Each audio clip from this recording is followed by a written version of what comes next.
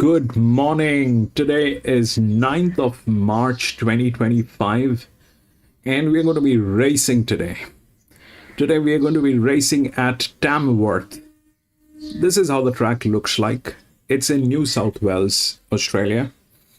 The track reading is good. The last finishing mile is about 350 meters. And we've got about 8 races here. This ground is good, and we have raced here a few times. It's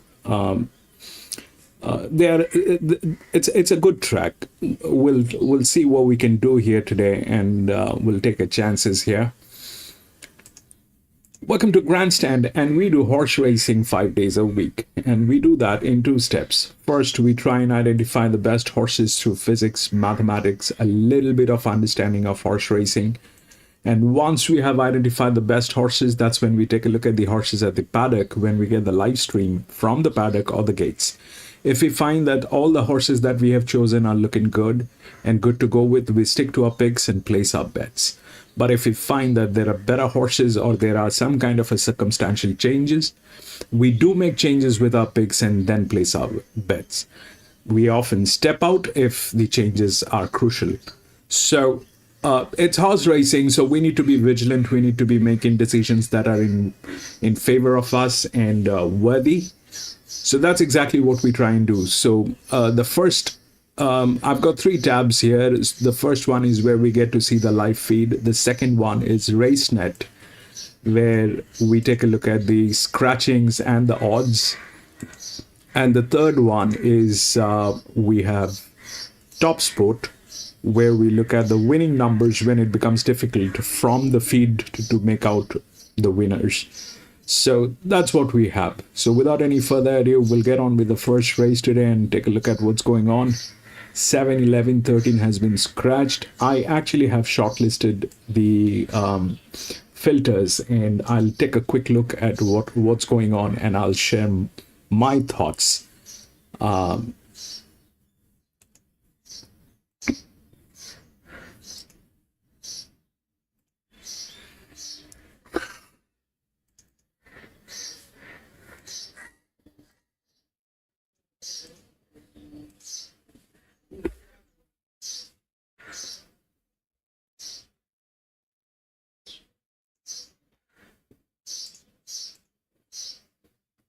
9, 10, 3, 4. 9 is the favorite.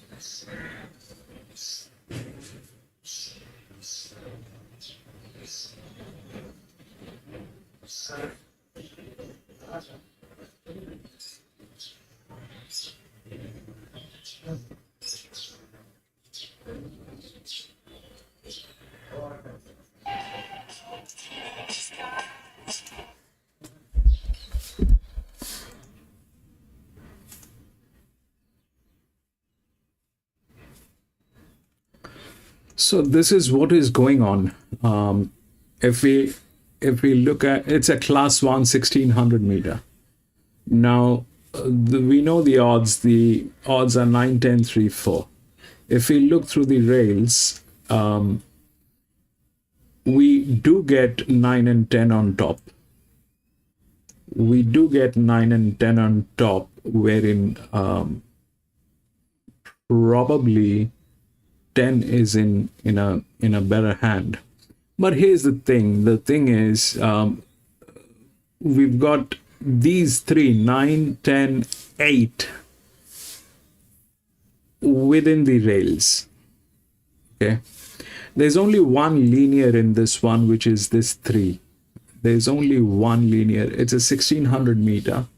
There's this only one linear which is there. These are the outer drifts which are there. Having said that, 4 is the largest outer drift, and that's there. So that is the only horse which has been handicapped, right? That's the only horse which has been handicapped. And handicapped as in there are different metrics that works on handicapping. So that 3 is handicapped. Is it a good horse? It is a very good horse. Probably the best horse. That 3 is. Now, the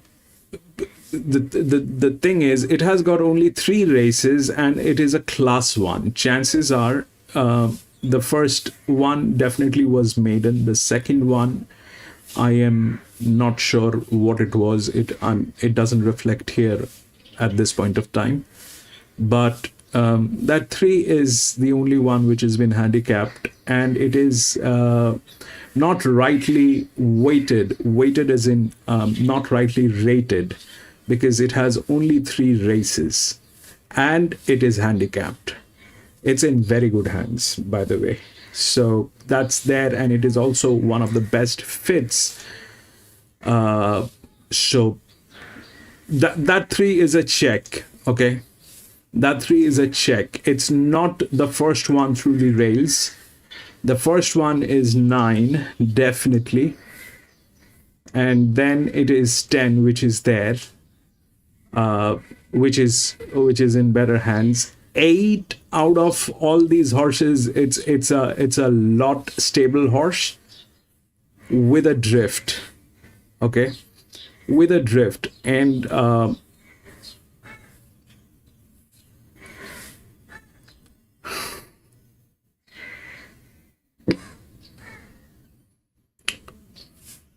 if you look at the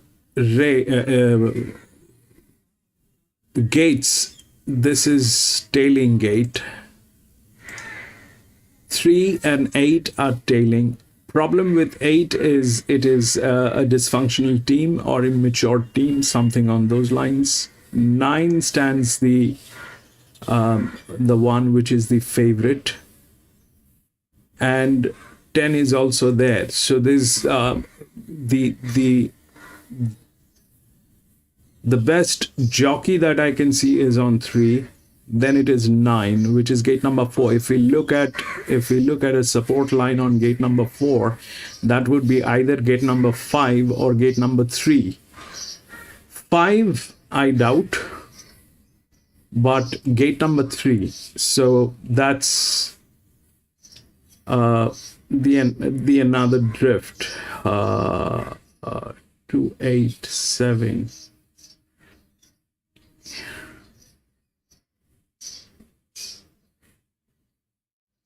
So 5, 4. That's another one which needs to be taken care of. We are going to take a look at the 5. We are going to be taking a look at the 8. 3 we already have, and 10 we already have. So we need to take a look at 8 and 5 at the paddock.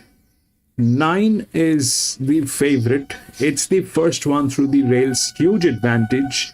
It has advantage from all angles. It has advantage from all angles. The problem is this one is a well-seasoned one.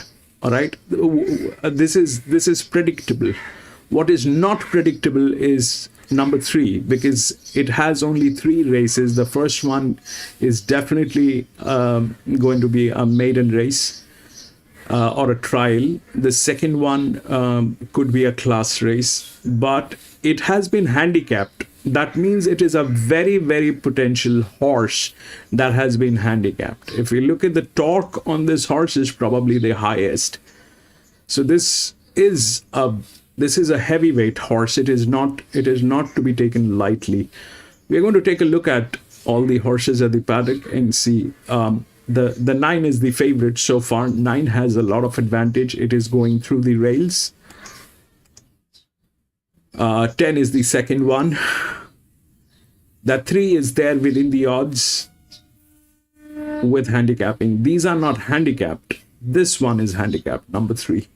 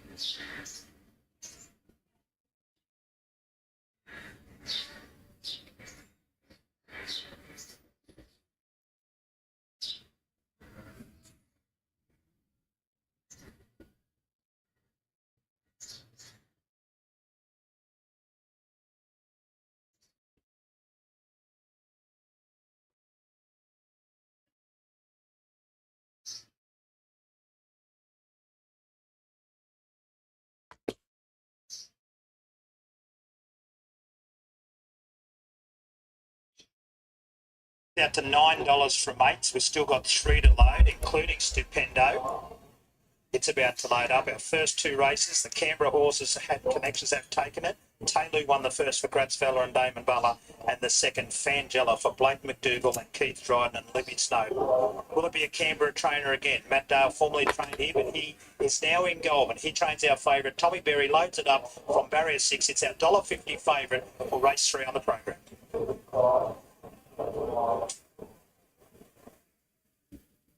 Endo, last one to come forward. So they're all set. Adolphus in the green with a red cap. Short price favourite here. Tommy Berry for Matt Dale. Signal. Ready at the mile. They're off. Adolphus broke well. Stupendo on its outside and Lord Finland all showing speed. And it's Lord Finland who'll take up his regular spot. And that's in front. Adolphus outside the leader early. Stern Words in third. Stupendo fourth, just caught 3 wide for the moment. On your Lionel through the middle. Region Time is second last and King Cornelius is the last one. So Lord Finland led. Adolphus second and Stern Words third, and Stupendo couldn't get in. Still planted 3 wide as they work to the far turn. On your Lionel keeping it there from Region Time, and King Cornelius is the last one. He had to push on Stupendo after being caught wide, and it now goes up to sit up outside the leader, Lord Finland. So Lord Finland from Stupendo and Adolphus in a great spot third. Stern Words is fourth on the back of the leader. Then came On Your Lionel, Region Time and King Cornelius. Lord Finland leads here by half a length to Stupendo second, and Stern Words is in third, 600 to go. Adolphus about to peel out 3 wide and creep up on the home turn from On Your Lionel, Region Time and King Cornelius the last one. So Lord Finland from Stupendo and Adolphus held together 3 wide. Stern Words on the back of the leader, Region Time. On Your Lionel to the outside. Lord Finland tackled by Stupendo. Stupendo hit the front and showed a good turn of foot. Stern Words gets off its back to give chase. Adolphus found nothing. Stupendo, 100 to go. Joined by Stern Words. Stern Words hit the front for Barb and the boys, and it's Stern Words who beat Stupendo. Region Time. Adolphus very plain fourth, found nothing. Then came Lord Finland, who carved right up from On Your Lionel, and King Cornelius last. Well, the locals are on fire here today. This one goes to Matt Kelly, of course. Stern Words, beating the 3 as well. So a Canberra Quinella there, Canberra trifecta, in fact. So Stern Words been able to win for Joseph Jones and Alicia Collett at $5.80. The big chestnut just hauling in Stupendo, who was really good there, and the 3 Region Time. So it'll be 7, 3, 11. And Stern words, he hasn't had a lot of starts, this 4-year-old, but that's his 4th win from 12 starts. He's done a great job for a big syndicate of owners who absolutely love their racing. The mile was exactly what he was looking for, wasn't it? They didn't go overly quick in front. I thought Lord Finland was really able to control the tempo. Poor Stupendo, who was wide early to roll forward and sit outside the leader. I thought he was very brave in defeat. Another win is near for him now that they know he runs the mile out strongly. As you said, the 11 region time, she was terrific there down the outside. You've got to keep an eye on her pre-race behaviour, but when she's got her mind on the job, she seems to find the line well each time she goes around. I thought Adolphus had his chance, just couldn't quicken off the slow speed, it appeared. It's a pretty excited punter, so it's paid 580 and 220, Stupendo 330, region time no third dividend, and Adolphus running 4th, and Alexa Collin, our winning jockey, and some of the connections are pretty happy. And 3 down here at Canberra today. We're going to take a little bit of a break from here, and it's a big day up there, as we mentioned, at Tamworth. The first of their 8 races about to come up shortly with the team, where Fingers Hunter, for my old mate John, welcome back, John. Good afternoon. Here at Tamworth on Evergreen Turf Country Championship qualifier day. We start with a Class 1 and maiden plate over 1600. And here is number 1 Gangplank. Casey Williams on for Robert Knight. First up from a break. 5 and 8. He did stretch out to the 2200 at the back end of last preparation. Placed at Grafton over that trip. And then went to Armidale over the 1900. Ran well again. I'd be looking for him later in the prep. Yeah, hard to make a case for him here this afternoon. 5, 8, 9. Take a bit of fitness from the run. Johnny Boz, Cody Nestor on for Jane Clinton. 2 is a The colour. run was too bad. Corindai last time out behind 2 Big Frank. Goes around at a good each way price again today. If he can lob into a 1-1 position or just a little bit worse than that, I expect him to run a cheeky race. He looks terrific. I think he's over the odds here this afternoon. I don't have him in my numbers, but he just wasn't suited by the sit sprint fashion of the race here last start. He can improve. Just on fire, Aaron Bullock on for Jason Deemer. Broke the maiden at this track and trip at the back end of last preparation. Had the 1 run back at Taree over the 1300, getting to the mile today, a big plus. Yeah, he hasn't matured much, but he has a little. It was positive signs there first up. He will punch forward and make his luck in the first few. Here's the favourite son, Clayton Gallagher on for Ben Blade. I think he's a bit better than his record might suggest. The last run at Taree showed a bit of improvement there. That was over the 1400 metres. Now gets out to the mile. Has had 2 goes at this trip in the past and failed, but the inside draw today helps. I've got him as a place chance. I think he's due to do something here this afternoon. He just got no luck in the mid-stage. He's got a long way back, ran into traffic. It's a little warm, but healthy overall. Banyan Tree Surge listening for Tracy Bartley. He was a surprise winner at Mudgee last time out. Was sent out at $26. Got over the top there of Serious Flyer. I'm not sure how much depth was in that race, but he's in form and gets a good draw. Yeah, we'll find out today. He looks very well. It's a big turnaround in form, so he'll take confidence from that. Avoid Me, Donovan Dillon for Julia Pressetts. She's only won the one from 44. She wasn't beaten all that far last time out in a decent race there at Mudgee, and the run prior to that had a bit of merit as well, but the winning record doesn't fill you with great confidence. Yeah, agreed. That's the little niggle, but her run was good last start and she looks terrific.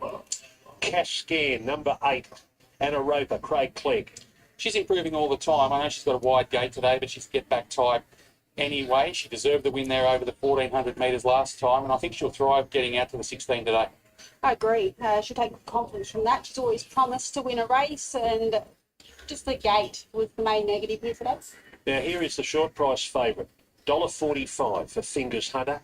Race not riding for his boss, Brett Kavanagh.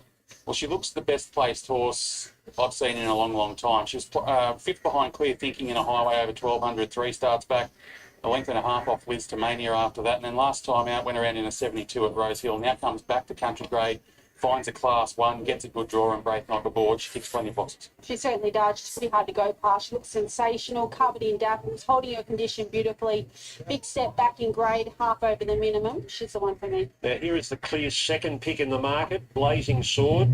Neesham and Archibald train out of their Scone stable. Molly Fitzgerald rides. Well, he was placed at the Provincials last preparation over the 1800 at Hawkesbury behind Noises, and prior to that had finished second at Goulburn over the 1600 metres. So I think second up today, getting to the mile, he can improve, but you're probably a bit wounded if you took the shorts last time out there at Canberra when he finished 4th. Yeah, started at $1.28 and went under, but he is a better horse up in trip. He finds it here today, and he looks sensational.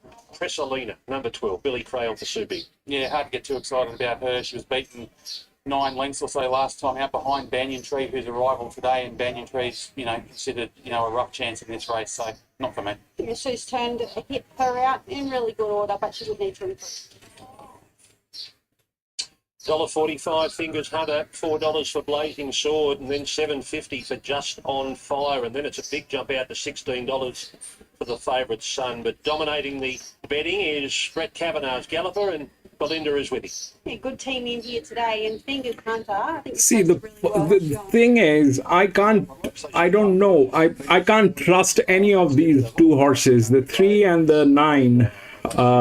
Be winning, and The 3 is immatured. The 9 is probably after a vacation. The 9 is today. I've always had concerns bringing horses. 1 week. Just get a little bit of Rosal, and, 6th. But away from that, she's the right price, and she should be winning. Good jockey. The worst run out of her 3 5 weeks. 3 is after a vacation. You give her a bit of a niggle, and she wanted to open 5 weeks. You've taken the blinkers off and throw the visors on and throw the crossover on. Yeah, absolutely. Just tried to mix it up a bit for her. We actually worked the 5 morning fast, so Banyan she's Tree. out on the grass and going yesterday and worked 5 evens. Just try to knock the edge off her so she settles today, but we'll see if that works. Positive signs in the mounting yard. New Pharaoh race 2 looks ready to do something. Yeah, he was quite smart as a young horse. We took him to Queensland. Had a good spell with a few little issues. Oh, it looks like it's Came back gelded and was okay the other day.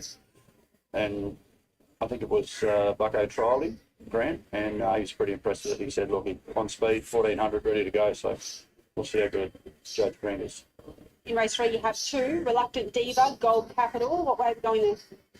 Gold Capital gear change, can gallop at home. I want to go with the 8, but 8 is in a bad hand. So Trial the other day. here is what 8 is. I seriously think the safest one would have been 8, but 8 is kind of in a very matured hand. It has the drift to get through. If 3 fails, Elsie Belts, which I'm not sure what will happen, it is one of the best fits. There's no doubt about that. But the next one that I like is 8, but 8 is like that. So Point Base was good in town first up. I'm going to be out of this one. We'll check. We'll see. I'm out. Away goes the Bono. I think he's unbeaten at 1400 and second up. So he's a lovely big strong horse. He'll tack on the middle of them. Can I split them? I've probably got to go with Elsie Bell because she'll be out in front out of trouble. And in the last, Water Lad Racing Well. 9 and 3 both are risky. 63 will stop a train, I guess, but we talked about it on the way up at break. 10 is probably in the best hands, but do not have the numbers to And we've got to kick late, so hopefully they run compete. themselves into the The ground. other one is 5, which is good. Thanks, Vic. Elsie Bell, the shortest of his runners in that country championship qualifier, an $18 chance, Know Thyself, the $2.40 favourite. Now this is $1.30 now, $1.30 for Fingers Hunter, out to $5 the second pick, Blazing Sword, and $7.50 for Jason Deemer's Just on Fire. Here's what the guys think of in the yard. Benny? Yeah, look, I'm with a Greg. 9, 3, 8, and 10. She just looks very, very well placed here, coming off those runs in town. Back to a class 1 here at Tamworth today, but you're taking the appropriate price because of that. It does look very, very hard to beat. And then there is this grey, which is also there, which makes it all dicey. That number 2. Winning over 1400 at Armadale last time out, and I've put the 10 in for 4th, which is Blazing Sword, another one that should appreciate getting to the $1,600, 1,600 metres, not $1,600. Just Johnny Bolt is $101. Frank, welcome back, Frank. Way over the odds. Agreed. I'm 9, 10, 3 and 4. I've gone away with Fingers Hunter. It's hard to go past, albeit short. If you're looking for one out of the yard, it's definitely Blazing Sword. He can atone for the first up effort. Just on Fire. He'll appreciate getting up in trip, and the favourite Son's ready to do something. 9, 10, 3 and 4. Loading away well, $1.35 now for Fingers Hunter, $5 for Blazing Sword, and $8.50 for Just on Fire. They're loading quickly. Let's get up to Dan Misson for his call. Race 1 here at Tamworth.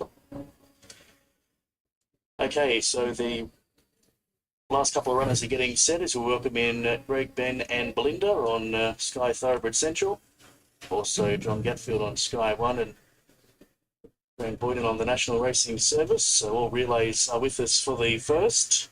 What's going to be an exciting afternoon from Tamworth. We'll kick things off with a maiden plate over the 1600 metres.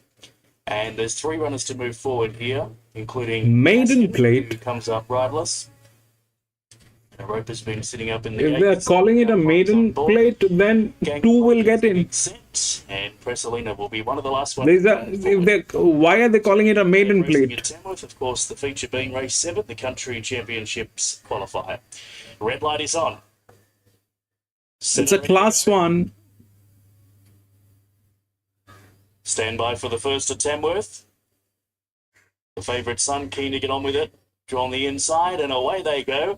And the favourite son was cleanly away. Driving forward is Avoid Me to lead it by about a length. Moving forward to the outside is Johnny Boz, gangplank in that group of horses. And to the outside is Blazing Sword. So there's a real drive for the lead. And after the first 200 metres, there's the favourite, Fingers Hunter. Got a beautiful passage through to grab the front, leads by about a half. Gangplank in second spot and 3 deep on the track is Blazing Sword. A length and a half away to Avoid Me, just in behind the speed. Then came Johnny Boz with Banyan Tree. A gap of 2 lengths then to the favourite son, then followed by Just on Fire with Caskin. And Pressalina is last of the 10. Sweeping off the back. 900 metres left to travel. And Fingers Hunter under a good throttle hold leads the way by a half length. In second spot is Blazing Sword. Gangplank is leaders back third and Banyan Tree heading forward.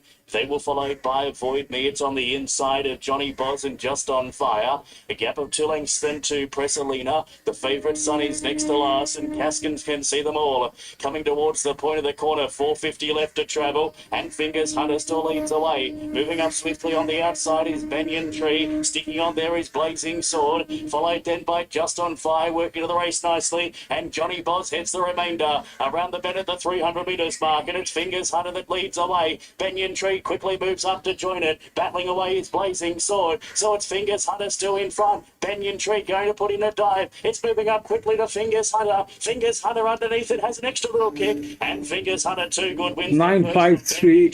Followed by Just 953. Blazing Sword, the favourite son. Next was Avoid Me with Caskin, Pressalina, Johnny Boz, and Gangplank finished last. Favourite wins, Fingers Hunter, and the quote of $1.40 and $1.04. I think at SP's around $1.30, $1.33, $1.40, $1.04 on the tote. Fingers Hunter, Brett Kavanaugh. 95310. Thanks, John. Maney Mernit. At big odds, a 40 to 1 chance, $8.10 for the place, and Just on Fire has come from well back in the field under Aaron Bullock for Jason Deemer, $1.20 third. Fourth home will be Blazing Sword. 9, 5, 3 and 10. All's well that's ends well.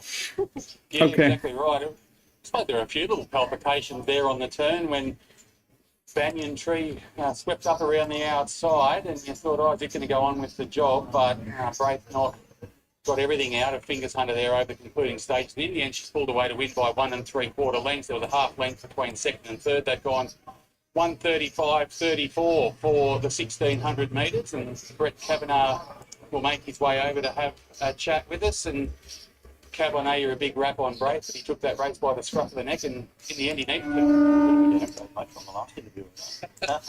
I won't disagree. Absolutely. I think we learned something about her today. She just wants further. I noticed he went to grab hold of her at the half mile. She flicked ahead a bit, so he just let her roll and keep rolling. And yeah, looks on the line, just looked like she wanted further and further. So I know where it's only at Tamworth. They didn't run much time. They're on 37, so it's a bit juice in the track.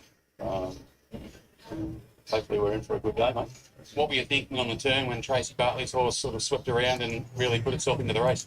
Yeah, I always worried about Tracy's horses when they loom up, but well, we had a big opinion of her early. You know, we thought we were going to go to a little black type with her, but she disappointed and got sick and everything went wrong. And I just found the last couple of runs she's just been there, but she couldn't finish off. And today on the line, she just looked like she wanted to go around them. So you know what, she's got enough prize money. She could end up in the Queensland Oaks or something. I know we're only at Tamworth, but she's got a bit of class about her.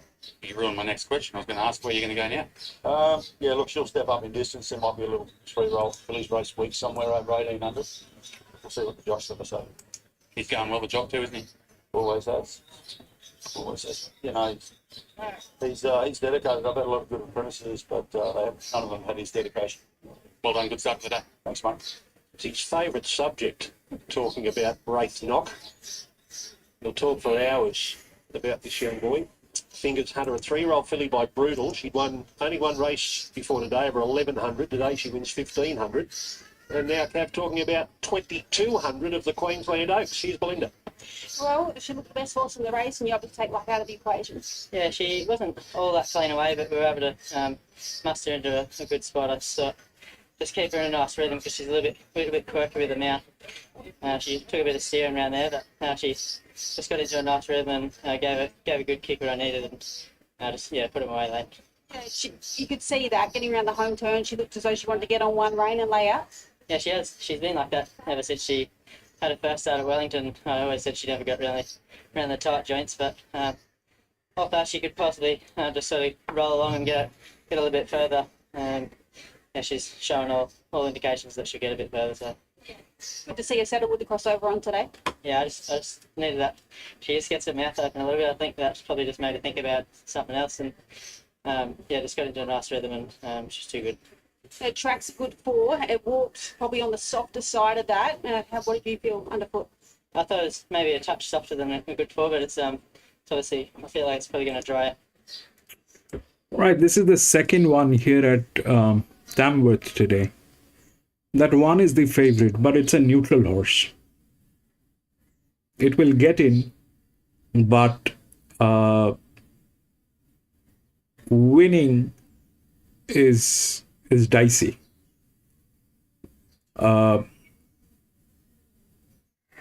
Now, if we look through the rails, these 3 horses are within the rails, out of which 6 is with a lot of advantage. So that's gate number 3. 6 with a lot of advantage. It has both sides of the rails and it is good. This one is good. And if we that thing is there. The other one, which is also there, 14 is also there within the, I mean, it has one side of the rails, but it looks, it lacks the other side, which is because of the measurements and the weight it is carrying. So that we will put as a check. So that I don't know whether we'll get it or not, but it is a good horse, there is no doubt. 8 is the largest drift, which is supposed to be doing some good stuff. That should be there. 4 is there, but if we look at this, the way things are, then it looks like these 2 horses are in better position than 4. These 2 horses, we have a lot of stuff going on in these 2 horses. However, 4 has a better jockey, and there. Now, if we look at the rails that's supporting the gates that are supporting 6, then we'll have to go to either gate number 4, which is 13, in good hands. So that 13 is a check, and then the other one, which is 3, which is a bigger check. Why? Because it is the lowest, and in this case the linear. It's in very good hands, that 3. And the other one that we spoke about is this gate number 13, is also in good hands and is probably the second largest drift. If we look at the advantage on this horse, versus this horse, it's almost double on this. But this thing has never been into racing, so this is the first time it is going to be racing. And this thing, the number 13, has 32 races and it has done nothing. It's got 32 races in its bag, but it has done nothing. And this one has 0 races, wherein it has nothing as well. It's an auto drift. This is the linear. So the 3 is a good one. 6 is these two are tailing as well. 6 is there, 2 is there. Now, 6 is there, 3 is there. So 6 I like, 3 I like. If we look at these two,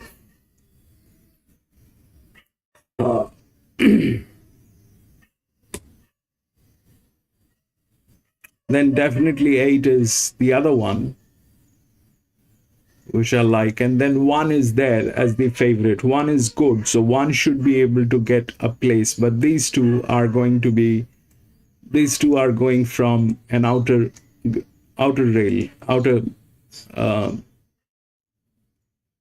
side, wide gates. These two are wide gates. 1 tandems, 3, 2, 5, that tandems. So that's a neutral. It should get in. It should get in. It will. Winning is difficult, but it will get in. So possibilities: 6-1-3, 6-3-1, or if the 1 actually is a very heavyweight horse and the jockey is good on this horse. The other thing that needs to happen is this number 1 has to be a very heavyweight horse. It has to bring up the last mile momentum, which it doesn't have with the weights that it is carrying. It doesn't have. It's a neutral horse. So it's on its own. It has to, it needs body weight. It needs momentum. It has been to 1 league race, but that's the purpose of putting it as a neutral horse, so that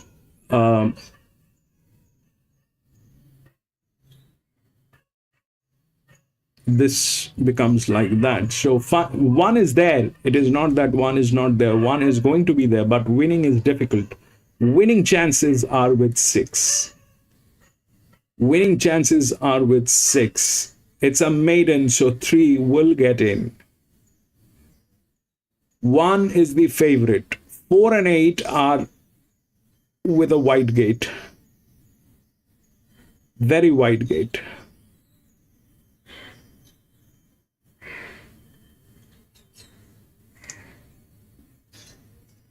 Six also has been to this track.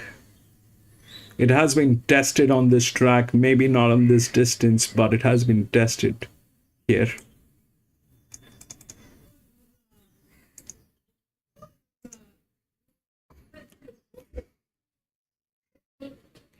Dowls, welcome back.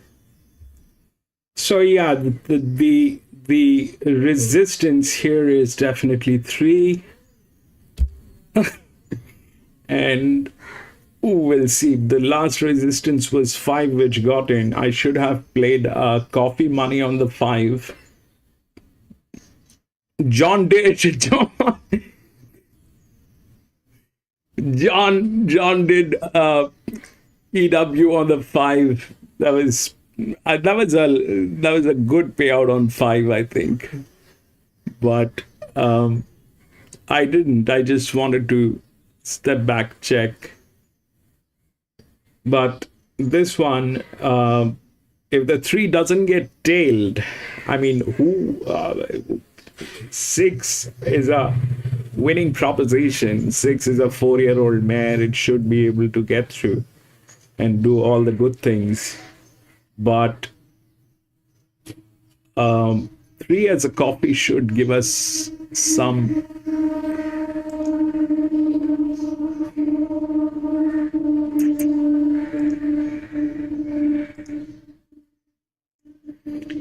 The only thing is it shouldn't be tailed. It's a 3-year-old filly. If it gets tailed, then it is a problem.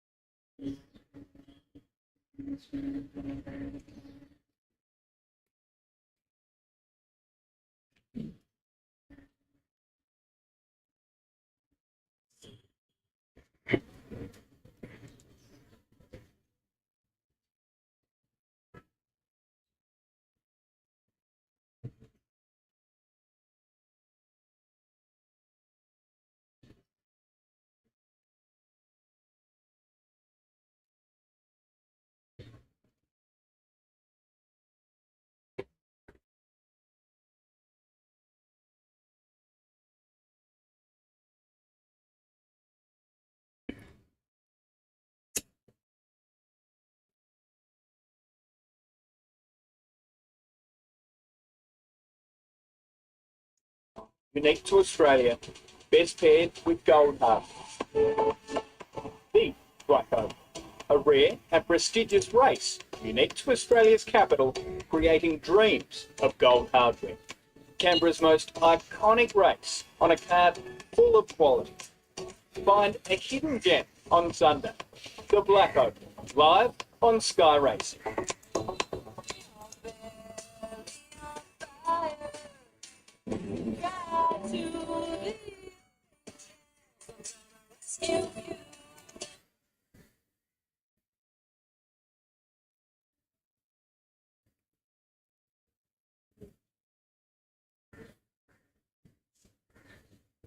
It's maiden plate. What about the prize money here?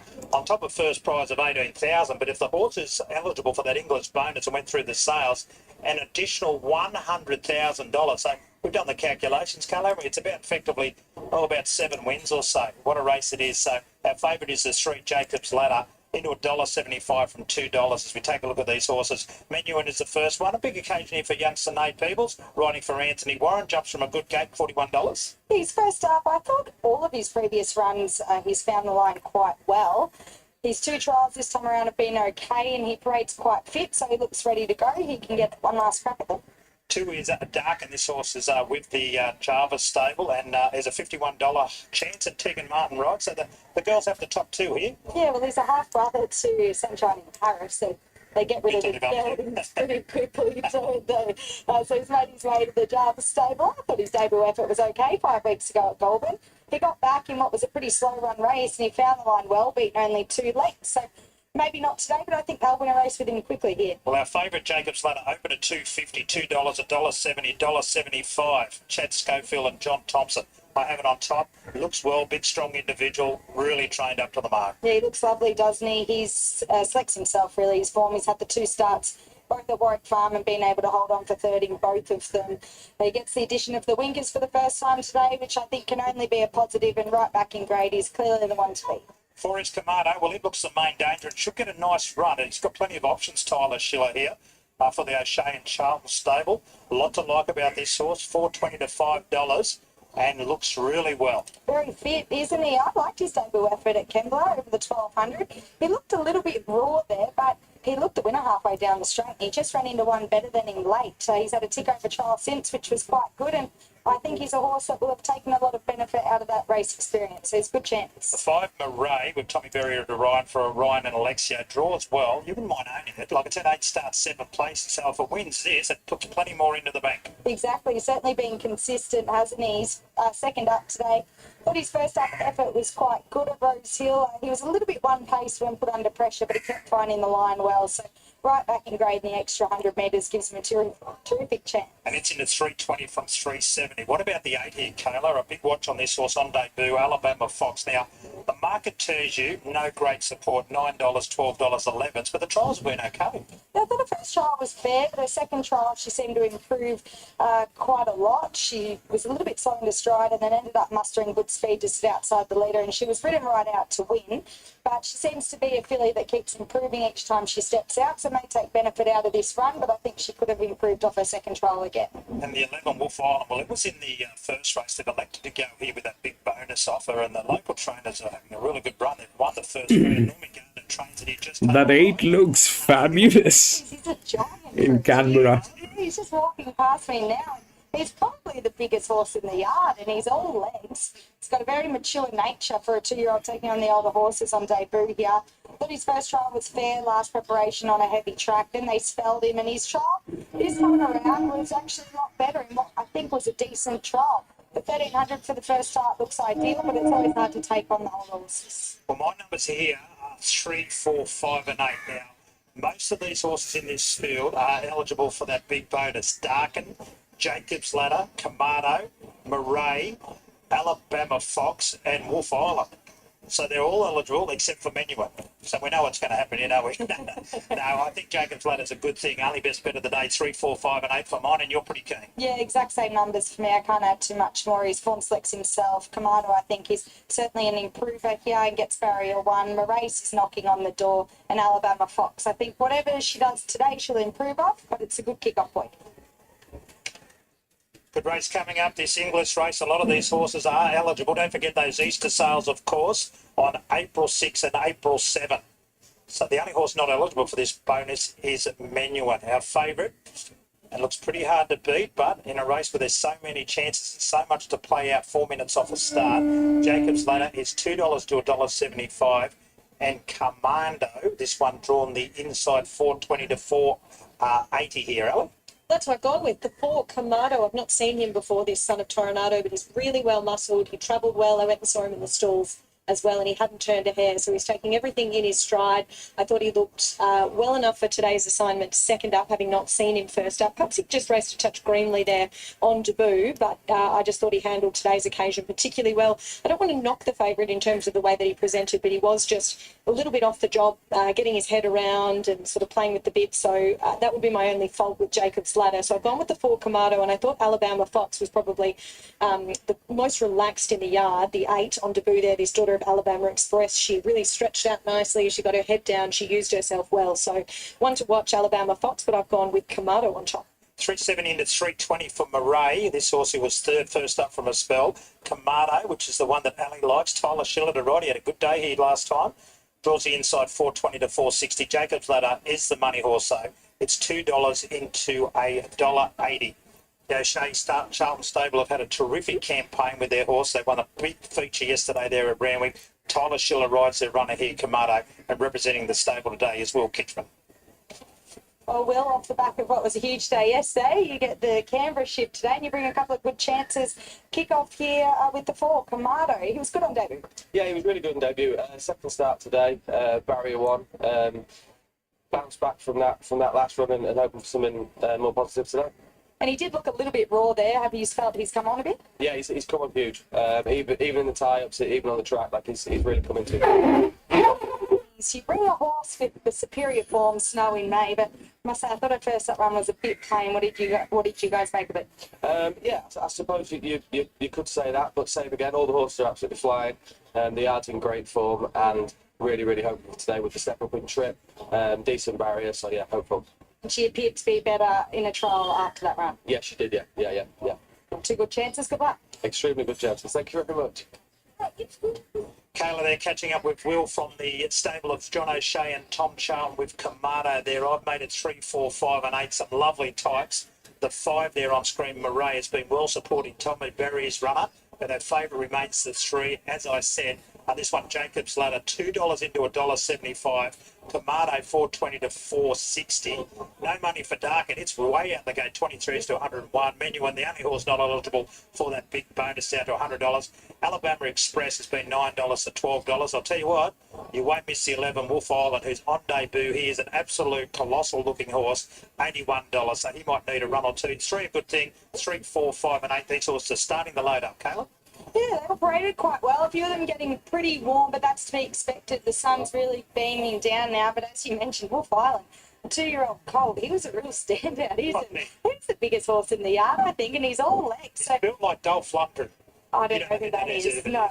The Rocky movies, Caleb. No, Rocky it's movies. well before my time. Well, Ali knows. well before. I'm not sure she does. I'm staying out of this one. But I think he's a nice cop going forward. I don't think he can win today, but I like the look of him. As I said, I think he'll eat every bit of that up. So maybe one to watch here to see what he can do on debut, taking on the older horses. But you're right, the favourite, his form certainly does stand out, but a few interesting runners around him. Kamado's just come back into 420, touched 480, the 4 from the inside. Jacob's Ladder, our best supported runner, probably throughout the whole day. It's been $2 to $1.75. The horse you can see on screen, Darkin, loads up for Tegan Martin. Good to see the young apprentice jockeys giving an opportunity here. Menuhin with Sinead Peoples, the top one, $81 for a Boss Anthony Warren, and Tegan Martin with Darkin as well, $101. But Jacob's Ladder is our favourite. Chad Schofield's mount for John Thompson paraded really well. These horses loading up quickly. Don't forget, an extra $100,000 if the winner is Inglis eligible. Wolf Bay is about to go up, the big fella. He's about to load up. Murray, $350 in from $370 now. So $370 from into $350, and Alabama Fox is 9s out to 13s. So the money here is for a little bit for Murray, a little bit for Kamado, but the bulk of the money for Jacob's Ladder. Jacob's Ladder, the well-supported favourite here for this English bonus race. Just Taylor, just out of the saddle on, it'd be a long way up there for Jess, wouldn't it, Taylor? She's waiting patiently for this first starter. Yeah, he's being a bit reluctant to go in the gates. He has had the 2 trials where he's done everything right, but 2-year-old, this is a big occasion for them on a big day like this. It certainly is. So we'll take this opportunity now to head up to Anthony Mann for the call of race 3, the English bonus. Wait for this. Now, Alabama Fox will be the last one for the English extra bonus maiden. $1.85 at the death for Jacob's Ladder. He'll run favourite Black Jacket with a red cap. Chad Schofield for John Thompson. They're set and they're off, and Jacob's Ladder came away at about 4th position. Kamado off the inside was the first one to begin, and it leads from Murray in 2nd position. And then came Darkin and Wolf Island coming across from a wide barrier to have a look for the lead. Jacob's Ladder, Menuhin, and Alabama Fox is the last one. So it's Wolf Island, the first starter, the local, who takes over here. Kamado's in 2nd position, Murray's in 3rd. And then came Darkin in 4th position from Jacob's Ladder. Menuhin and Alabama Fox is the last one. Wolf Island's got this treat through the middle stages. The speed's been slow. And Murray goes up to join the leader.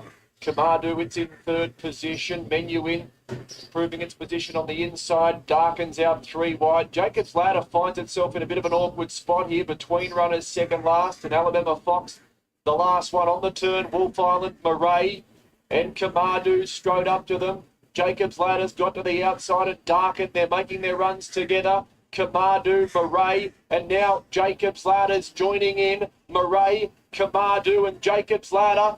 Jacob's Ladder hit the front from Murray. It's Jacob's Ladder in front. And the English bonus goes off again. Jacob's Ladder beat Murray. Alabama Fox, a good third on debut. And then came Kamadu. They're followed by Darken, Wolf Island and Menu Inn. Finish last. Number 3, our well-supported favourite in it. It actually got out a little bit at the end. $2 there for Jacob's Ladder. Murray running really well again. It'll get there before too long. That's 8 placings from 9 starts now. Wouldn't believe it. And the other debutant there, Alabama Fox. So for Jacob's Ladder, prepared by John Thompson, Chad Scoville. Johnny W3. He just had to extricate to the outside on the home turn, but he was well supported. He was supported the races by Ridden By. Well done to the connections. Headed there by the great Neville Begg, of course, wears those famous colours. And this horse by Ridden By put the writing on the wall in a couple of runs before that, but today he takes a lot. First prize money of 18,000, got an additional 100,000. So well done to the connections. It's been a terrific incentive by Inglis, hasn't it? And I think they've nearly all gone off the bonuses, and another one today. Great ride by Chad there. He was happy to let the race unfold. It was a little bit of a messy, awkward run race, but he just bided his time in behind them. He knew he was on the best horse. Next post at the top of the straight, he was far too good. A race, well, surely a win's looming. Well, it is looming, but surely one's coming up at his next start. He just keeps finding one or two better than him. Thought Alabama Fox, well, Ali made mention to her being a horse to watch out of the race, and she certainly found the line very strong, and I think she can improve off whatever she did today, which was good. And the 4, Kamado, had its chance and was okay into 4th there, but all honours with Jacob's Ladder, and as you said, well deserved to win for the connections. Yeah, 3/4 of a length by 3/4 of a length it was too, and that horse has pocketed a fairly sizable sum of money. We start to really get into the feature races now at Canberra. Our next race here is race 5. It's the Canberra Guineas, but it's also a big day up there at Tamworth as we count down to the Country Championship qualifier. Race 2 here at Tamworth is a super maiden showcase. It's worth $50,000, 1,400 metres. Kavanagh and Knock looking for an early double. They team up here with the favourite, New Pharaoh. Well, it's the first one we'll take a look at, and look, his form's very good. I know he had a long time off. He had almost 12 months off before he resumed at Scone over the 1,000 metres. He's only beaten 2.5 lengths there behind Liston's Lass, who's gone on and won again since had a trial at Scone, trialling up nicely alongside InterVarsity, who's second favourite for the qualifier later in the day. So if he turns up in that kind of form, he has to be very hard to beat. Yeah, agreed. He's a lovely big strong type. I think he brings the right form lines to the board. Drawn nice. We expect him to take a lot of beating here today. Here's a first starter for Neesham and Archibald. Juliet's Balcony with Molly Fitzgerald. She's had the 2 trials this preparation, both at Scone there over the 900 and the 1,000. Goes straight to the 1,400 here on debut. The soft draw, no doubt, all the breeding being up by Castlevecchia. This looks like a start point from her. She's drawn a nice gate. She's has a strange action. I thought that the soft track, hoping we get it for her, would play in her favour. We don't, but we'll learn a little more today. Here is Zoomorphic by Zoostar, that wonderful filly Sprite. It's trained by Scotty Singleton, and the rider is Mitchell Bell. Thought he was very good first up when chasing home Meet Me in Bondi there at Wyong over the 1,200 metres. He won a trial leading into that first up run. He just draws awkwardly today, but he won't need to have progressed much off that first up run to be hard to beat here. Yeah, agreed. He has the Scott Singleton stamp on him. He's in terrific order. I love the first up run. The gate's the only negative. Papiana number 6 is Billy Cray for Nikki Pollock. Yeah, she's a former South Australian who only had the 1 start up here, and that was over the 1,200 metres in a super maiden. She chased home a handy one in Rathora, and she was very good that day. She'll benefit getting to the 1,400 metres, and the good draw helps her as well. Agreed. The first up run was encouraging. She gives every impression she's looking for further. She finds it here. Big Better Best number 7, Jake Pacey Holmes on for Noel Boland. 44 starts, yet to win a race, beaten 7 lengths last time out behind Banyan Tree. We saw that form get a little bit of an upgrade there in the first race, but not for me here. Yeah, hard to make a case for. He's healthy, he's big, he's strong, he's nice and quiet on the side of the pony, but I prefer others. Hell of a Fox is Anaropa Christian Buchanan. I think she can run well, dropping back in trip here today. Went around at Port Macquarie last time in a super maiden over the 1,500 metres. Was only beaten a length there. Just the gate today makes the task a little bit more difficult, but she's going well. Yeah, she is. She's nice and healthy. She does have the tendency to be a little bit weak over the concluding stages. Last start was the best we've seen of her, ridden with cover. I just don't know if she finds it today from the awkward draw. 9 is Make a Woo turn. Chelsea Hillier on for Alex Martin. It's had the 9 starts, only the 1 minor placing in there. The 3 runs this preparation have been fair. Chelsea Hillier knows this gelding well, but he would need to improve a few lengths off what we've seen so far. Yeah, I thought it was better last start. He just wanted to overdo things back in the field. He's drawn a little awkwardly. The visors go on. I like to see them use that energy and put him in the first half of the field. Santos El Halbo, number 10. Casey Williams, Ian Cook. He ran an improved race last time out when beaten less than a length behind Cascan. That was over the 1,400 metres at Armadale. Inside draw is a big tick, but has had 20 opportunities to break through and hasn't been able to do it so far. Yeah, deserved of a win. I thought last start was good, but I was just wary. The fence did look very inferior, and he did find himself out in the best part of the track, drawn to get favours here today. Suncraft, Luke rolls on for Jeremy Sylvester. Finished last in a slowly run race there at Scone over the 1,400, 2 runs back. Then went to Armadale in that Cascan race, was beaten a bit over 2 lengths. This is a bit tougher again today, so not for me. Admittedly, was 3 deep the trip, drawn awkwardly again though, but very healthy. Next is Swing Left, Benny Looker on for Sterling Osland. Another one that comes out of that Cascan race last time out. Wasn't beaten all that far. Benny Looker has a decision to make from the barrier, but he can push forward and give a bit of cheek. Yeah, he said the best of him when he is ridden positively. He's probably the one that I thought had the most improvement out of that Cascan race. The fence looks inferior throughout the afternoon, and he led and weakened. Now to Turpin's Torment, number 13. Lachelle Small on for Robert Knight. I thought the run at Walker 2-back wasn't too bad there. Only beat a bit over 3 lengths behind Cascade Mountain. Last time out, stepped up to the 2,200 metres and was beaten 4.4. Now has to come back to the 1,400 again. The 2 kilo claim will help, but it's been mixing the trips. Yeah, I prefer others. Nice and healthy though, and looks to get the right run. And first start for the new stable, Paddy Cunningham trains Woku, Wendy Peel. She's an interesting runner because we see these Victorians come up to this part of the world and they usually run well when they are first presented. Hasn't raced since the 2nd of February, so a bit over a month off, dropping back in trip. Just a wide gate for it as well. Yeah, nice big strong mare. Gets front bandages and hind bandages off for the first time.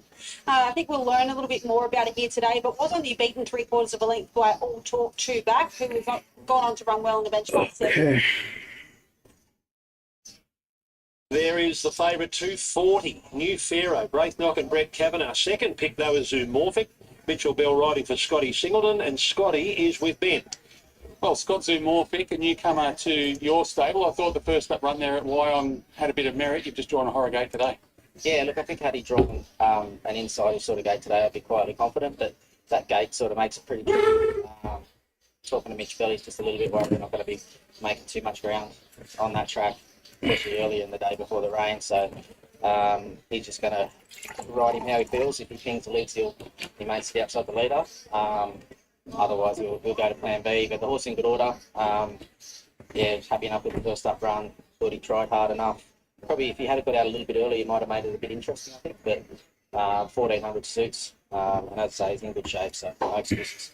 I was going to say stepping up to the 1,400 shouldn't be an issue. We've seen him run over that trip, and he's even gone around to Kembla over the 1,600 metres. So where do you think he fits as far as distances are concerned? What's his best pet trip? I'm just sort of a bit mindful. His mother was a 1,200 metre type horse, and she might have gone a little bit further. But just looking at him, you'd say 1,200, but he'll definitely eat up 1,400. I'm not sure after that. In race 3 today, you've got Spends a Lot on debut. What can you tell us about it? Yeah, I like him. I've liked him for quite a while. We've been pretty patient with him. A couple of trials last prep, took him away to Newcastle, gave him a look around, come back a nicer horse this time. Tried okay the other day, still learning. Not sure that he's the sort of horse that can definitely win on debut. Frankie won. Gallop, so I think that puts him sort of in the mix somewhere. But he'll definitely be winning races going forward. Does he show much early speed? Where do you imagine he will settle in the run today? Yeah, he's got enough muster, but he can be a slightly sticky away. He's still just sort of got those little things to learn, but I don't think he'd be far off the speed. You got 2 good chances, and then you're in the truck on the way home. Which one's the pick? I think Zoomorphic, simply because he knows the job. He's going to do everything right.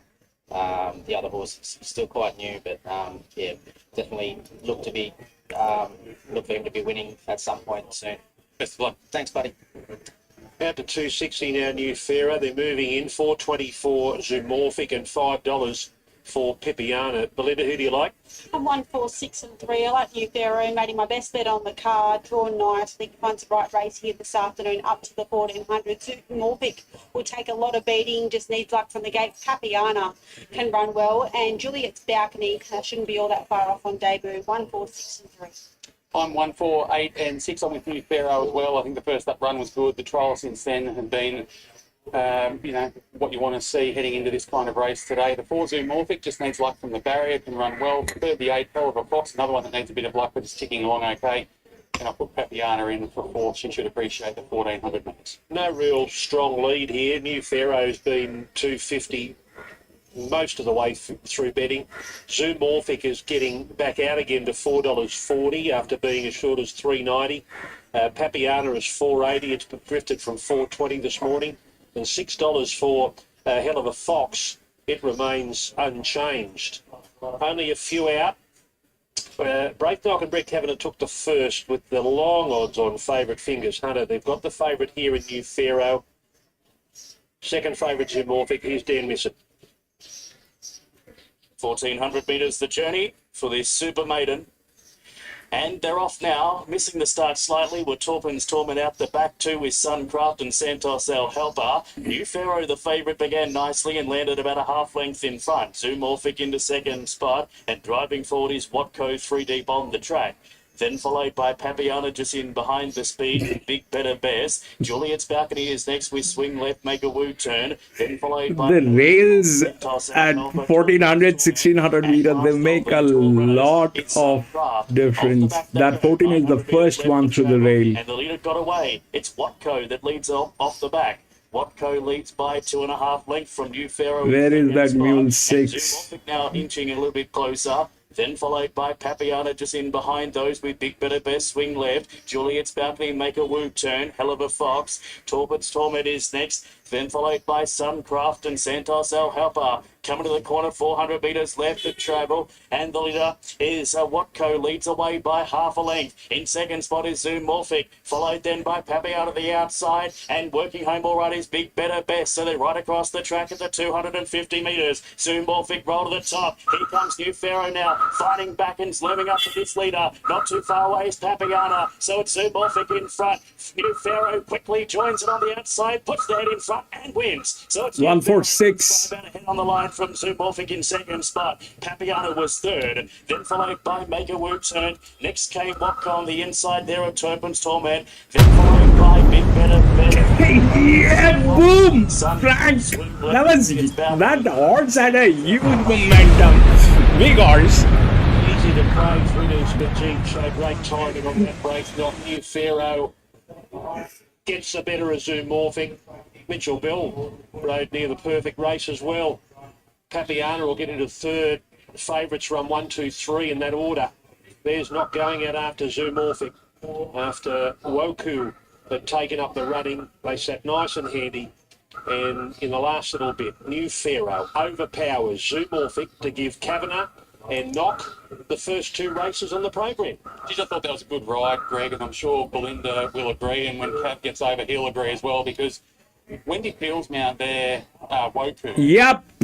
I had a confusion because that was running neutral. The one was good, but it was running neutral. But it's a heavy horse and it did the job. But he didn't. He just waited for the opportunity to come, let the horse work through his gears, and it was a very good ride, Doc. It certainly was. He really showed the experience that he's been gaining there, and that was nice to see. It could have been ugly at the top of the straight, but Brett just took a deep breath, summed it up, and in the end, and New Pharaoh was too good today. Yeah, I thought it was a pretty smart move. Rafe and I chatted, we thought the fence was a little bit softer than anywhere. And he just popped off and the leader went forward and Mitchell come up inside him. I think he was happy for Mitch to be in there. And and played it. Coming to the corner, it looked a bit shaky, but yeah, just of course it's a fit and he's riding confident. So He's a lovely, big, strong type. Overall, he's relatively lightly raced. He's a 4-year-old. That's only his 7th race start. But he's probably, as you said, you tried him at listed grade previously. He's shown you a bit. yeah, he had some pretty bad setbacks there for a while. So I'll tell you what it is. I'm not too sure how far he'll get. American Pharaohs some of them are good in the morning, not good in the afternoon. So, but he's got the job done today. The second horse. So, in this spreadsheet, there are quite a few things which actually are included, but the neutral specifically, if you're asking. So the neutral is basically what we do is there's a thing called EBW. We do not have the actual horse body weights. We do not have the body weights of the horses, but we do an estimated body weight of the horses, which is basically depending on the weight which the horse is carrying versus the races that it has done and the positions that it has gotten. So we do an estimated body weight of that horse, and when we match that body weight with the weight which has been assigned to that horse in this particular race, when it becomes 0-0, that means it doesn't have any advantage with that weight. How weights add advantage is basically, it will help you to bring in the momentum. With the weight, you get the momentum. You can compare this with a train and a bus. Or a train and a car. So a car doesn't have the weight of a train, but the momentum, if you look at, then a train will have a greater or a bigger momentum than a car. That's physics, and that's when we compare that with the weight. If it becomes 0-0, that means this horse is not getting any advantage from that weight. But if the body weight is actually more than the rest of the horses, this will get in. I'm sorry, if the body weight of this horse is more than the rest of the horses, this will get in. So this is totally depending on the body weight of the horse and the way the jockey carries that horse. So in this case, both the things looks like it was a match, because they did say during the paddock that it's a big, strong horse, and it was also looking big, and there's a good jockey on this horse at the same time. So he knew what to do with this horse. So that's exactly what happened here. It also had the advantage over the distance and all that is there. But the key factor here is they have done the right thing with the horse. This was a neutral horse.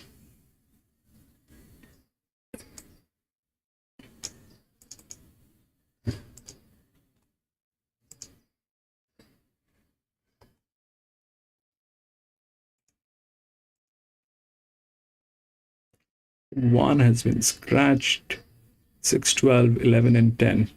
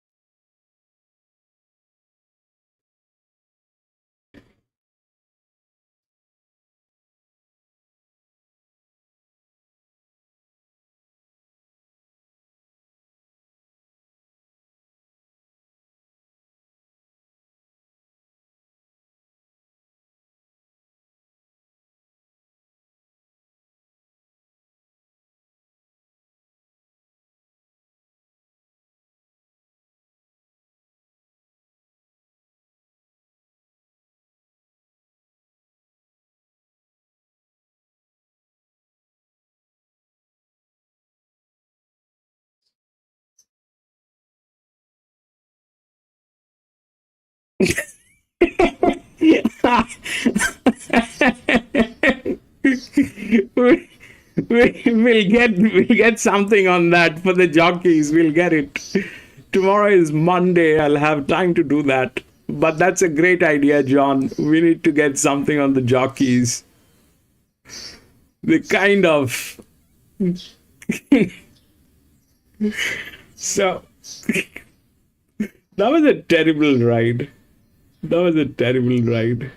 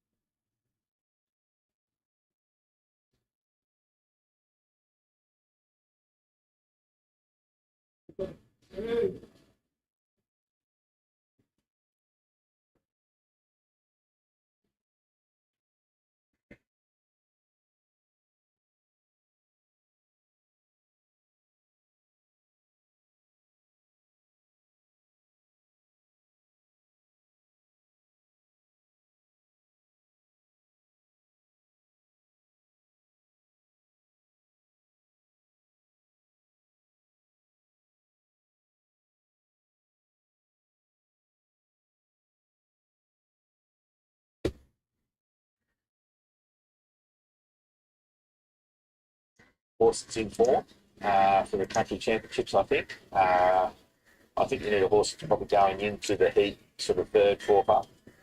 You want that sort of fitness base as well. I think it's a pretty hard race, 1400 around Tamworth to try and win. Just coming off trials, you sort of need a run or two under your belt, and then that gives you the opportunity to be going to the final, sort of third, fourth up, win the heat.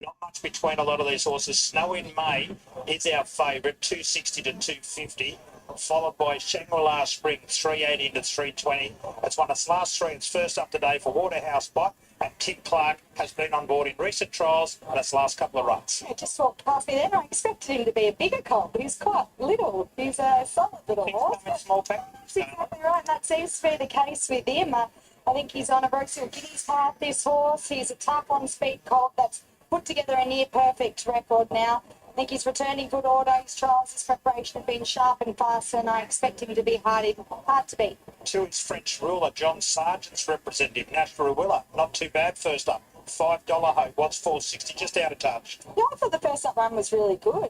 He was back and he had to wait for a run to get to the outside of them, but he attacked the line once it was clear. So fair to say he probably could have finished a bit closer if he was exposed at the top of the straight.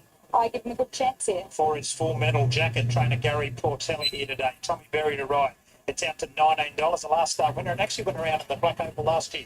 Yeah, over the odds this horse. It was a huge win last start. I know it was only Kembla in a Class 1, but he got an awful long way back, and he had the task of chasing down the on-speed runners, and he was able to get there to get over the top of them. So maybe not good enough to win today, but I like him going forward. You believe Beer Baron horse number 5 is $151. His run at Wagga was huge. Should have probably won or ran second. He's gone down to Melbourne the other day. Good opportunity and a big occasion for Glenn Cole, the young apprentice, who's intention to the trainer Neil Osborne. Yeah, we would certainly wish him the best of luck here. He knows this horse very well, and I know he can be a quirky horse. Look, they've faced this horse up to some tough tasks in the past, and he's never disgraced himself at all, including last start down the straight at Flemington in the English sprint race. He was beaten 9 lengths.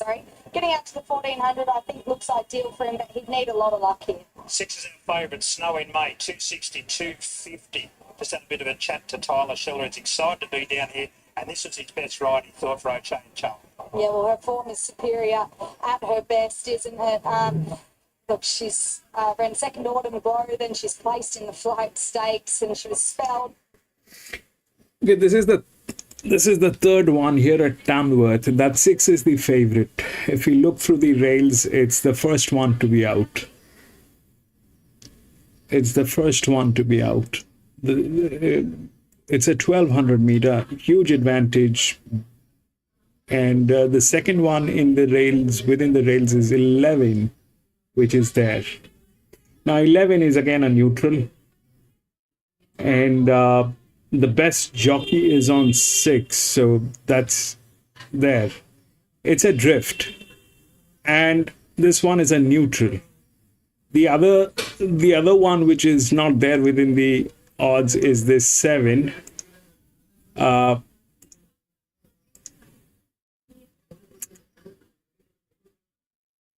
is the linear. It is the linear. 10, 12, I don't know what they will do.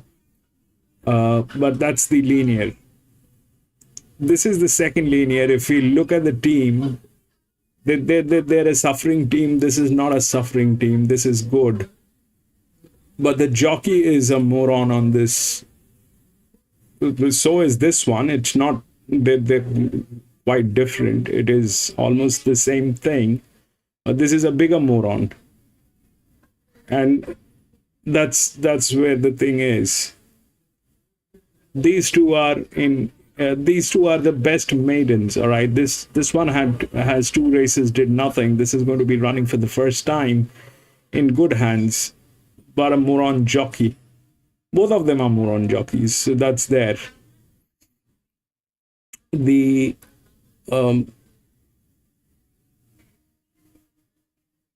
first one is definitely 6. 6 should win, but it's in very good hands. By the way, it's in very good hands. It has advantage with its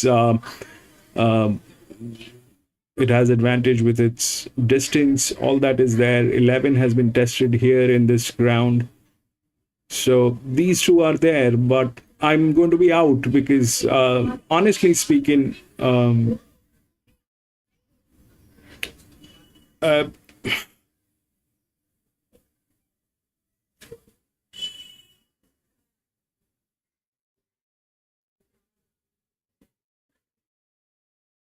The 11 is a better horse. It's a neutral, and this one is a drift. Drifts. It's a weird layout. I don't want to be in this one. I lost the previous one. I'm going to stay out, take a breather.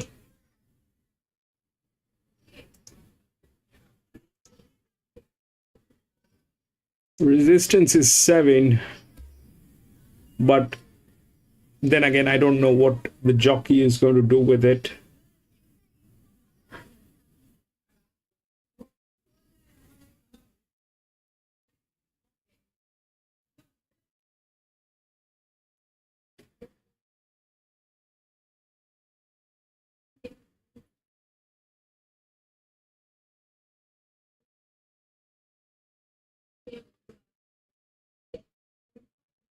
Deserved an opportunity like this, and she comes here in good order.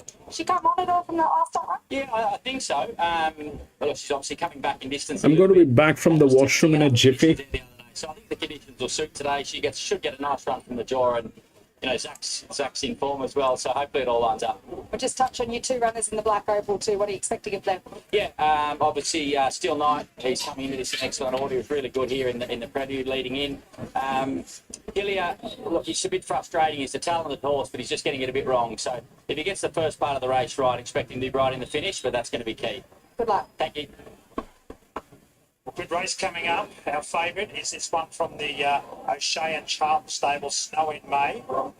The one full metal jacket is out to $19, and as I mentioned, Ellie, you sort of like it a little bit. Yeah, that was my pick of the yard, Full Metal Jacket. I saw him on debut here last year. He's quite a cantankerous type of horse. He doesn't do anything wrong. He's just quite up on the toe when he's in the yard, but I think he looks in superb order. He's a big, burly type, and he just paraded the standout for me. Snow in May, no knock on her. She's had that trial to keep her right up to the mark.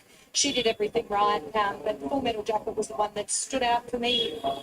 380 to 330, the top one, Shangri-La Spring. We talked to Tim Clark earlier. He said this horse's trials have been excellent and expecting a very big run. 4 starts so far for 3 wins. You can't ask for much more than that. $5 into $4.40 for French Ruler, but our favourite in one of the features is $2.60 to $2.70 for Snow in May. Here's Anthony.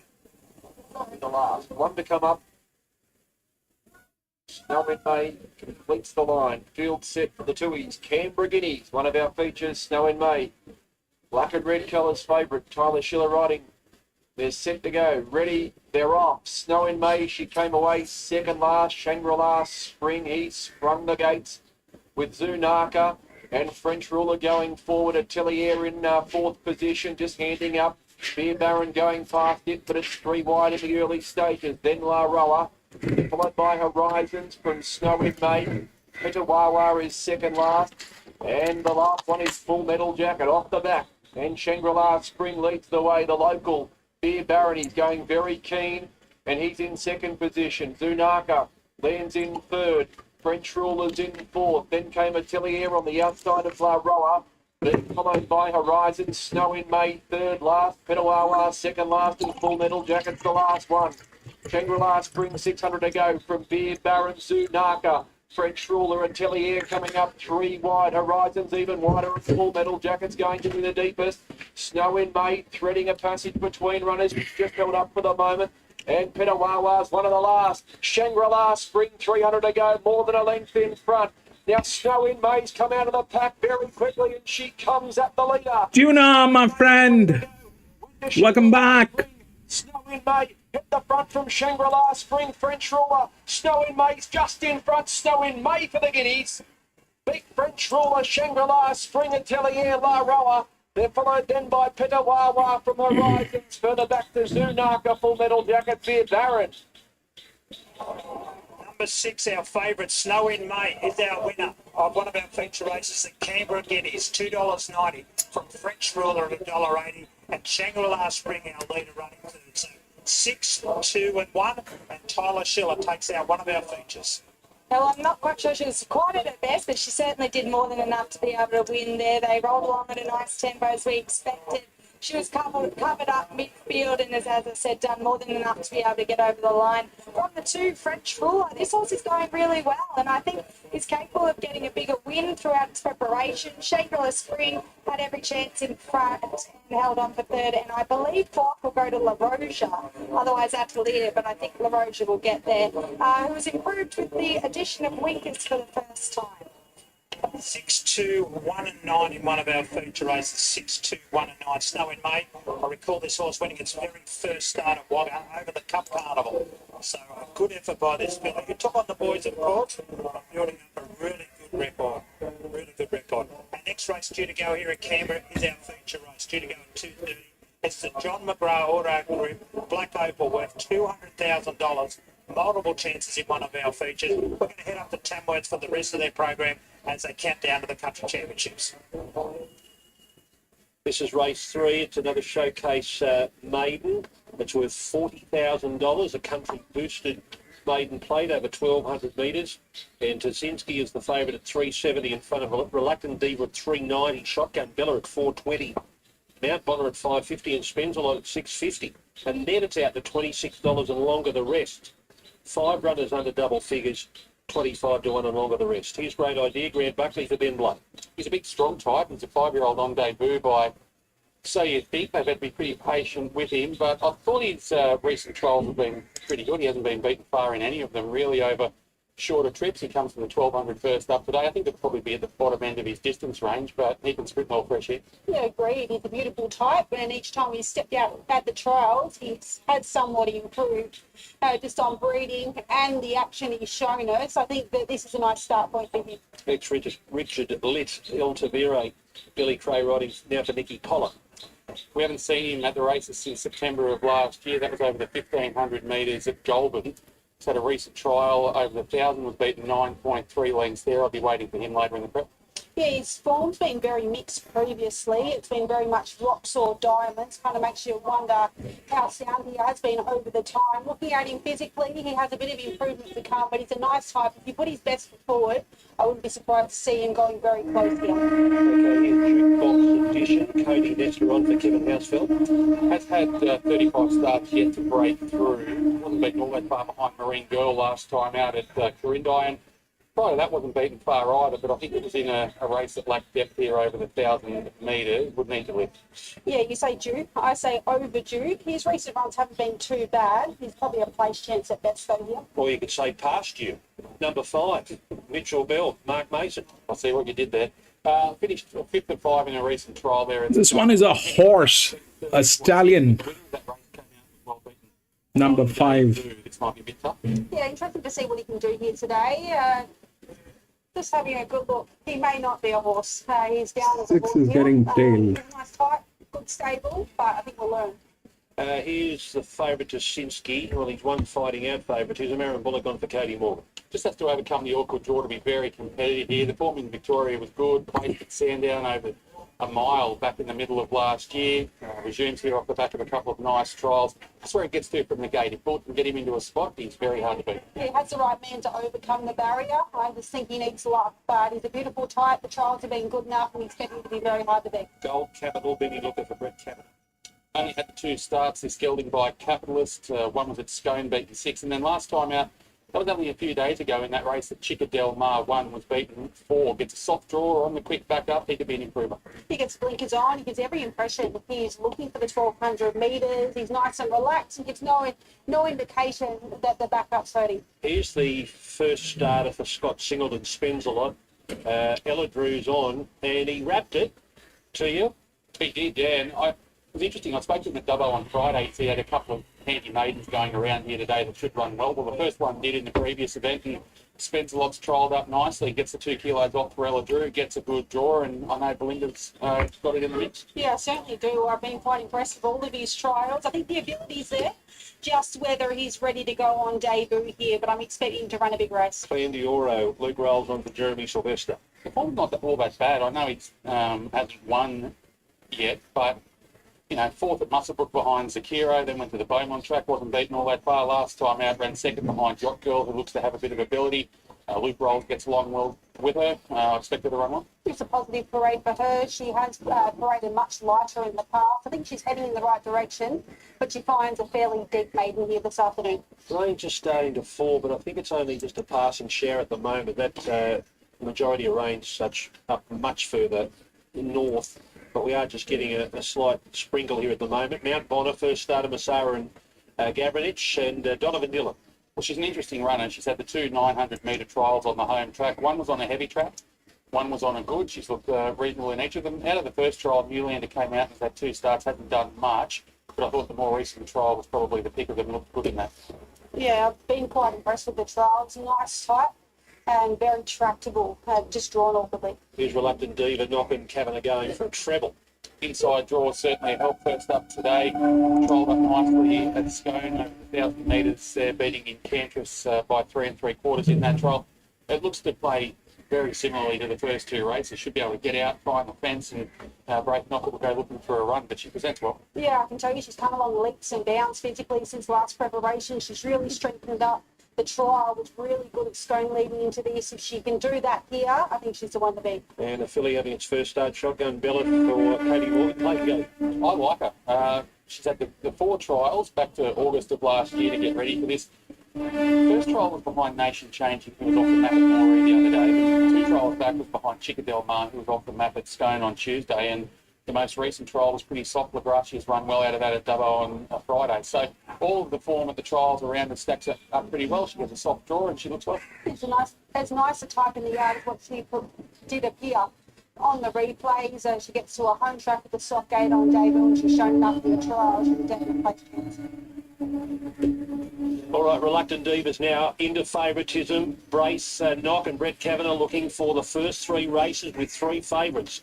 Tazinski out to second favourite, and Shotgun Bella, the first starter, a filly by Shooting to Win, is now $4 in from $5.50 this morning. Let's find out more about her with Cody Morgan. First of all, Shotgun Bella, she's on debut, but she's still shown a bit in the trials. Trialled really well. She's had 4 trials, so and with home track first start, so that also helps.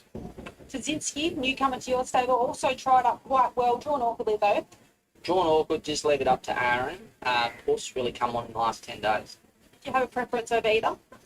Probably just from the barrier and weight, I'd have to say Shotgun Bella.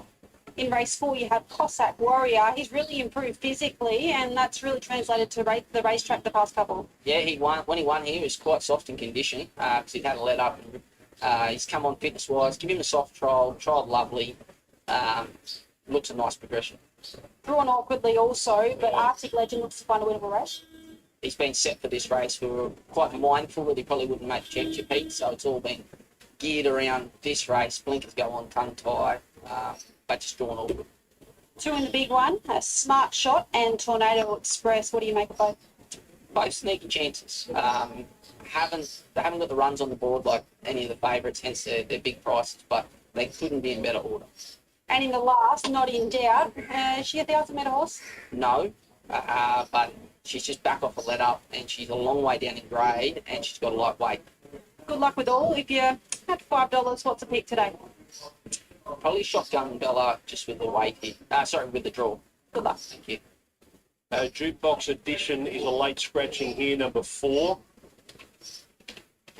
Cody Nesbitt took it out early, going over to the gates, and the bettors scratched Jukebox Edition.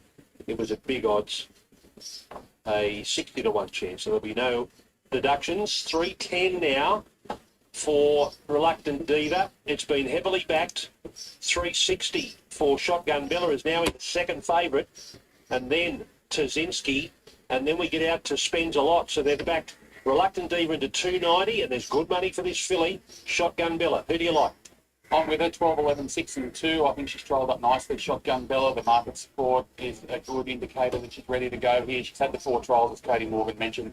Soft draw down in the weights, I think she'll be hard to beat. The 11, Reluctant Diva in the second first up, also gets a good draw.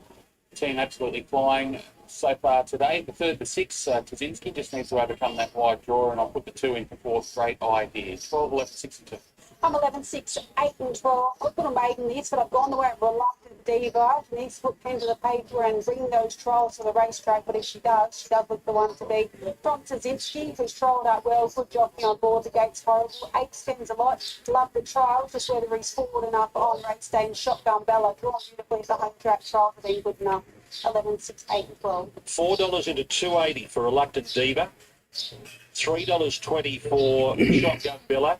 In from $5.50 this morning, was $5.50 into $4.20, back into $3.20. Tazinski is now drifting because these other two are firming out to $5. Number 8 spends a lot. The first starter, the Scottish Singleton, gelding by Casino Prince, a 3-year-old. It is now $7. So it hasn't drifted markedly. It's only 6 out of 7. And then number 10, Mount Bonner, another first starter, a filly by Knight of Thunder for Massar and Gavranich. It is now $7.50, but it's drifted from $5. $2.70 now, Reluctant Diva. The Kavanagh punters and the break knock punters, they're cashed up. I think there's some multis riding into this one, Greg. Could be. It's turned late. Yes, her trial's been great. She gets to Tongue today. Probably the little question in the back of your mind is she trialled up excellent prior to the debut run for the last preparation, and she just never put fall to the board, but the trial was good this prep. She's definitely paraded stronger. I think she was hard to beat. Tazinski's in. Let's get up to Dan for his call of race number 3. Starter on his ladder. Presses the button and they're off. Leaving cleanly was Clandoro, also driving forward along the inside. Reluctant Diva, the favourite, and bobbing up in between those runners is Spends a Lot. So we'll take stock after the first 200, where Reluctant Diva will lead the way by about a length. From Spends a Lot in second spot. Shotgun Bella settles third, the inside, and Clandoro's fourth, the outside. Taskinski gets about midfield now with La Tavire, and then followed by Gold Capital. Then came Great Idea. Next followed by Mount Bona, and it's joined on the outside by Past Due. They've left the 600 metres astern, and the leader is Reluctant Diva by 2 lengths. In second spot, he Spends a Lot. Taskinski is poised, ready to pounce. Shotgun Bella's not too far away, and then followed by El Taviro working into the race nicely, and Clandoro at the head of the remainder. Around the bend, they come at the 300 metres mark. Taskinski worked up to the outside to join Reluctant Diva. Spends a Lot in between those runners, and Shotgun Bella's getting a beautiful passage up along the fence. So there's 4 across the track. So Shotgun Bella's quickly moved up, dashed the front. There's a couple launching out wide of the track as they drive to the line, but Shotgun Bella kicks clear, and Shotgun Bella wins by about a length. From Taskinski, maybe second, with Spends a Lot along the inside, and Great Idea was driving late. Then followed by Reluctant Diva with El Tavire. Just ahead there of Mount Bona with Gold Capital, Clandoro, and Past Due. Shotgun Bella, number 12, Clayton Gallagher and Cody Morgan. There was good support for this first starter, a filly by Shooting to Win. 4 trials, 2 of them back in August and September, and then the latest 2 recently at Scone in January, and then a couple of weeks ago, Shotgun Bella wins right up along the inside. So the first couple of winners have drifted out towards the centre, and there is Clayton Gallagher using the inside of the track and getting up underneath them. A Quinella for Cody Morgan. Tazinski's going to run second. Aaron Bullock, it was first up today and has run well, and the first starter will be winning soon. Spends a Lot. Ella Drew on for Scotty Single and showed plenty of fight. So 12, 6, 8 after race number 2. And the locals get the money here. Cody Morgan, the trainer of the Quinella. Shotgun Bella beating Tazinski. Well, Greg, Cody didn't realise he'd run the Quinella. I think he was so excited watching that filly zoom up the inside that you sort of lost track of Tazinski, but he rallied, finished on into second, but great ride by Clayton there on the filly. Yeah, like you said, I thought that the cat would lead, we'd get the drop on it. The work's been really good. The ownership group has been really patient with it. We've kept the 4 trials, kick her off on Championship Day, and win like that. And obviously, to come out in a good race like this, I mean, you know the second horse and the ability that he's got, and she's done that on debut, so she's obviously got a future. We've got a really nice future. The second horse, I think, swap weights, swap gates, probably different results. So they've both run really well. I thought Tazinski would run forward, but no, it's good. He didn't have the best of luck because he was just trapped wide. We knew the barrier was always going to be a concern, but for him to battle on and run second, you've got a bit to work with him as well. Yeah, for sure. He'll go up in trip now, up to sort of 1400. He's going to keep improving. Good start for the day. Well done. Thank you. They're the colours worn by Ellsberg, who won an Epsom, or had to share it at least. He dead heated with top rank in the 2022 Epsom. Those colours are the Belson Thoroughbred colours. Shotgun Biller, Clayton Gallagher and Cody Morgan. The Tazinski, Aaron Bullock and Cody Morgan. And spends a lot, Scotty Single and Ella Drew. So the first starters running first and third there. Getting right up along the inside, Shotgun Biller. And using the fence. All right, here's the winning jock with Belinda. Well, she trolled up nicely. You drew a beautiful gate, took the drop off the speed, and you weren't afraid to come up the inside. No, look, she was always travelling too well underneath me. It's just a matter of keeping her confidence up, and she did that quite nicely. So once Brake peeled out the home turn, I thought I'd just take the runs instead of trying to perform it to try and push in amongst them. But look, she come through that quite nicely, and she'll have a very bright future. Yeah, she's knocked off a showcase maiden pretty quickly. Did she give the impression she'd go for the grades? Yeah, look, I like the way it trialled up first time with Cody. I said to Cody, you've definitely got a horse here. Still very immature, but once it learns to find its gears, it's going to be a very nice horse. But as it goes up in class, I think you'll see a lot better picture from her. You got an upgrade after the first from a 4 to a 3. How did it feel underfoot to you? Yeah, it's not too bad on foot. There's plenty of feel out there, but apart from that, it's certainly on the firm side. Well done. Thanks. Clayton will ride Smart Shot for Cody Morgan in the main race later today. Smart Shot is first up. Raced by the Frampton family and the Bowman family. Smart Shot. Clayton Gallagher and Cody Morgan. One of a couple for Cody. He's also got Tornado Express in the big one. The market hasn't changed on that country check. Right, this is what I'm getting. So if we look through the rails, the six is the favorite. It is the first one to come out. It's one of the linears. The other linear, which is here, is 11, which is the actual linear. This means in the straight, it'll have a lot of advantage. A linear means straight. So this one has a lot of advantage. It is the highest handicapped. The second one probably is 6. If we look through this, yes, that's the 6. That's the next one. 6 has advantage. That's strong, but that's kind of neck to neck. That's neck to neck. The difference is this one is a dicey team. This one is a dicey team, and this one with the advantage is through the rails. That's the thing. The drift, they always come in. So 6 and 8, a queen should work. 6 and 8, a queen should work. 3 is again a neutral.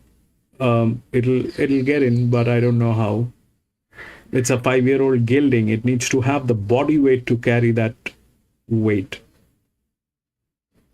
And 11 is the linear. So if we look at the score, then though the handicapping is high on this horse,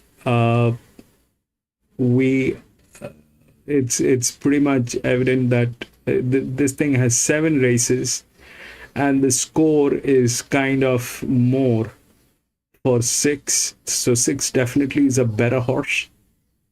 The torque is a little higher than 11. So, and plus 11 has problems with their team. But this means it has advantage. So it could be either 6, 8, 6, 11. This is how it should be. 8 is in very good hands. There's no doubt 8 is in good hands. And It's a benchmark 66, so we need to have scores in place.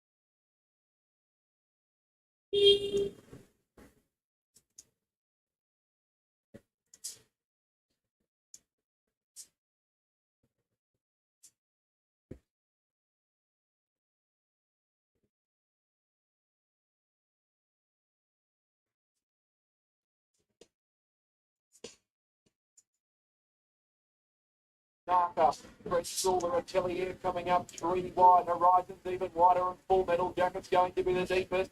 Snow in May, threading a passage between runners. She's just held up for the moment. And Petawawa's one of the last. Shangri-La Spring, 300 to go, more than a length in front. Now Snow in May's come out of the pack very quickly, and she comes at the leader. Snow in May, 200 to go. West to Shangri-La Spring. Snow in May hit the front from Shangri-La Spring. French Ruler. Snow in May's just in front. Snow in May for the Guineas. Big French Ruler, Shangri-La Spring and Tellier La Roa. They're followed then by Petawawa from Horizons. Further back to Zunaka, Full Metal Jacket, Beard Barron. Well, Tyler, it was good to see her bounce back today. Yeah, probably a touch weaker grade than what she's been in against Lady Shenandoah and that. She's been matching him well, but good to see her come back, strike well, and she executed everything really well. She got a gap, and we were lucky that she's very brave, and she took it very sharply. I think prior to the race, I thought she was a little bit plain first up, and maybe today not quite at the best. Do you feel like she's at the best this time around? I definitely think today she was. She was probably, I had to expose her too soon when I got the gap. If I didn't take it, I feel like it would have disappeared before I got there. So I took the gap, and she was probably just a touch soft late. But I also think she's got that really sharp 200. She's probably a bit better held up for another 100 metres. Expect her to improve again off that, the way she felt? Definitely, yeah, and the way John's training, I think they're in great form, and hopefully they can keep going forward with this too. Well done, Tyler. Thank you.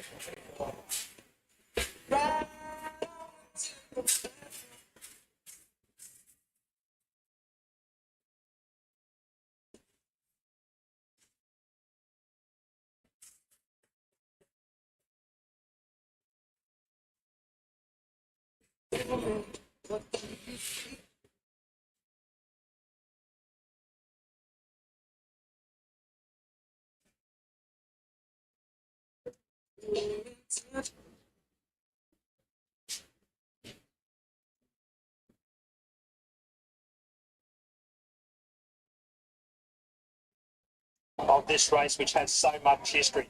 We take out the top 4. That leaves us with number 5 here, Far Side. It's our favourite, $4 into $2.90. He can only be better for what he did on debut, which was pretty impressive at Canberra. He was 3 wide the trip, and he was way too good. Obviously, that early running type, as we've seen with the finals so far, that's what they've suggested. He's well bred, he's out of I'm excited. A schnitzel mare, and he's very laid back today. I think he's taken that nice improvement. 6 is Hillier, Chet Schofield for Neutron and Archibald. He's had the 3 starts, but he doesn't look a very straightforward 2-year-old. He's been a little bit hard going in all 3 starts. I thought his most recent effort in the skyline was okay off a wide run and pulling, so he seems to keep improving. Yeah, there's been a bit of a wrap on this horse. I saw him in his first couple of runs. He was great in the Canterbury. He's sort of flattened off a little bit there in the Skyline, but he's doing things wrong at the moment. So I think once the penny drops with him, it'll all come together. But physically, he's a lovely type, a son of Zeus. Good support here for King of Pop, Zach Lloyd, for Ryan and Alexio, 420 to 380. He's another one that couldn't have done any more on debut at Warwick Farm. He's travelled in amongst horses. He was exposed at the top of the straight and knuckled down really well to win there. I expect him to have improved again off that run. Another son of fun, and he's an early running type. He's got that short coupledness about him. He's got strength everywhere you'd hope that he would. I think he's taken really nice improvement from that win. His Nashville Jack draws nicely. Brad Whittip and Alicia Collett. Yeah, I've got him on top here. I thought his debut in the Silver Slipper was very good. He was very professional, travelled midfield, and he just kept finding the line, beating 3 lengths to Baywhack. I think he's hard to beat here. It's all about the finals here at the moment. He's quite a leggy type as opposed to a couple of the others. I think physically he'll only improve with time, but he's obviously put his hand up early. Just my only question is that Silver Slipper form at this stage. 9 is Nordic Viking, Natural Rebella, John Sargent. Wide draw here, Carla. Yeah, that's a concern, isn't it? Both of his runs have been good though. His debut he got back and he was great through the line, and then his second start they rode him a bit closer and he found the line probably not quite as well, but beaten only 3 lengths. He carries the addition of blinkers today, which I think will certainly help him. He's doing everything right today in third up now, as you'd expect. He's getting to that. 10 is Sanctified. This one for Tyler Schiller, who just won one of our previous features. Ryan and Alexio, they've had success in this race before. Could be a contender, Carla. I definitely think he could be. He appears to have good natural ability, just he's a bit green still. His first start, he hung in under pressure and went third to Wokerton, and then he got back and pulled hard and was good through the line. So I think he keeps improving. He'll need to step up again here, but he's capable. I'm a big fan of this horse. He's by Super Set. Of course, we saw Super Set side the winner of the Randwick Guineas yesterday. He is such a dude, very laid back, conserves his energy beautifully, uses himself well as he walks around the yard. And he's just switched on nicely as Tyler Schiller hopped aboard. He was a standout too in the Millennium, I thought, physically, and he hasn't gone backwards since. 11 is Still Night. I like this horse today, Carla. Draws the inside, $6.50 out to $8. Josh Parr with the ride. Yeah, he was terrific last start behind Farside off a pretty wide run. Now, he seems to be another horse that keeps improving each time he steps out. He's got a bit of experience on side now and a good draw, and I think 1,200 metres for the first time looks ideal as well. I haven't seen him since he ran in the debut up there on the Gold Coast. He presents well. He's just getting a touch warm and he's got the earmuffs on, keeping him settled, but hearing the crowd noises at the moment, he's having a bit of a look around. 4 is Tropic Well. James McDonald's in town. You caught up with him earlier, Kayla. He's only come down for the one ride. This is it for Chris Waller. It's $11 hope. Yeah, probably always sees them a bit shorter in the market than they deserve to be.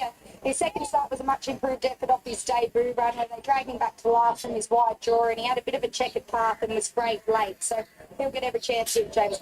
Yeah, fair trip down for James today. Zoostar, he looks still raw to me. He'll only get better as he improves, as we see so often with these Zoostars. But James is here, and there's obviously a reason for that. 15 is Party Boss. Gary Coleman and Blake McDougall gains a start. Runs have been good, but this is a big step up. Oh, exactly. Look, I think he's a really nice colt. I thought all 3 of his runs have had a lot of merit. I think getting out to 1,200 metres for the first time looks ideal, but he's probably better suited than easier at this stage. Well, all about the finance show here today, isn't it? I haven't seen him before, so I don't have a lot to go off, but he presents him nicely. 17 is Mavnix. What a big occasion for the young trainer, Sam Shies. He just Taylor Wright gains a start. He's probably only had 3 or 4 starters in his life and recently had his first winner. Yeah, exactly. And this horse was good, actually, on debut in the Black Oval preview. He's still quite raw, but I think he'll be better for that run. But this hard race is probably a bit soon for him. And the last one here, Carter, is Time for Snow. JBO for Anthony Warren. Big occasion for Anthony as well. Yeah, he was okay on debut in the preview. Kept finding the line, but he's very hard to have here.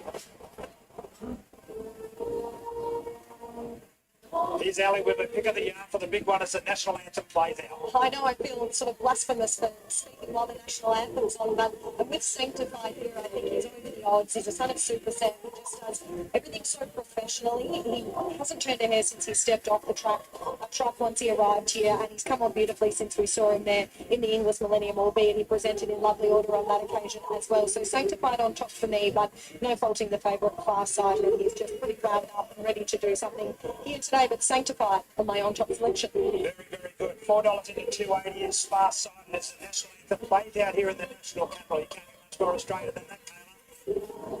The rider of our favourite is Adam Hyber, a few moments ago.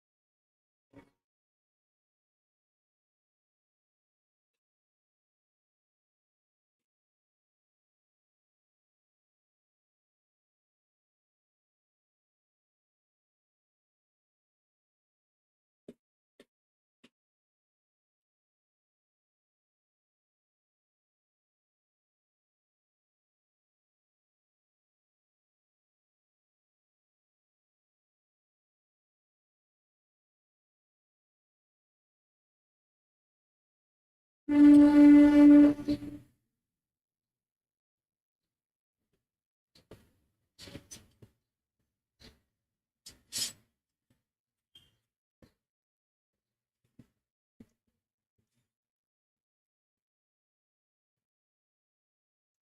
improve a lot on, and his work since has shown that.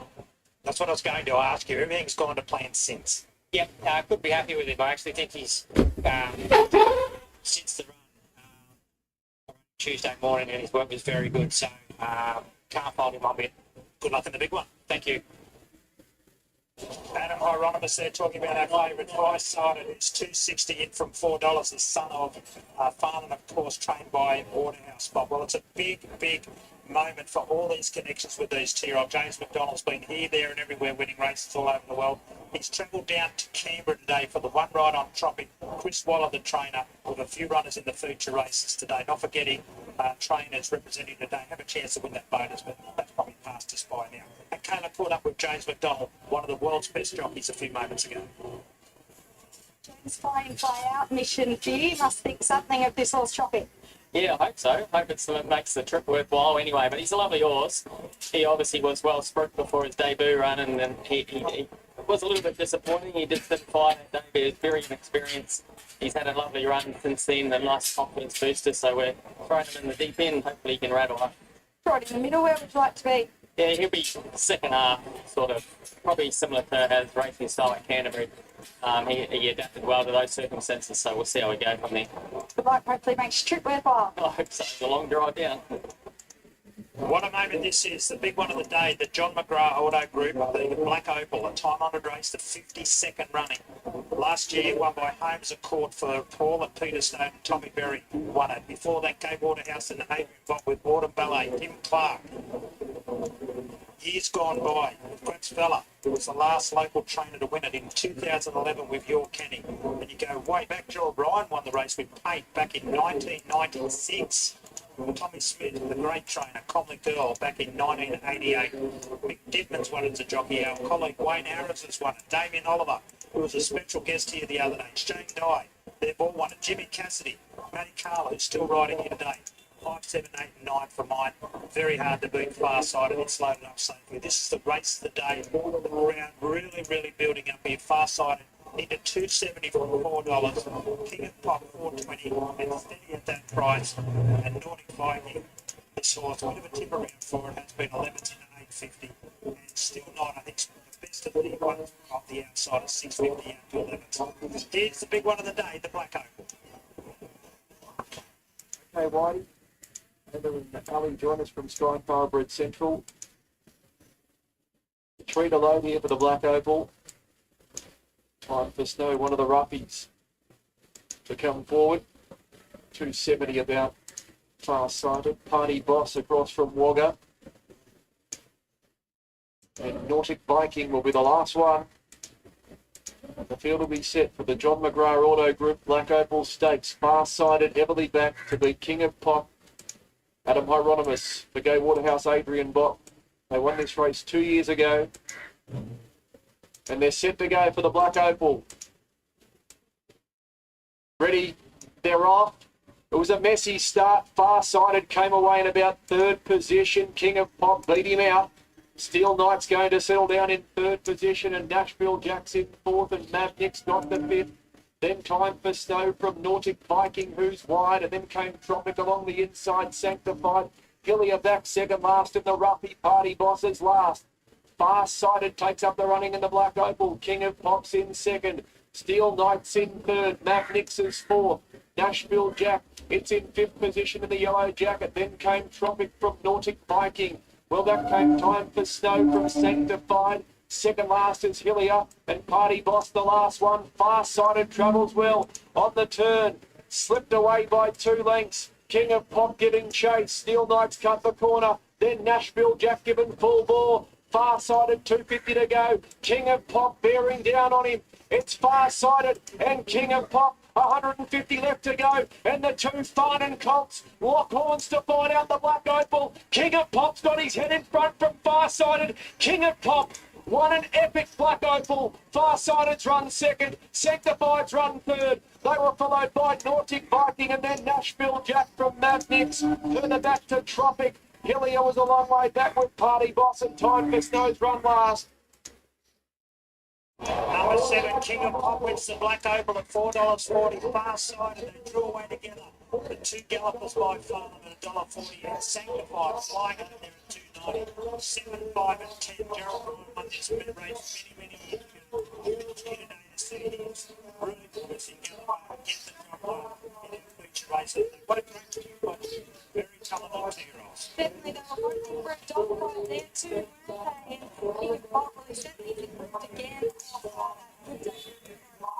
It looks like he'll take even more benefit out of today. Certainly nice spot. I thought fast enough to take nothing away from him. It was excellent to be there. Sanctified. Probably the run of the race. He just seems to keep improving each time he steps out. Over there for third. And I thought Nordic Viking with the lead there for the first time. On the wide run when he wanted to over-race, he took a bit wrong. But that played really well for the Lord. So it's a great addition about Black Opal. But all honest with Pacific Newcom. Yeah, very good performance. And this horse joins Gerald's previous winners. He won it in 1996 with Payne. He won it with Lucky Rucky in 2014, and he last won it in 2017 with Complete Owners when Chip Clark was the winning jockey. He's been able to win in very good style. $4.40, $70, $40, $2.90 in Nordic Viking News. 7, 5, 10 and 9 in our featured race, the Black Opal. Thanks, Whitey. Here they are for race number 4. Only a small field of 6 here, so let's get into them.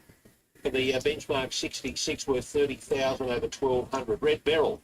Here's Gabrielle Johnston on for Jane Clements. He's a tough old campaigner. He's won 9 from 65. I think he'll enjoy the 4 kilo claim here for Gabrielle Johnston. He gets in with 59 kilos. His recent run there at Armidale wasn't too bad behind Mazida, and given the small nature of the field, I expect he can run well. Yeah, he looks sensational, doesn't he? You wouldn't get a horse any better in the coat. He didn't have much luck last start. He found himself deep the trip. Probably coming back to the 1,200 is the only little niggle for me, but small field, if he can stay in contact, he'll help himself. Bjorn Ironside, Luke Rolls and Colt Prosser. This horse is just a step away from being in the Country Championships final at Royal Randwick. He ran third in the qualifier at Port Macquarie. If something would happen to the first or second horse in that race, he'd be in the final. Yeah, exactly right. He looked all over the winner until the last 50 metres. That was his second up run this preparation. He'd won at the 1,000 metres prior to that. I think it was that 1,200 metre run under his belt, dropped back in the grade. The barrier's not as bad as it could have been if we did have the full field going around. So given that, I'm happy enough to have him on top. Yeah, I'm with him too. I found him hard to go past both his runs this preparation. He won with a 62, 63 with the best first up over an unsuitable trip, and the run in the qualifier was excellent. He was just lousy the last couple. Small field today. I'm not sure if he gets enough favours, but he does it hard to beat. Here's Cossack Warrior, number 6, Aaron Bullock, Cody Morgan. We've got to go to a new level again. He won the maiden at Moree over the 1,300 metres by 9 lengths before going for a break. He had the one trial leading into the first up run where he got the bobbing beating up, will be mobile, and he has trialled since. So the fact that he's had that trial in between, he's staying at the 1,200 metres. Cody Morgan just getting him nice and fit for this. He gets a good draw. He's going to be hard to beat. And looks to get them up favours. Sitting up in front in the past. He's a horse that's really matured physically. He's tightened up a little with that run under his belt. He's a definite danger. Here's Shampa's Girl across from Mudgee, Clayton Gallagher, David Smith. She does tend to mix her form a little bit. She was a winner at Dubbo back in August of last year over 1,100 metres in a pretty decent benchmark 58. Then she went to a highway, was well beaten. Resumed this time with a really good run behind Capital Mac, and then was sent back down to town last time for another highway and disappointed. But back to this grade today, from the soft draw, I'm expecting an improved performance. Yeah, I'm inclined to be forgiving of last start in that highway. They went along at a solid clip. She chased the leaders and never got a chance to travel. It's just like she got Jacobet over the concluding stages. She's yet to tick the 1,400 metre box, but she draws a gate to get a nice smother. I think she can improve here. Borrowed Luck, Lachelle Small on for Jan Bowen.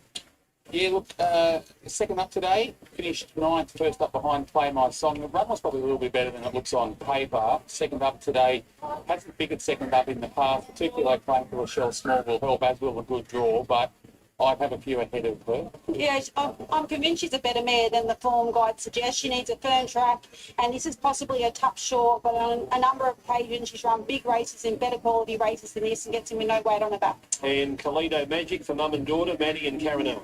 I actually think he's only won the 1 from 11 this bloke, but he's been in the placings another 7 times. He gets the soft draw. He was a length behind with Stand on the Beaumont, 2 runs back. Prior to that, he'd been close up behind Pony Soprano. So he had all that good form over on the coast. Deserves his chance in a race like this. From the good draw, expecting to run well. Yes, so he certainly does. I think the track remaining in the good range plays in his favour. The track was too and 2 back, and last start he got too far back.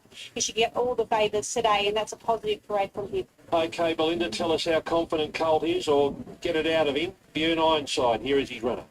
Well, you can't knock how he's been going this preparation. He won with a huge weight first up. And did you get excited at the 50 last start? Yeah, I actually went the early crow. I'm not one to do that, but I got pretty excited. He ran the race of his life. He broke a track record and he went down the neck on the line. So he's run out of his skin. I'm just a little bit worried about the speed up here now with the small field. I'm hoping they still want to run along a little bit because his horse that does like getting on the chewy. That's what happened the other day. At Ford, they sort of stopped in front of him a bit, then he wanted to make his run, and Luke went for him, and he just went a fraction early. But I'm just hoping they just take him into the straight today, and he can finish off strong. I suppose we've seen him up front, but you want to find cover for that reason. Just that 6 is getting tailed. He goes, he gets him a bit too much. He just doesn't quite run it out. So is the 11. Someone just wants to take him into the race. And, we've seen him pretty good at 1,000 metres. I might have gotten this horse wrong the whole time. He might be a good 1,000 metre, 1,100, 1,200 or some. 1,200 just pulled him up the other day. Maybe I would like to see him back to 1,000 a good race, but this one lines up good, and his objective is to go to the wild card if we can get in. So this will tick him over, and hopefully if he wins, he'll get into the wild card.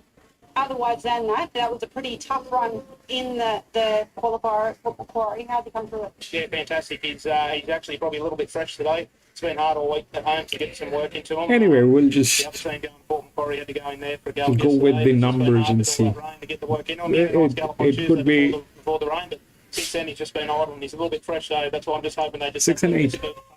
He's just not a fraction fresh. I saw a post this morning. You 6, said 8, that the bridge close to your house, Bane Bridge, has gone under. How are you faring at home? Yeah, no, we're okay. We're safe. It's just in the dark. There's a couple of cars that went into the water, so. It must have just went over overnight and caught everyone a bit by surprise. But our farm's nice and safe. I felt that last one that went underwater, and we're safe up on top of the hill now. Well played. Good luck here. All right, that's as far south as Warhope, near Port Macquarie and Kempsey. That's amazing. So there's a lot of flood watchers out there, and it's not just up north. It's creeping further south as that water flows. $2.10 here for number 6 Cossack Warrior.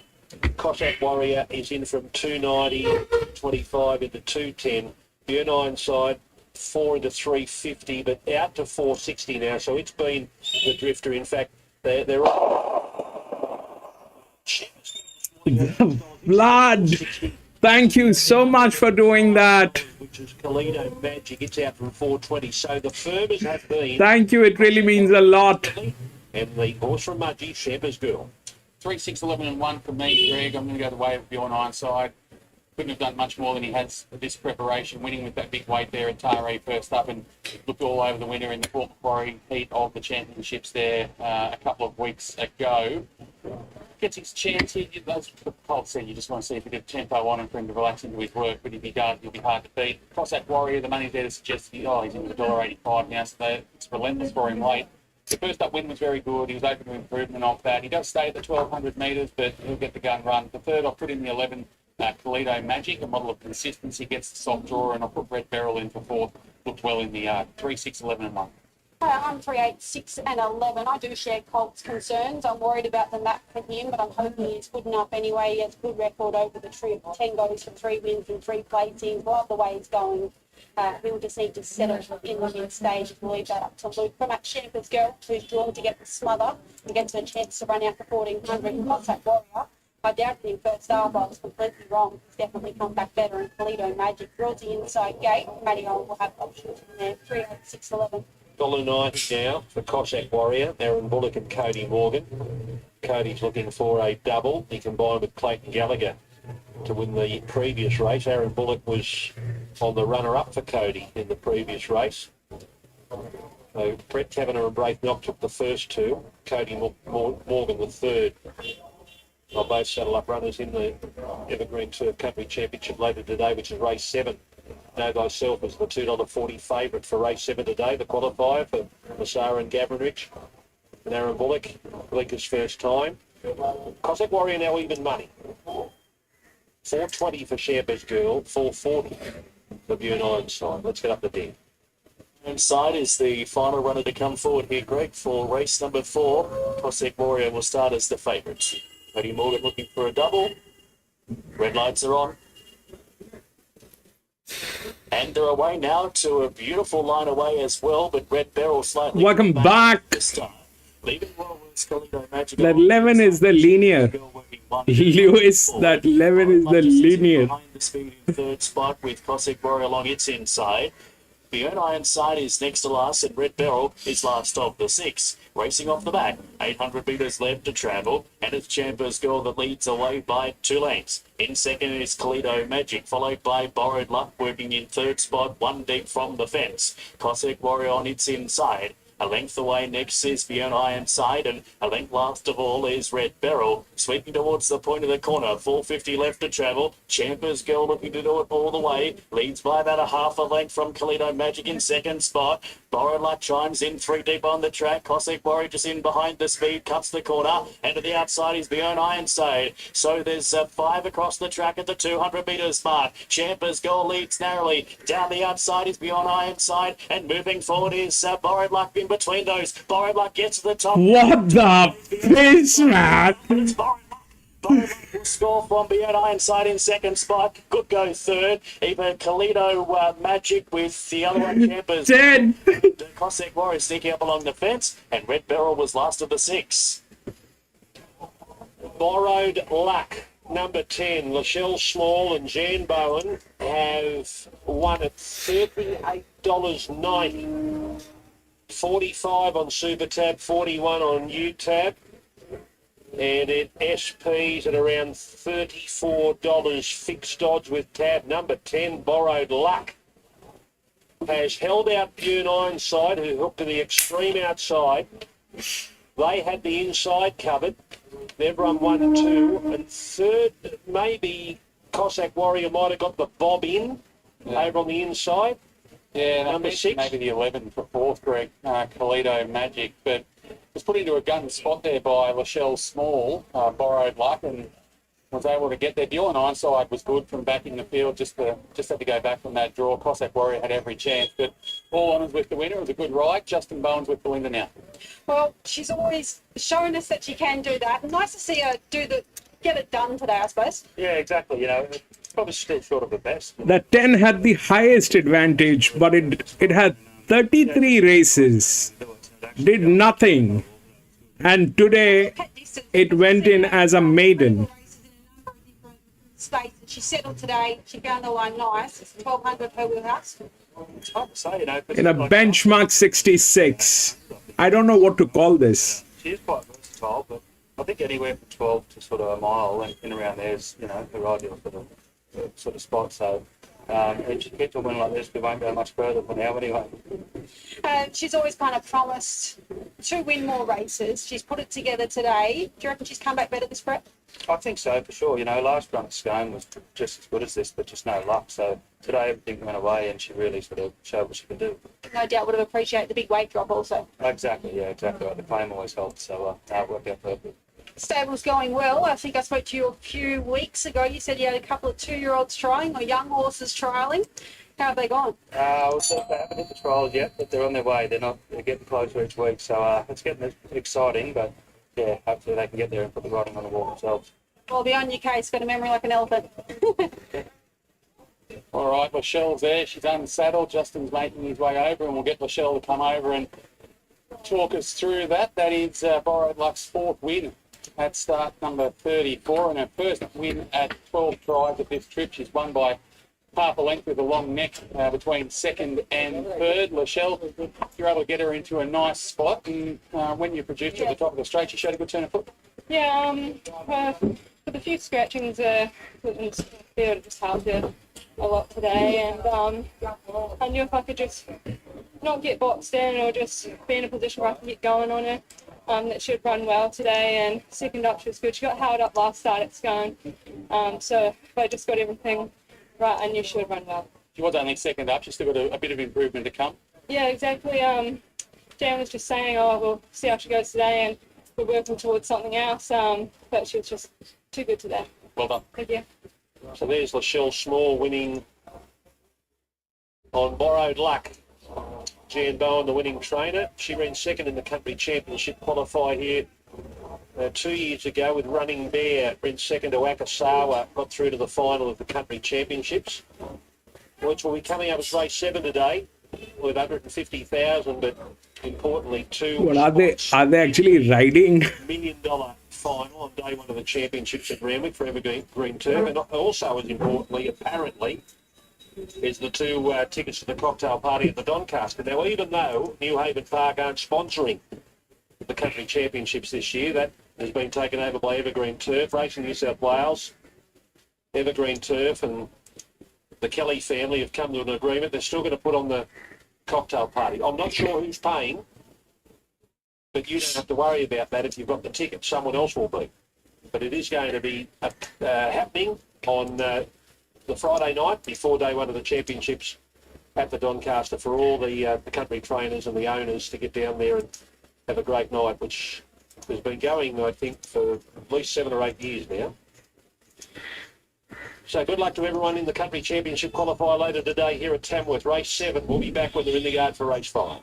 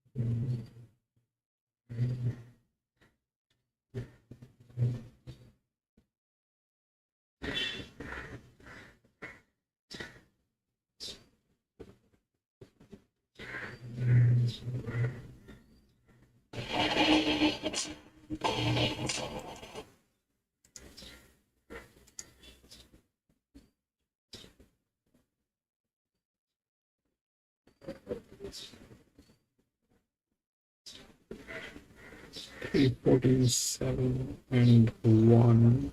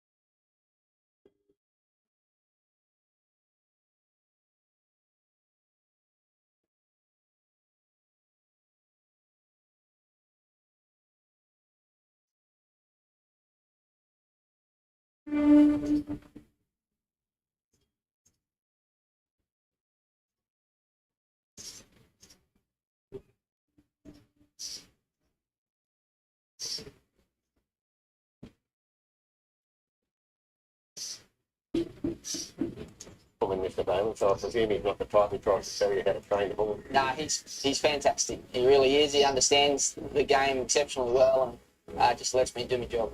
But the leader is Tornado Express. Leads away by 5 lengths and extending. Running up the second spot out deep on the track there is Crimson Bonnet, but Tornado Express too good. Also got Tornado Express, you hope to get into the race as well. Tell us about that horse. Yeah, she was really good last preparation. She had 1 run back. She ran 4th here at Scone in the prelude. I think she's undefeated at Tamworth. She's had 3 goes there, 3 wins. From Group 1 thoroughbreds, we've been big supporters of my stable the last couple of seasons. So, yeah, she'll line up there next week with Mitchell Bellon. So familiarity is one thing on the distance. Don't need to query. She had 1 go at the distance with the previous trainer at 14 and didn't get the trip, but she's a lot more seasoned now, so hopefully that'll help.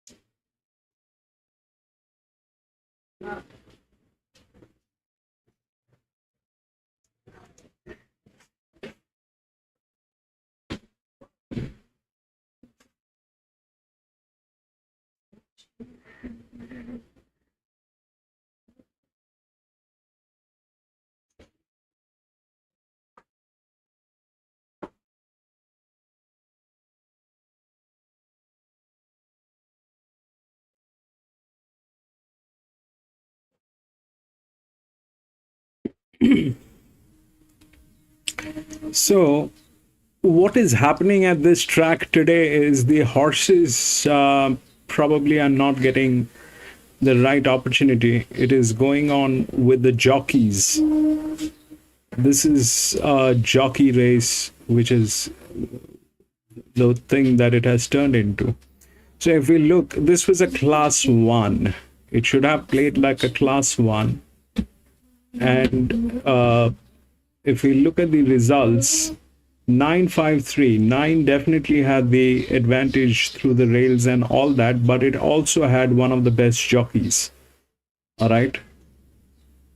2 is, if we look at the results, 2, 1, 4, 6, it was a maiden, but it had one of the best jockeys. 3 was another maiden. This was an exception that 12 actually went through, but I don't have any explanation of that. 4, if we look at the 10, it was the advantage plus one of the best jockey. So today, I think this track lacks jockeys. This track is lacking jockeys. There are no good jockeys at this track today. This is anybody's race. This is going to be anybody's race. I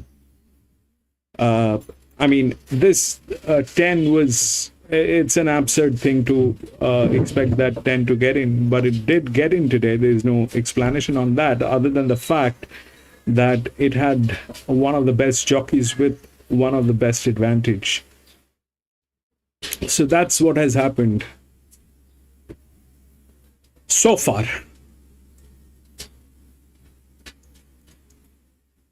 So there's nothing that is happening with the horses. The horses, if you look, I mean, we are looking at the performance of the horses, the rest of the things that are associated with the horses.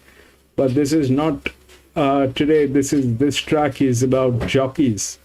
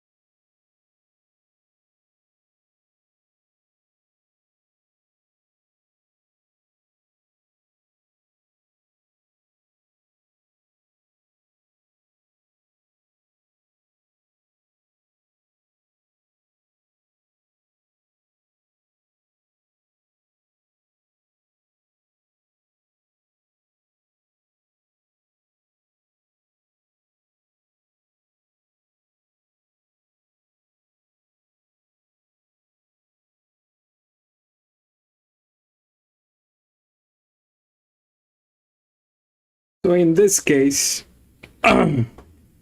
if we refer to what has happened so far, it is only jockeys who are getting through. The horses are not getting through. So if we look at what's happening here, the top three jockeys, if we look at the top three jockeys, that's 1, 6, and 8. 6 happens to be 8-year-old. And that's a drift that is not supposed to work. I don't know if that'll work. But these are the jockeys which are there. And these are the top three jockeys. If we look through the rails, that 14 comes through, but it's not one of the best jockeys. The best jockey is on 8. It's well within the rails. The other jockey which is good is this one, 1. And they are also tailing gates. I'm going to be out. This one, they're playing a little weirdly here. It's a class 2. We'll see how this thing works. If it is all about jockey from the next race, probably we'll take a better call. But it looks like, I mean, a benchmark 66 going with jockeys is a disaster. That a benchmark 66 cannot go with jockeys. If that's happening, then there's nothing much to talk about it. A maiden horse, a maiden race, yes, but a benchmark 66 going with jockeys is very, very weird. Then the horse has no role to play.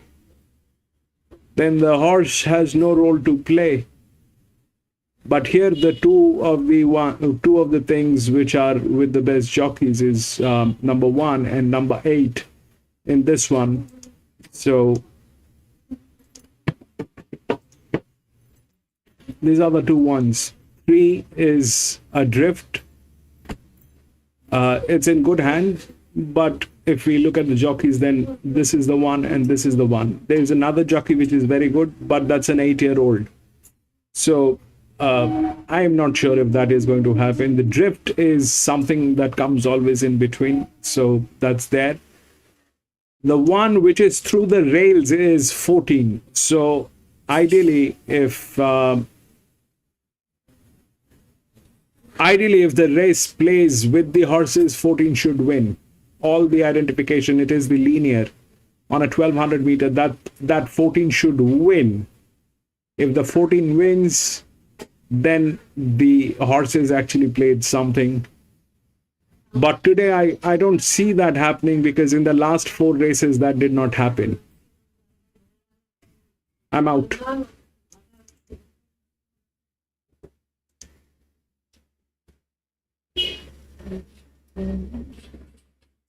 I agree, and she's she's probably the most lightest raced horse here. I think she's definitely progressive, and she proved that last start in the preview race. As you mentioned, it was a huge win. She stood in the barriers, subsequently got a long way back, and was drawing well clear of the rest of the field late. So a big step up, but I wouldn't completely rule her out. I haven't seen her since she ran at Randwick a few starts ago there over the mile in a highway, but she parades in lovely order today. She's just starting to get up on the toe now. The jockeys are being linked aboard, but she looks very well within herself. The third of the Newsham Archibald runners is Regal Line. We've reached Jones to ride. It's out to $34. He's gone a long way out last start in the Australia Day Cup and beaten 23 lengths. He's got rider that's definitely better than that, but he's a horse that hasn't won for a long time now. He's such a laid-back guy, though. He gets his head down, he really stretches out, uses himself well, he conserves his energy well. He's just about to walk past us, but hasn't turned a hair, and he always presents in a really similar order. But I'd say he looks well today for Mark. 19 is Burgundy Girl, our outsider. Keith riding and Libby Snowden, part owned by a good mate of mine, Mark Henry. I know this is a big occasion for Mark as well, but $101 hope today. Yeah, look, she's actually been racing better than what it reads all preparation. I thought she found the line well in restricted room last start behind Scarly Japali, but she's probably not up to this grade. She's getting a little bit warm, but otherwise she's turned out in lovely order. And with the one Palmetto on top here, as I said, he's never a horse that catches your eye, particularly when you see a lot of these big scopy stayers, but he presents better than I've seen him before. He's flying this preparation and he looks like he's right on track today. He really sparked up too when Timmy Clark hopped aboard. So Palmetto on top, as I said, didn't get to see Redstone well until he came in a bit later, but he's taken that natural improvement that you would expect second up, and he can sometimes get a little bit above himself in the yard, but he was handling conditions well today. And then I'll give a shout out once again to Chantal Buckley's favourite horse there, Man Zoyce. He was getting a touch warm, but otherwise he looked spot on there, third up. 2 minutes off a start here for the Tab Canberra Cup, a race steeped in tradition. Our favourite is Palmetto, 460 to 340. Redstone Well, sorry, it is the favourite, at 320 now from 390. A couple of the runners here, Snowden's horses, 950 to 13 for Touristic. Struck by into 750 from $9. And the other one here I wanted to mention was Man Joyce, 11s into 10 slightly, but Redstone Well is our favourite for the Canberra Cup. He ran second last year, 390 to 320. Palmetto, our second favourite, 460 to 340. Huge crowd here for this big meeting today at Canberra. Zach Lloyd shooting for the big race double. These horses around just to see me at the 2,000 metre starting point. They'll get a big cheer here. And John Sargent is thrilled to be down here. I've got it with John. He has settled up and he's taken his position with his runner, Palmetto. One of our favourite runners here is the top weight Palmetto for John Sargent. Good to see you down here, John. It's been with a bit of support. Form's pretty good. That last one was terrific. Yeah, no, it was a very good run. Just beat by a horse that was in form with less weight, but he seems to have trained on well. Gone a bit wide, but 7 knows horse. Goes forward, so no, it'll be a nice race for him. Right at the top of his game now for this assignment. I think so. He's taken a few runs to get right, but he's on the upward spiral, so he should be peaking today, and expect to be very hard to beat. Monday racing in the National Capital. It'll be nice to take out one of the big ones in front of this big crowd. It's an amazing crowd. It's an amazing day, and the track's in great order, so it'd be great to go home with the cup. Follow May on 41760. I like him for the favourite Redstone Well. I think he had to have stripped fitter from that good first up effort in the Parramatta Cup. He'll get first crack at the lead, and if not, he'll probably take a sit in and get a soft run just behind the feed from his good jog here. The one Palmetto. Well, he'll probably get across comfortably enough from his wide jog, a lot of speed underneath him. In for third, I put the 7 Strap A, who was fair first up, but as I said, always improved second up and is right up to this. And in for fourth, I really think the 6 Touristic could be an improver here. What a list of winners. Superimposed won this great race back in 1992. Lee Freeman and Mick Didman. Kenny Callaghan won it with down in Monterey with Jamie Whitney in 1997. Gay Waterhouse won it first with JBC in 95. She won to give with Regal Touch, who went on to win the Wagga Cup that same year. The list goes on and on. Bernie Howlett's won the race twice with McDougall. Phil the Page for Joseph Jones. Danny Williams with Cork Connection. Tommy Berry, he was the jockey on that occasion. Joseph Jones with Almost Taught Again. What a race it is. Arapaho won it for Bjorn Baker 2 years ago with Rachel King, and last year Almania for Chris Lees and Dylan Gibbons. These horses staying the load up for the Tab Canberra Cup. What a race it is. 4, 1, 7 and 2 for mine. For his call of one of our biggest races on the day in front of this massive crowd. Here's Anthony Mann. Anthony Graham is the Sky Hybrid Central team. Join us. The cup field taking shape. Just Go Bang. He's won a couple of country cups this preparation. Gilgandra, Queanbeyan. It's his biggest test today. Palmetto will be the last one. So Palmetto about to complete the line for the Tab Canberra Cup. Final look at the board. Number 4, Redstone Well, favourite green. Second last year, Tom Sherry for Annabelle Neesham, Rob Archibald. Gate 2. And they're off in the cup. Redstone Well down near the inside. Broke well. Just Go Bang was fast away. Palmetto, Touristic, and then came Methuselah from Scarly Japali. They're followed then by Gear Up, whose midfield the rails from Man Zoyce, and then came Straptay in the second half of the field from the local mare Burgundy Girl, and Regal Lion is the last one. So they work to the mile crossing here in Palmetto. Out wide, trying to cross Redstone Well. Just Go Bangs in third, Touristic fourth, but 3 wide as they work into the back. Scarly Japali, the local mare, she's on a 3 wide run as well around Methuselah. And then came Gear Up on the rails from Man Zoyce, Straptay, Burgundy Girl, and Regal Lion is the last one. So Palmetto had to do some work to find the top. Midway down the back straight, leads by 3/4 of a length, 1,200 to go. Touristics in second position. Redstone Well, the favourite, getting a great run. Leaders back third. Then one of the local hopes, Just Go Bang. It's in fourth position. Scarly Japali's had a torrid run as they run to that far turn. From Gear Up, Methuselah in the middle. Then Manzoy, Strathtay, Burgundy Girl, Regal Lions, the last one. Palmetto, led from Touristic, 800 metres left to go. Redstone Well, leaders back third. Just Go Bang fourth. Scarly Japali hanging in there from Gear Up, Methuselah. Then came Manzoy, Strathtay, Burgundy Girl, and Regal Lions, the last one. 600 to go. Palmetto from Touristic. Just Go Bang. Let's Slide to come up 3 wide. Redstone Well on the back of the leader. Scarly Japali 4 wide. Manzoy's on its back. Methuselah between runners. And Gear Up cuts a corner. 350 to go. Palmetto from Touristic. Then Redstone Well into the clear at the right time. Methuselah, Gear Up in behind those. Palmetto, 200 to go. Still 2 in front from Redstone Well. Palmetto, 100 to go. Redstone Well, Gear Up. Palmetto still in front of the cut. Methuselah with a late surge. Palmetto fell in. Methuselah second. Redstone Well third. Gear Up. Then came Manzoyce in a big finish. They were followed by Strathtay. Burgundy Girls on a great race from Touristic. Just Go Bang, Scarly Japali, Regal Lion last. Well, Palmetto has taken out our Canberra Cup, the TAB Canberra Cup Palmetto. That's $3.70 for John Sargent and Tim Clark, defeating Methuselah, finishing at the rate of knots. It's very, very close, but they've got 1 up 14 and 4. Redstone Well second last year. They're supposed to go up 1 go. He's got 1 back 1 spot. But a terrific run, but he had every chance. But all the way for Palmetto. Yeah, that's exactly right. He's been knocking on the door to do that all preparation. He's been very consistent without breaking through. Had to do a little bit of work coming into that first corner there, but once they got around into the back straight, Tim was really able to control the tempo and back the speed off, and it allowed him to give a little bit of a kick there, and keep all of the competitors out at bay. I thought the 14, Matchuslin, was terrific there running into second. Maybe should have won with a little bit clearer of path, but just attacked the line there from back in the field. Before Redstone Well had his chance, just quicker with a few better than him, and I think the 5 might get 4th, Manzoyce, but it was close before. Timmy Clark has won this race 5 times. He won it with Hippos in 2016. He won it again the next year with Dark Eyes.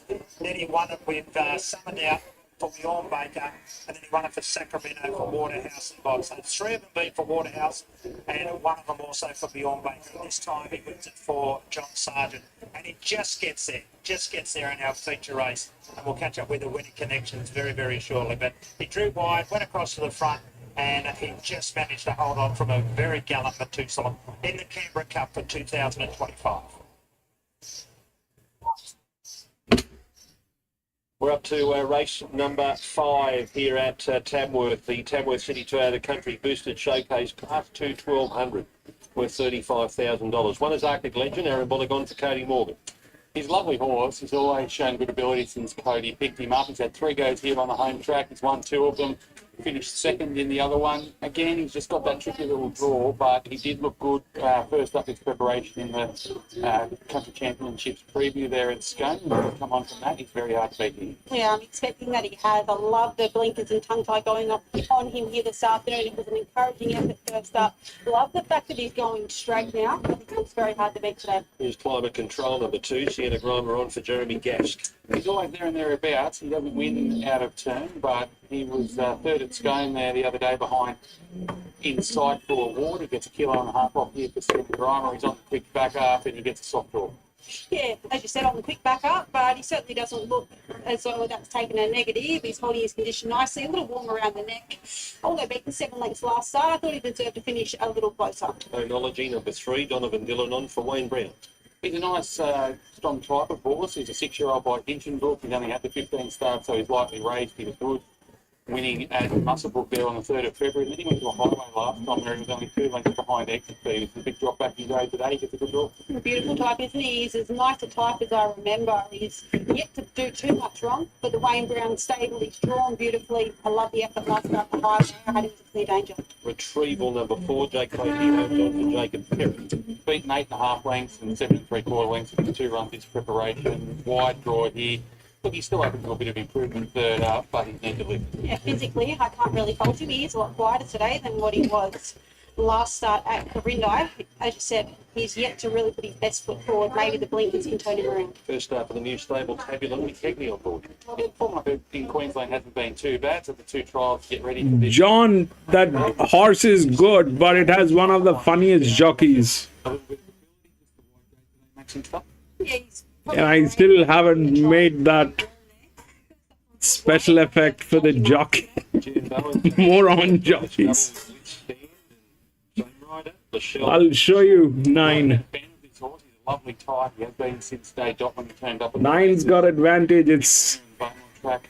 3 starts back, then he, 2 starts back. He played up last time out there at Rose Hill, but he's been back to the trials, trialled nicely, and the little bit of rain that's been around, just that little bit of sting out of the track will help him. Yeah, great. He probably would have liked to see a little bit more, but he's a horse that really has strengthened with time. He'd only have to run up to what he did 2 back to be very competitive here. Ada's image in the image of the sun, Mitchell Bell riding for Masala and Gavinic. Lovely mare by the Autumn Sun gets Mitch Bell aboard today with the winner of Newcastle over the 1900 there last preparation, then stretched out to the 2300 before going for a break. This is a good kick-off point, this prep. Yeah, it looks a kick-off point. She was beaten around 6.5 lengths in that recent withstand trial. She's very warm. That's not like her. Our warrior number 9, it's an ex-Jerome Hunter galloper. Jeremy Sylvester's got it. It's had surgery. It's removed bone chips from both knees. It's had 426 days since last start for Jerome. So that's the reason for the time off. Luke Rolls is the rider. Yeah, long time off the scene, as you mentioned. Did have a trial there in September of last year, then tipped straight back out. Had the 1 trial for Jeremy. That was at Scone on the 26th of February. Won that trial in good fashion. Gets an inside draw today. Yeah, won that trial in good fashion and in good time. Jeremy's had a bit of luck with these ex-Jerome Hunter geldings. He looks up to the mark. I'll be keeping a close eye on the mark at Lake. Prince of Sepang, number 10, break knock on for Jane Clinton. He's been going around some good races. Last time out was beaten less than a length behind Capital Mac. Prior to that, he was 4th behind Spec, who's won a since. Before that, 5th to Can Tishner, who has a good amount of ability. Gets a good draw today. Break knock goes aboard. He'll probably settle up on the speed and give him something to gun down. Yeah, he's looking well. I thought his run was good last start. Probably just not as good as Take Mine's. Okay, here's Take Mine, number 11, Todd Payne. He'll settle up loose to Mania in the big one a little bit later. Molly Fitzgerald rides. Hasn't been far away of late. Beaten narrowly at Armadale 3 back. Was good after that here behind Save the Best till last. And last time out really hit the line well behind Capital Mac. Wide gate today is a bit of an issue, but she does tend to get back into races anyway. Yeah, deserved to win last start. She draws a gate, she wins. She'll have to do it the hard way again here today, but I wouldn't be surprised to see her run well. And upwardly mobile, number 14, Chelsea Hillier on for Rod Northam. He should be very hard to beat. She's had the 2 runs back this preparation for a win at Scone and that close second here last time out behind Cossack Warrior, who, although he was beaten in the previous event, still ran well. She's had the 2 runs back, as I mentioned now. She should be reaching peak fitness. Her form last preparation was good. She's always shown a lot, and from the good draw down in the weights, I think she can run very, very well. Yeah, I really like this filly. She's yet to put a foot through this preparation. That 14 is the first one through the rails. Ideally, that 14 should win. 8 has one of the best jockeys, and 1 has the top jockey. I think all the jockeys have gone somewhere else. All the leftover jockeys are here. And about the 9, it is a neutral horse. 11 and 9 both are neutral horses, and these are the top 3 morons. She was good in the stalls, but 11, 4 and 9, out of which 4 is the maiden and probably has the highest advantage with a moron jockey. 14 is a good horse. It should come through. It's the first one through the rail. But the jockey is with 8 and 1. I'm out of this one. I don't... Sony, welcome back. You can go out in the big one. He's going great. I think all the jockeys have gone to Canberra. he could do anything. Cheeky 8 TW 8 has one of the best jockeys. I don't know how it will play Dow's. So super, he's on the up too. So got to be in it to win it. Certainly do it. Good luck with all three. Photography. $2.90 now. $2.90. I don't know. The last one went with the jockeys. Here the 8 is a grey. Greys are not great for 1200 meters. They're very good at 1400 to 1700 meters. But here it is. Everything is possible. I don't doubt. All the leftover jockeys are here. And whatever the ones which are Good little races. Could have made a racing. top three picks, 1-3, 14-7 with Arctic Legend. Worried about Analogy, upwardly mobile, going great, a little warm, and Withstand. Probably would have liked a bit more rain for him, but good box trifecta, 1, 3, and 14. We're loading up quickly. Let's get up to Dan Mission now for his call of race 5. The sets. Stand by race 5. Presses the button, they're off. Prince of Sepang was cleanly away with Withstand, and also Climate Control booting forward underneath those runners with Our Warrior. So getting to the lead was Climate Control and raced about a length and a half in front of Withstand, followed by Our Warrior along the inside in third spot. Upwardly Mobile is next, joined with Enology, followed by Arctic Legend. A gap of 2 lengths to Retrieval, followed by Prince of Sepang with Image of the Sun. Tabulum moves forward 3 deep on the track, and there's one more. And the rear field is Take Mine. Sweep towards the 600 metres, and the leader is Climate Control. Leads by about a length. Arctic Legend, though, pushing forward to be on the outside of the leader now. Going with it is Upwardly Mobile, followed by Withstand. Acknowledges not too far away. Then came Our Warrior at the head of the remainder. Around the bend they come at the 350 metres. Climate Control leads narrowly, but Retrieval down the outside has gone up and dashed to the front now. So Retrieval leads the lane narrowly. Moving up again is Upwardly Mobile, followed then by Climate Control. Since Princess of Pain's not too far away with Enology along the inside, but Retrieval in front, down towards the line. Retrieval is going to kick clear and win by about a half a length. Enology along the fence. Climate Control was third from Upwardly Mobile. Prince of Sepang Withstand followed. Further afield by Take Mine, just ahead there of Arctic Legend with Tabulum, Our Warrior, and Image of the Sun. Have a look at that. Have a look at that. $122 for the win. $16.10 for the place. Only $65 on Super Tab. They must have liked it down there. You'd feel ripped off, wouldn't you? $93.50 on UTAB. Now, what price did he end up fixed odds? $126, 125 to 1. 100 first leg of the quaddie. Gonzo Group. Anyone have the field? Imagine backing a winner that's paid $6. Here is what happened. That 4 was the maiden with the highest advantage and a moron jockey.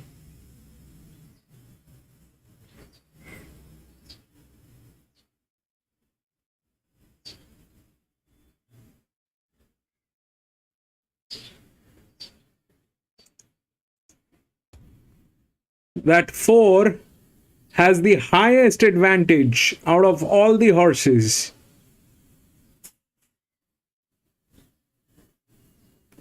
Here it is also the same thing. The 10 with the highest benchmark 66. We don't have to go through all that nonsense anymore. If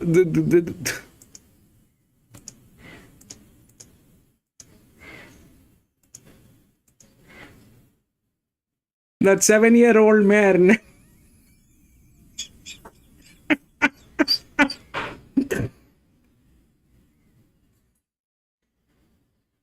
That 7-year-old mare on a 1400 meter. This was a 1200 meter. This is a 1400 meter. That's the highest advantage. 13 in the next one. I am out.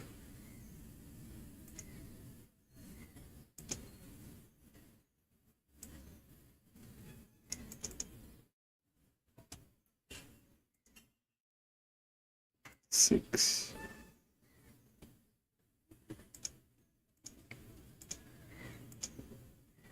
One 749.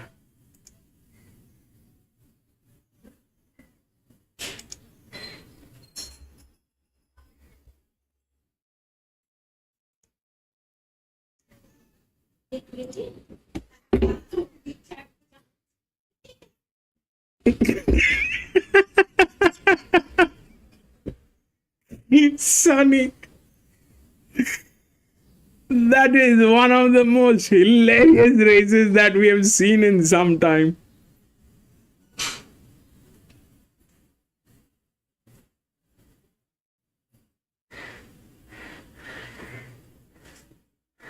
They're doing everything. Confident, because he's gone out $126. You come here today, you think he's going to run well, but at what stage did you think that he was the winner?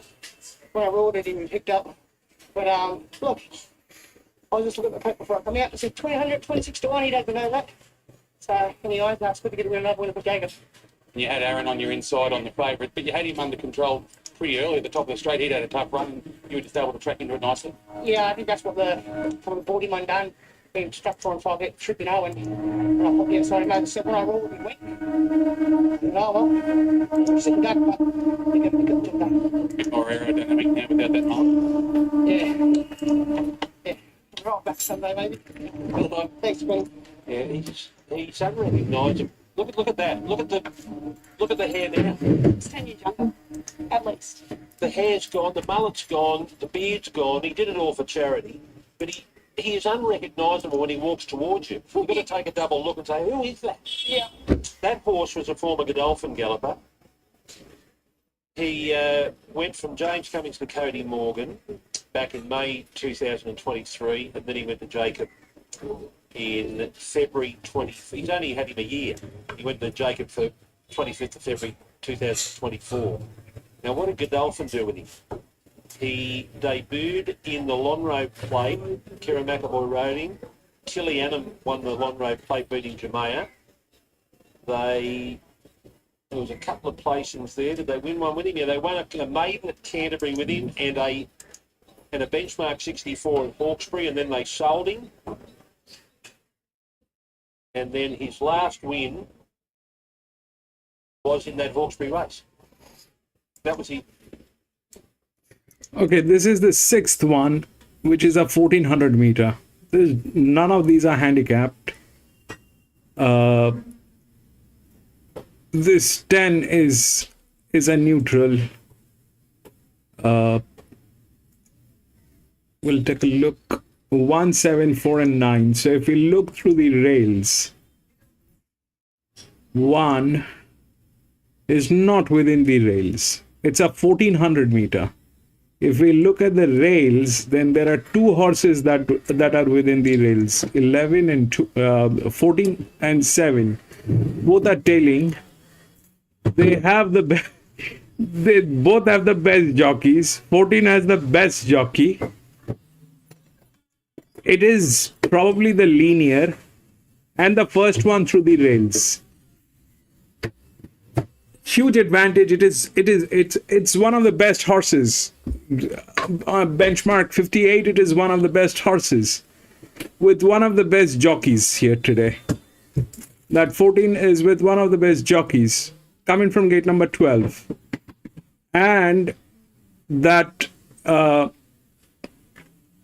but here is the thing. If we look at after that, it is the maiden, which is the 7-year-old 13 with the highest amount of the highest advantage given on that horse. It's a 7-year-old mare. It's a 7-year-old mare. What is that doing here is a question. Here, what happened is the jockey was a moron. This horse is supposed to be a maiden horse with the highest advantage given as a maiden horse. It went through that 4. Here it is the 10. Back to back 2 races they did this. I don't know whether they'll do it this time, but that's what the scene is.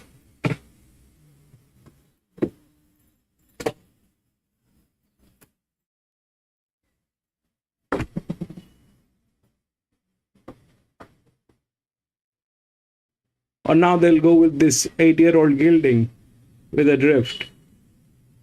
God knows. Only God knows what they will do. Ideally, 14 should win.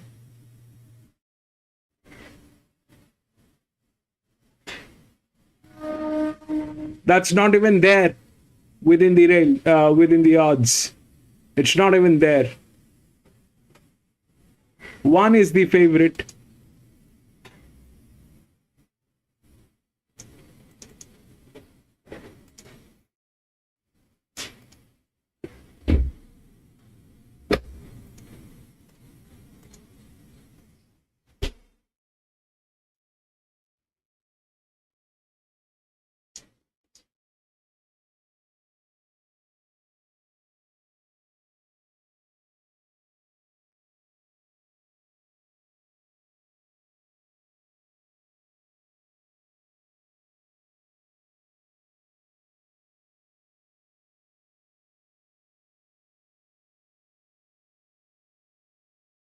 Were coming right if you get to run. He said he would. Yeah, we've had a lot of luck together. Obviously, he started with me at Scone, so we've had a really good relationship. And he rides most of mine in Sydney. And when he gets the opportunity to come back to Scone or Muswellbrook and does a clash with something down there, trials or race day, he generally comes back and he tries to ride a winner or two, or I try to give him a winner or two. Probably me giving him a winner or two, really. Yeah, Reece came as a 20-year-old young kid, wanted to be an apprentice. I think he's been nearly 6 years all up to get to the stage where he got to. But yeah, he's been part of the furniture. He's part of our stable and always will be. Contributed to my success over the years. Yeah, whenever we picked up, we always had a beer and they're very good mates. He's always been a mentor. He helped me a lot with my riding early days.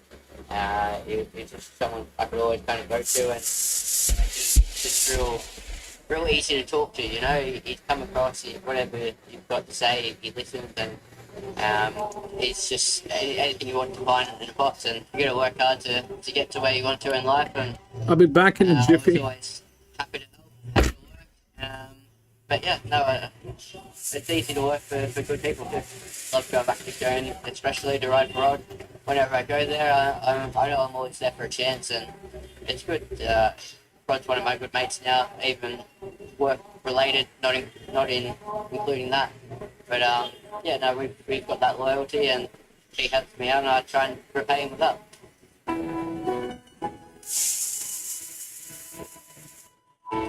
I think he can run well. I think he'll bounce into a few of the similar horses that were in that preview. He'll be down in the weights, and usually at Tamworth there's good speed on, and I think he'll appreciate a bit more tempo than what we said the other day, and he'll really quicken off that well. You really need a horse that's in form for the country championships, I think. I think you need a horse that's probably going into the heat sort of third, fourth up. You want that sort of fitness base as well. So yeah, I think it's a pretty hard race, 1400 around Tamworth to try and win. Just coming on trials, we sort of need a run or two under your belt, and then that gives you the opportunity to be going to the final, sort of third, fourth up, with the heat.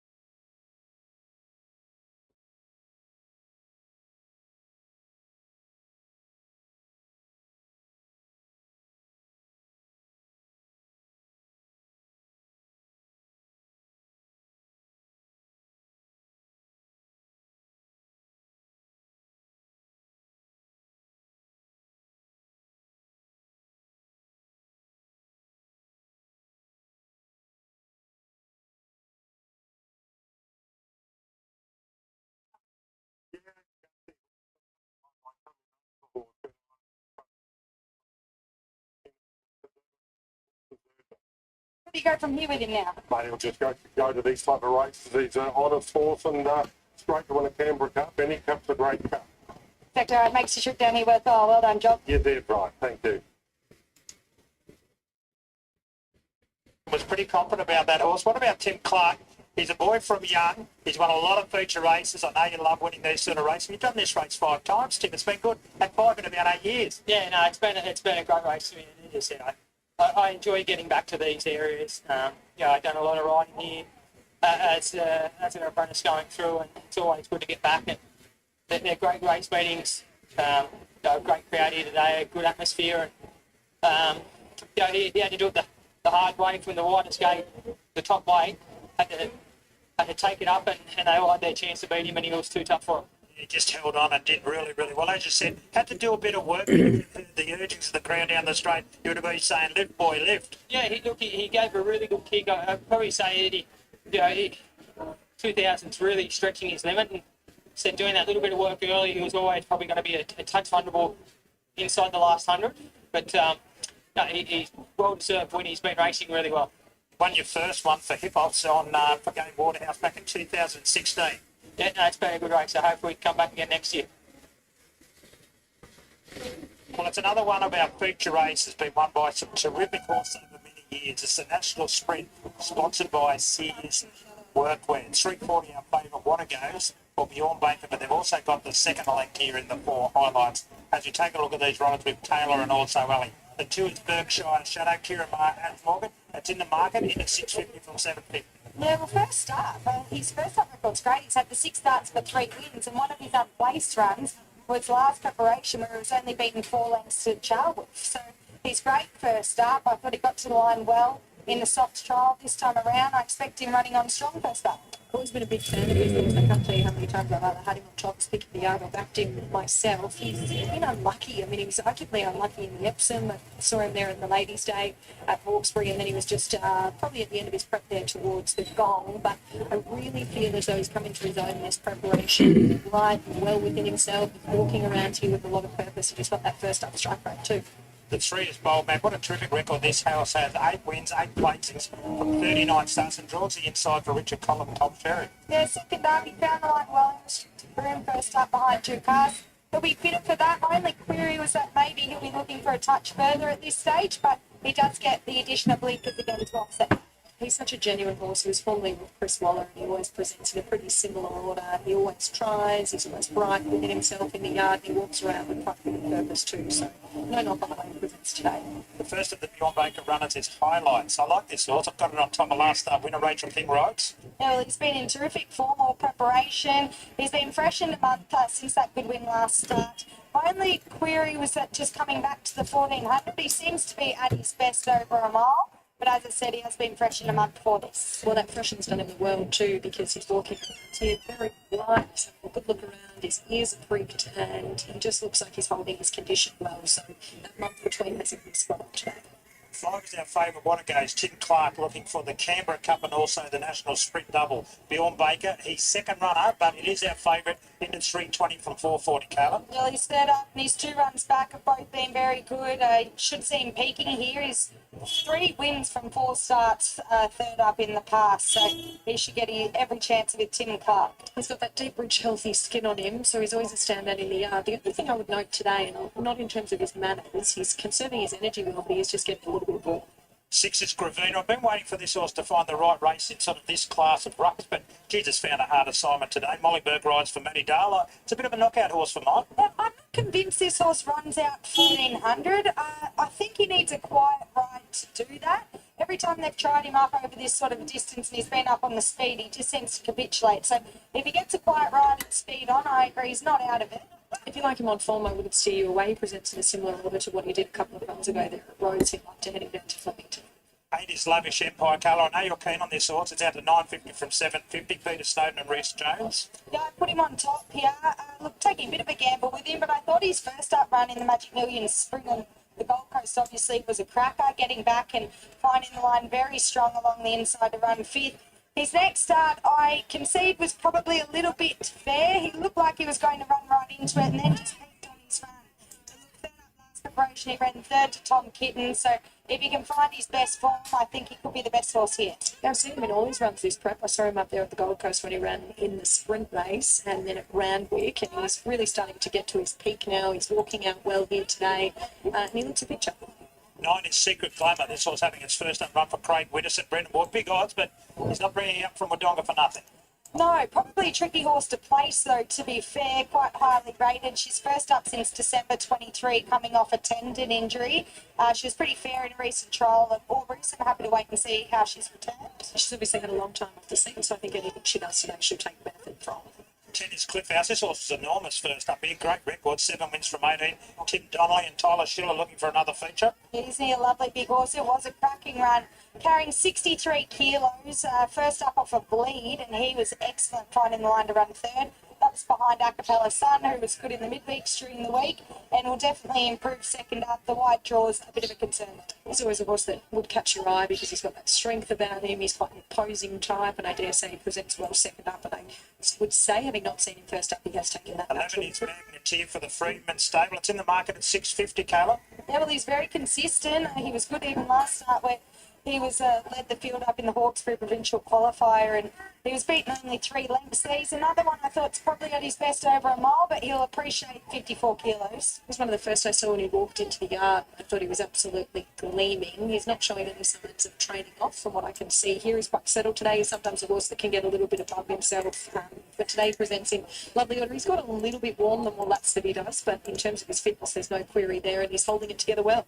The 12 is a proven performer in decent races, but it's got to do it first up today. Zuaniger is his name for Joseph Giants and Andrew Eckert.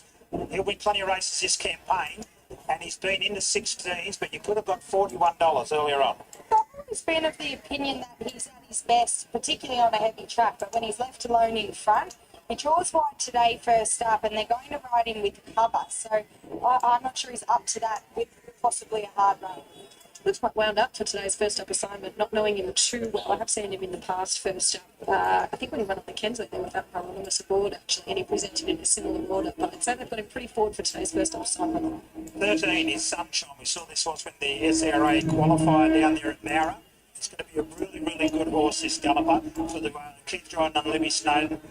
I like this horse going forward, but today, probably just another tick over run, but Keith Jordan's won this race a few times. Yeah, well, she's on track to take up her position in the Randwick final. She was excellent there in the qualifier at Nowra after a pretty luckless run first up. She's a very versatile horse in the mare, but she'll need a good ride from a wide drawing hard race. 14 and 15 of the stablemates. We'll talk about Lasante first. Well, he's been fresh in 5 weeks. He comes back to 1400 after a tough run in the Bega Cup last start. I don't think he's hopeless here from soft draw. And the 16 Demanding Mo. Well, equally, he ran second in this race last year, and his first up run for a horse that never races well fresh, I thought was a cracker to run fourth here at Canberra. He definitely will improve second up, and another one I don't think he's out of it. My on-top selection here is pick of the yard is Berkshire Shadow. As I said, I've always been a fan of this horse since he came out from Europe. I think he's really starting to come into his own now. I think it's about his third preparation over here. He was unlucky all last prep, and I think he looks forward and switched on today. He looks really well and healthy within himself. So Berkshire Shadow, I did find it tricky though. I ummed and ahed between him and Highlights. I thought Highlights paraded in lovely order, and the other one I wanted to make mention of, who I thought paraded really, really well, looks forward as you would expect, has been up a little while, but not showing any signs of backing off. That is Magneteer. Here with Luke Hilton, you've got a few good chances left to round out your day. We'll start off here with Highlights. So he's been freshened up and comes back to the 1400. Is that any concern? Yeah, 14's definitely at the bottom of his wheelhouse, but he's been racing so well. He's a last start winner. He's very honest and just sort of limited races around for him. So just had to give him a little freshen up and hit this race. But he's working. Tuesday was outstanding. He's in really good form. Sharp enough to roll forward? Yeah, he'll be somewhere there in the first 4 or 5. He's probably just not a stalker, so if he can find that spot from that gate, he has every chance. And what it goes, his form tells us that he should be peaking third up. Is that what he's showing at home? Yeah, we're hoping that. He probably thought he would go a little bit better last start. It was a touch disappointing. He has a tendency to do that second half. No excuses today. It's the right run in the race. He'll be forward, and he gets back to his best form. He's definitely winning chance. I've got to ask you about your horse in the next, one of the better placed horses of the day, Deal and Dash. Yeah, he gets in well with set weights conditions. He was a really surprising winner first up. He'd only come off the one trial, but won really well. Asking another step today up to the 2000 off the one trial, one start. So it's not an easy ask, but he's a progressive horse, and if he puts his hand up today, he could look on to better things in the autumn. Good luck. Thank you. The Bacon Stable have the two favourites here. 5 What It Goes with Tim Clark searching for the big race double, as I mentioned, after winning the cup. It is 440 to 320. Rachel King rides the second one in the market. Highlights is 550 to 440. 550 to 440. Berkshire Shadow, first up off a break, $7.50 to $8. Gravina, I think this is the best run in the race, $12.19. Kayla's Selection Lavish Empire, $7.50 to $11. Cliff House Parade Enormous again. We'll wait for him for the Aubrey Cup Carnival. 16s to 21s at Zuwatica. First up from the spell, $41, 16s, 15s, 14s. So big money there for Zuwatica. 41s, 16s, 14s, and Sunshine. Our last start winner of a big race down there in the country championship, 23s to 35. So 4, 5, 13 and 6, this crowd is still playing. Running havoc here, Kayla, they are. They're having a great day, all the young ones, and it's a holiday here tomorrow, and you and I have the day off. Can't wait to get amongst it, I tell you. That's exactly right. You're going to go home, Ellie. I might stay the night. Why not? This has been a great race over many, many years. So many top horses, Zuwatica still out the back. Still out the back, big Zuwatica in this race. It's been won by so many horses. Last year taken out by Coin Toss. Before that, another one won it. Some great horses have won it. Saintwood won it for Rick Worthington and Nathan Berry many, many years ago. Here we go for the National Sprint. Stand by. Gateman climbing up the back. Just waiting for the signal from behind.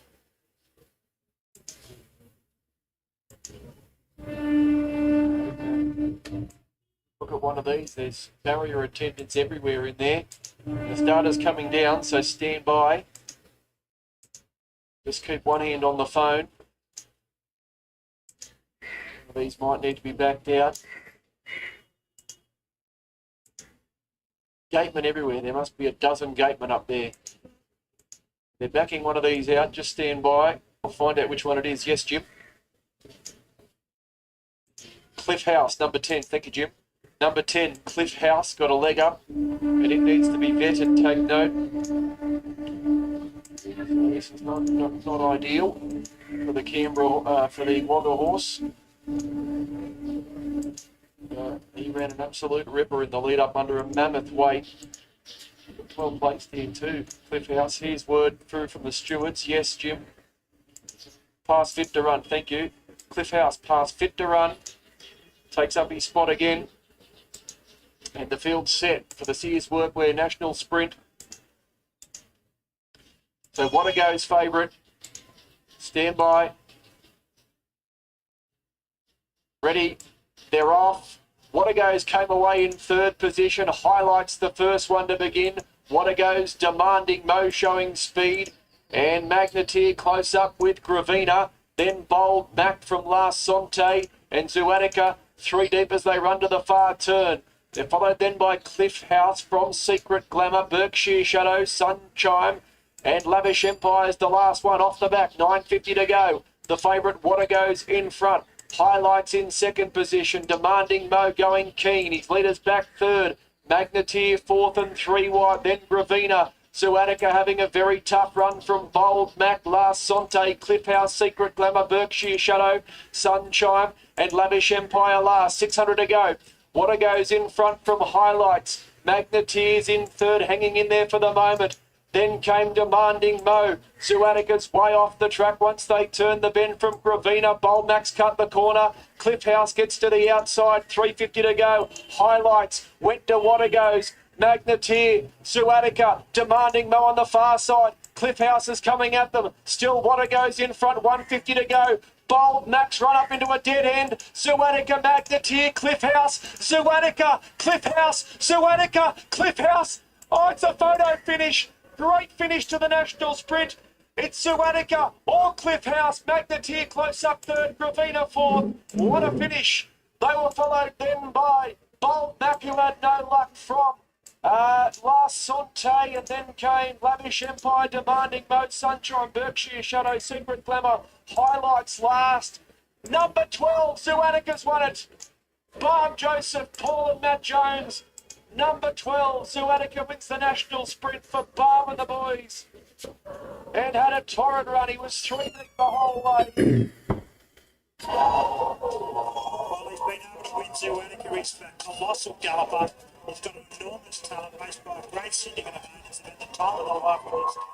And that is his 8th win from 21 start. He overcome a wide draw, a little bit of a wide run, and he's just stepped out Cliff House. He'll go into a race that will be over the carnival. So it'll be 12, 10, 11, and winners paid 13.70. Cliff House at 4.20, Magnitude at 2.10, and Cavita good again. He'll get there one day. So what a performance by Zuanica. That's his 8th win from 21. What a great training performance too. They've had it up on such a big day, which is a huge thrill for the Joseph Shortlisting. That's an excellent effort. He's done like fresh, but he's usually at his best on a hand track.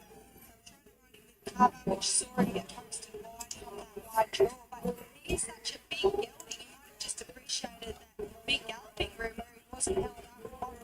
He could roll into the race when it suited him, and that's just seen him be too strong. Cliff House, this horse has come back into it before that. Tim Douglas always been a great trainer, but to produce this horse off the back of a bleeding preparation to be racing this well is great. So we'll go through this one once again. I'm going to be out. I don't know what they're playing. So if we look at the odds, 1, 7, 4, and 9. 1 is the favorite.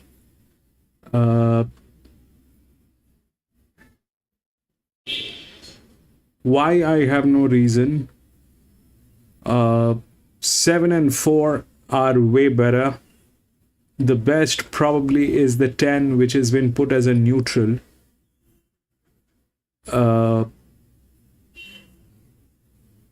And 14 has a lot of advantage going through the rails. It's a 7-year-old gelding. Now, I was trying to look for a pattern. The 4, the 10. I mean, if they are doing hanky-panky, they need to have alibis for questions that maybe that may get asked, and they'll have to answer. So how the 10 won basically has no reason, but if they have to give an alibi, the alibi is that this horse has been to this track and it actually got a place in this track. The 10 had nothing to do in a benchmark 66. It's a maiden, but it had one of the best advantages with one of the best jockeys. That's what played. That's what they did. It did not play. They made it play. The second one, the 4, if we look at it, is the same numbers. All right. It is the maiden with the highest advantage. Here, this horse has been into this ground. It may not have had any places, but it did. It was there. It also had a league race, but it was one of the mules that's straightforward. If we look at this one, the 6.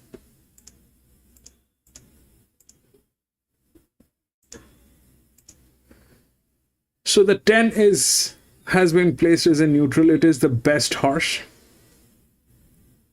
Now there are, if we look at what are the possibilities, so that 7 is in the same situation as the 4 and the 10 in the previous 2 races. That 13. It's a 7-year-old mare, and it has the same numbers. It has the same numbers. The other thing is the alibi. This one probably doesn't have an alibi. The other one which has an alibi is this 8-year-old.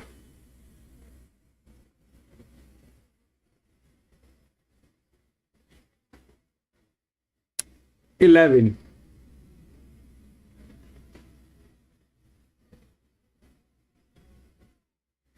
It has been here. And it is an 8-year-old. Unsuspecting. If it actually played honestly, then even if I discount that 14 through the rails with all the advantages, it's the linear with the best jockey, then 7 should have been there. Or 7 should be there.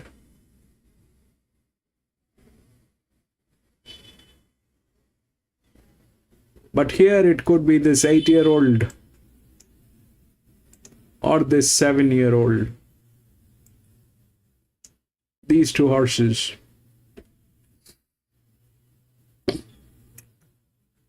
That's what they have been doing. This, if you look at the 4, it's a maiden.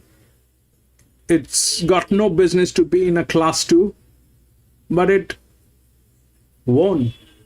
Why? They'll have to have an alibi.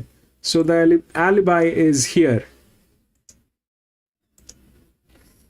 For this, the alibi is here. That 10. And this 13 doesn't have an alibi. This 11 has, which is an 8-year-old. So that is what they're playing, okay? This is what they're playing. This is not horse racing. We've lost not almost, I lost each and every race today here at this track. And it's very unpleasant. I get very irritated with these kind of behaviors. But that's what they're doing. And this is a part of horse racing that we have to, accept with a pinch of salt.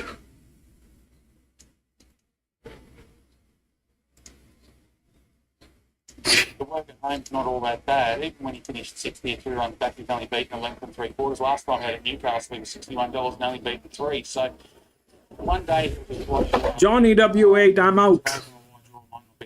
I think that day will be next time we find him on rain-affected ground. His past 3 have been really good for him on top of the ground, but I have him as a dead-set wet tracker. Okay, here are the selections for race 6. 4, 7, 5 and 8. I'm going to call me Terry from Ballinderry South. Ferrazano looked excellent, and China Grove paraded like the China Grove evolved. 6, 7, 5 and 1 for me. Great Armada at value. Appreciate getting up in trip. I'll put the 7 in for second, Ballinderry South. Ferrazano in for third, Commando Jack for fourth. Equal favourites, Commando Jack and Ballinderry Sal. They're both at 420. Call me Terry's 480. Here's David Smith with Ben. Commando Jack going around here. I thought his run there at Orange in the Central Districts qualifier was a ripper. He just got out of his ground that day, but his work through the line was very good.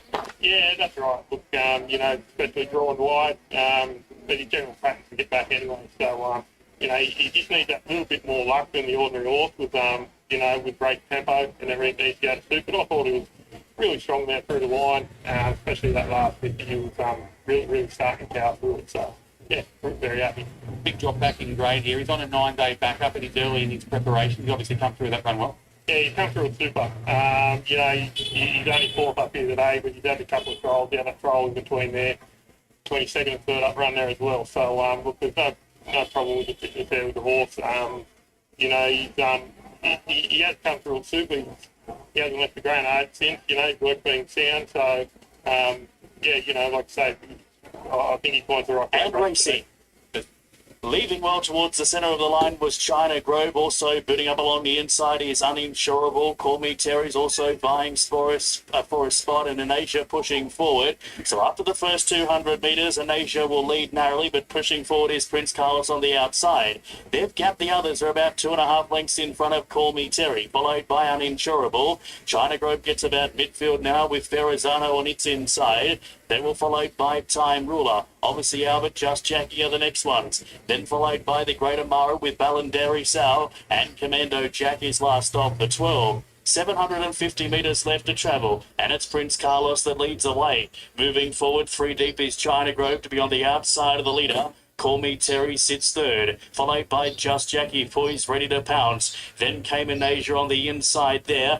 Pushing forward is Uninsurable. Then followed by Commando Jack. Next came Ferrazano, and at the head of the remainder is the Great Armada. Turning the bend at the 350 metres mark. Just Jackie all got a riderless horse out deep.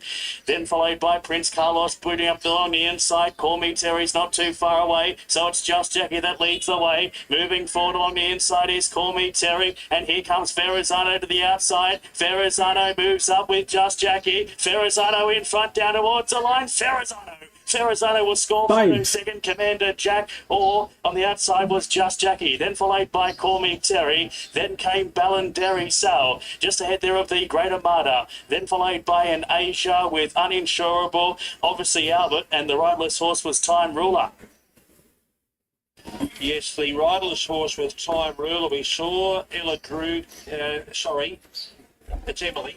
Ella Drew come off about, when was it, Belinda? About 600 from home? She hit the clip heels and may have lost an eye and then slipped off the side. So our condolences and thoughts do go out to her. Let's hope that she is okay.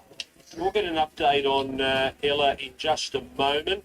That riderless horse finishing the race, Time Ruler. But it is Ferrazano here, number 5, Will Stanley and Cam Crockett. Getting past Just Jackie. There's Commando Jack late, trying to dive through and grab second. I think it just missed. I think Just Jackie's going to hold on for second in front of Commando Jack. But it's Ferrazano for Cameron Crockett. Now, in a moment, he's going to walk over and saddle up Dancers with Hooves in the big one, the Hunter and Northwest Country Championship, a race that he's had 2 seconds. 2 horses qualify in this area. They were Pure Fuego in 2021 and Commando. They're also confused at the track. What the fish is happening?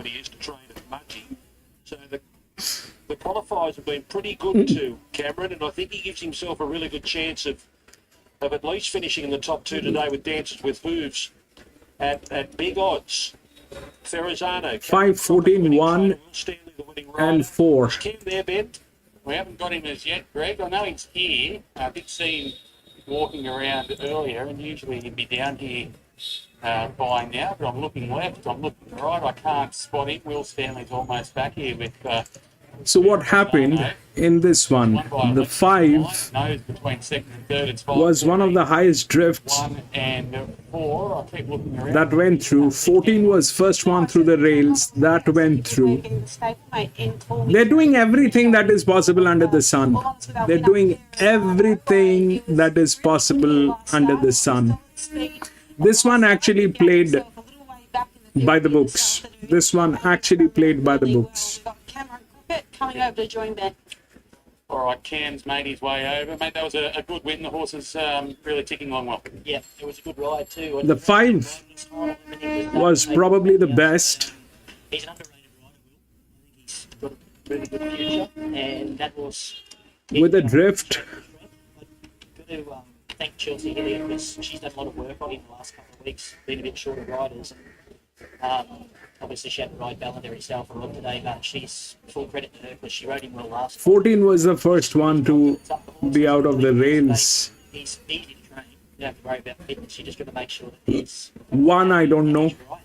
And, we found a couple of things that we had to tweak. Because 7 is better. That 7 did not get through. Yeah. And the 10, which was there, did not do anything. knows she's going to give everything she's got. She's got the good draw as well. Where do you think she'll be in the run? I think it's going to end up something similar to that. We don't want to get too far back today, but I'll leave it in Will's hands. As I say, he's a good rider, and he can jump to speed and go from there. Well done with Arizona. Best of luck in the next. Thank you. Okay, is Will hanging around, Belinda? Certainly is. Cameron says you're underrated, and off that ride, I'd have to agree. It's good of him, but no, he's a nice little horse going forward. I think he jumped really well. He was going to 7-1-13-8. Just a bit too much speed for me. He's only a little horse with a big weight, so I didn't want to do too much early work with him. But travelled really well, popped early, got under my own accord, but things happen. But he travelled really well up until straightening, and the thing is, of course, he's so little, he's a horse that you can't really go for too early. He's got to let him go through its gears, and then when he gets top, he's going to get it all. So quite happy with the win. It's taken a little while to find his groove, but that was positive signs today. Yeah, it was really good. Like, his form's been pretty well without winning. He's just, I think that just as I said, he's just starting to mature and just starting to grow up and figure out his craft. So it'd be good once he's fully furnished. Yep, yeah, you have had a fair bit to do with dances with hooves. You accompany that galloper in the next. You're one of the horses you can make a case for that actually draw a barrier. Yeah, she's got a little soft spot for me. She gave me my first provincial winner at my home track, so I'm really looking forward to ride her. I think she's got over in the odds a little bit, but there's some quality gallopers in it, so you're going to But from that soft draw, she's going to get a lovely run in, and we all know she can got a blister and turn of foot, so hopefully she can produce it today. Well done, and good luck in the next. Thank you. Yes, over the odds. Well, they're winning it over the odds today. You had a $126 winner earlier. Now, what price is Dance with Hooves? She's into $19 now. She was $34 before the scratchings, but she's met with support today. Dance with Hooves. Let's get the market up for the Country Championship qualifier. We might get the thoughts of Ben and Belinda before we come back and have a look at them in the yard. Know Thyself was a $2.40 favourite. Blinker's first time for Massara and Gavranich. They've got the first, second and third favourites here. They've got Rematch, $5.50. Molly Fitzgerald takes the ride on Rematch. $6.50 for InterVarsity. Out to $10 for Listomania. $11 for the local Tornado Express. Now, it's met with support. It's into $11 now. Halsey Bell's a $16 chance. Then Dances with Hooves at 19. Point Bass at 19. Smart Shot at 26. Away goes the Bunny at 34 and 40 to 1 and longer the rest. So Know Thyself, a horse they've got a lot of confidence in. They've gone with him as the top seed. They ran Clear Thinking yesterday in the Winona Girl. She would have ran odds on in this race here today. So they've got that much confidence in Know Thyself. They've set her on a path to black type. And Know Thyself is their country championship galloper. Who do you like? Well, look, I think there's no denying the fact Know Thyself is the best credentialed horse in the race. It's just going to need the luck from barrier 12. Now, if Barron gets that luck, it could be good night Irene. He'll probably blast away from them. I've gone just the way of InterVarsity, a little bit more versatile, can push forward or settle back. Hopefully can get into a nice spot. You're getting $6.50 to find out. She did finish fourth in the listed Mona Lisa Stakes last preparation, so she was going to go that way with her. But if Know Thyself came out and blew them away, I certainly wouldn't be surprised. Yeah, I'm with Know Thyself. I'm just hoping class will prevail. I know awkward gate, but excellent rider on board. I think the simple fact that Aaron gets down to 56.5 to ride him really says a lot. He's placed at Group Company, and he's a very nice horse. It's just going to come back down to luck in running. Any kind of luck at all, 3-deck would cover, I think will be good enough, and hoping he'll be too good. Well, there's a wonderful sight. I just saw Ella Drew walk back into the jockey's room. She gave me a thumbs up. She had a smile on her face. She's fine. She walked back. She walked back, probably got a lift back with the ambulance officers, but she walked back into the jockey's room. She is 100% A-OK after that fall coming up towards the turn there at Tamworth. So we are 30 minutes away from the qualifier. We'll be back when runners are in the yard in about 15 minutes' time.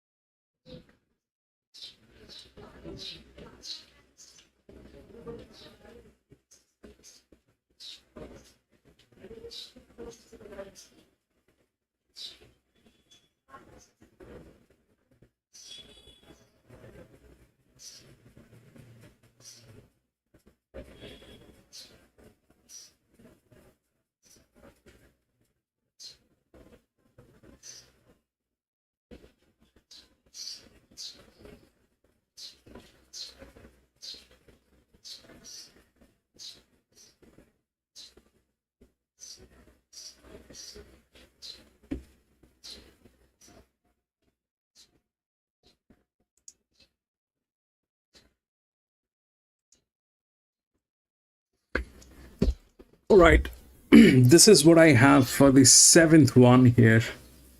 Now, if we look at the odds, the 7 is the favorite.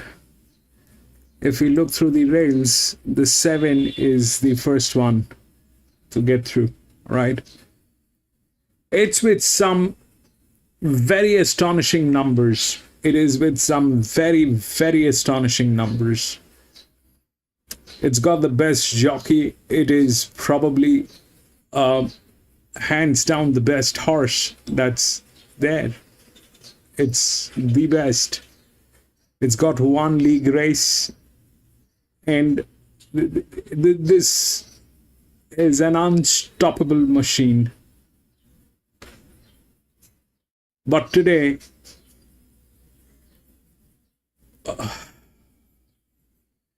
now let's talk technicalities, possibilities that might happen. So if we look at the BB basically is the body balance. It is again with the estimated body weight plus the length it is going to cover, the advantage on these horses. So these are the top 3 horses with the best BBs. The rest are there, but these are the top 3. 7, 13 and 5. If we look at the 2 of the best, which is 7 and 13, 7 is under pressure. They're same size, almost same size horses. These are almost same size, almost same performance, almost. And they're same in many other way. But 13 has been put in as a neutral here. 13 has been put in as a neutral, and this one is handicapped. The 7 is handicapped.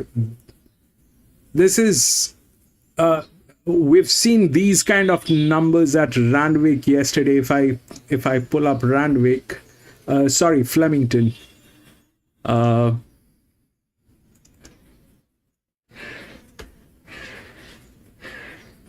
This is Flemington. So if we look at the same numbers, then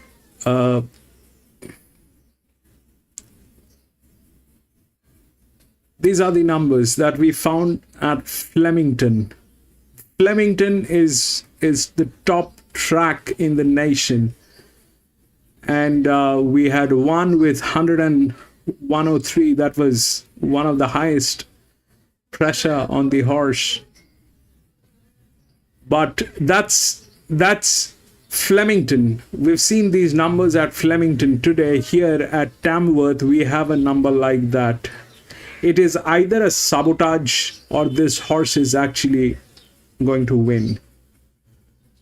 If this thing gets sabotaged, if this thing doesn't get through with that kind of a pressure, because I don't know, here at Tamworth with a class 5, is it possible to put that kind of a pressure? This one is on 83%, this is on a 99%. I don't know if that's possible. On papers, this thing looks like a beast.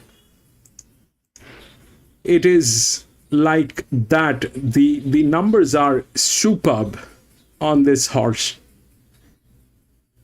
The possibilities that might happen is that the 7 with that pressure, if it fails, then it will go to 13.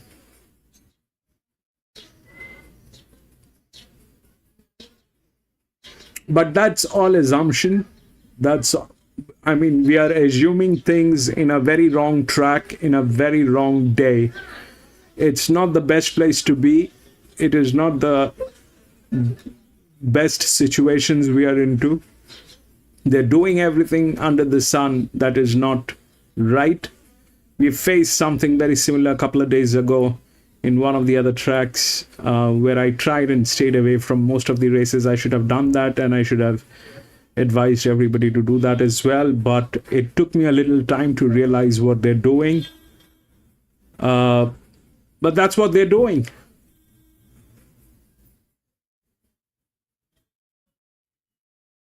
Seven, 3, 5, all within the rails.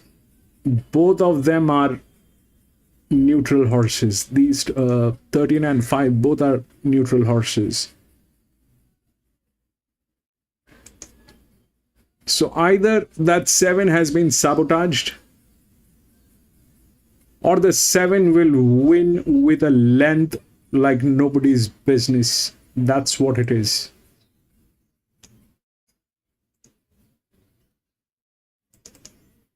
I'm going to be out.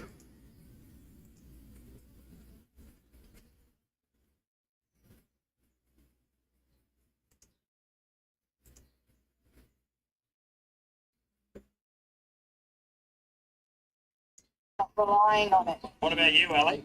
I'm keen to see what he looks like. I'm in the yard today. I'm just getting a look at him now. So let's leave our assessment till the end. Okay, we'll have a look at these runners for this 2,000 metre race. You know who it's our likely leader, Carla. We've seen a bit of this horse now for Nat Jarvis. We have, and I think that they will have no problems winning another race with this horse. He's been good in his 2 starts with them. Last start at Albury, he just wanted to over-race a bit in front, and he just couldn't really finish the race off as strongly as he is, as he can. So he can control the tempo with 5-horse field.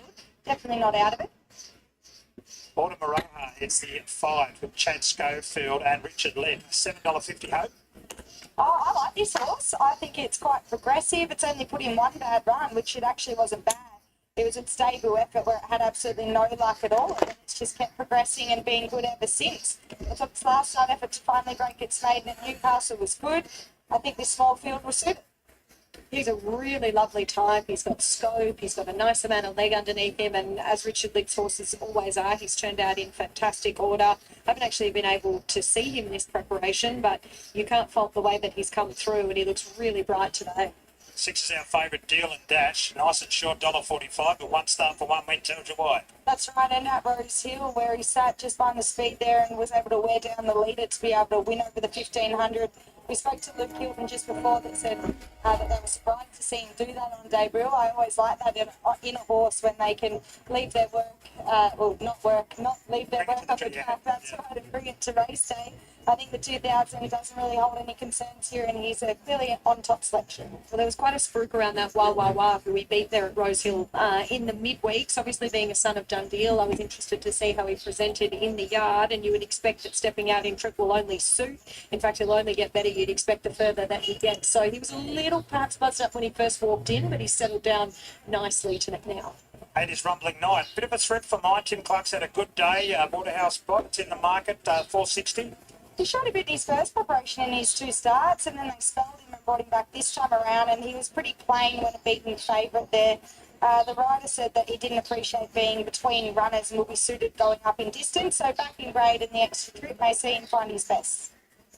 And the 11 here is Black Babylon for Tom Sherry and Annabelle Neesham and Rob Archibald. He's found the line well in all of his starts despite not breaking through yet. Last start he made up good ground on Autumn Aroa. He'll get the right run here. He's a really flashy type with those full white socks, a bit of a standout, so always an eye catcher there. I think he'll just be a horse that gets better once he gets out over further, but he's a very laid-back customer in the yard, hasn't turned a hair, using himself well, stretching out, and looks good second up now.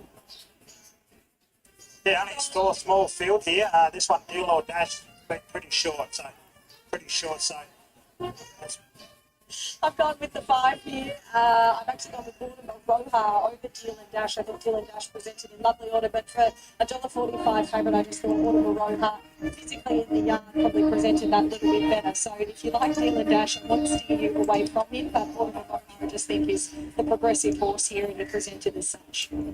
Pretty small field here, Kayla, but you're about to catch up with Adrian Bott. Yeah, I will. Who has rumbling a night here? It's good his first preparation. What did you make of his first up run? Yeah, look, he's on his first up. Still doing plenty of things wrong. He's obviously sort of lightly raced and still a little bit new in that regard. Quick jump up to the 2000 here, which he'll appreciate in time, but we're still developing and still giving him that grounding. I think he's a talented horse. He just needs to learn to put it all together. Yeah, has he come on a bit from that first up run? Yeah, no doubt. And it's the way that the race should unfold for him over this distance, I think that'll allow him to hopefully control things where he's able to do when he won impressively at Newcastle. And that's a more comfortable role for him and small field. Hopefully he can do that today and he should be able to handle that rise and trip. No, we'll touch on the Black Opal. I know you went under, but you must have been happy with Farsighted. Yeah, look, he's a very honest horse. He came here, did everything right today, ran very well and just sounded like better on the day. So couldn't ask for much more. It's how he sort of expected the race to unfold. I thought he got all the favours that he needed. So he had every opportunity. Obviously, they ran good tying, a track record here over the 1200. So, obviously a good performance from both horses, and I think it'll still lead into some lovely races for him over the carnival. Good luck here. Thanks very much. Well, the winner, of course, of the Black Opal, they've got plans to hopefully get that to the Golden Super with King of Pop for Gerald Ryan and Sterling and Alexo. What was Gerald's 5th win in the race? And Timmy Clark, who won the Cup of the following race with Palmetto, that was his 5th win in the Canberra Cup. And then our previous winner, Zuatica, for Joseph Jones, joins a list of horses that have won that time-honoured race. And he was able to win at $14. What about the run at Cliff House? We've got a 2 weeks' time, Carla. We're on Cliff House down at Albury. I agree. I think a lot of people will be off that terrific effort. As I mentioned, Tim Donnelly is as good a trainer as anyone who's got that horse returned in terrific effort. In terrific order, sorry. Our favourite here now, quite short into $1.35, but it's hard to look around him, isn't it? It is. This crowd, we just saw that they're well and truly entertained today, aren't they? The party will kick on, and with this early finish, gives them an opportunity to have a really good time. So this is our second last on the program. You know who's been good in 2 runs for the Java stable is out to $51. Mortimer Roja is 7 to 8. Steel and Dash our favourite, $1.65 to $1.35. Rumbling Night.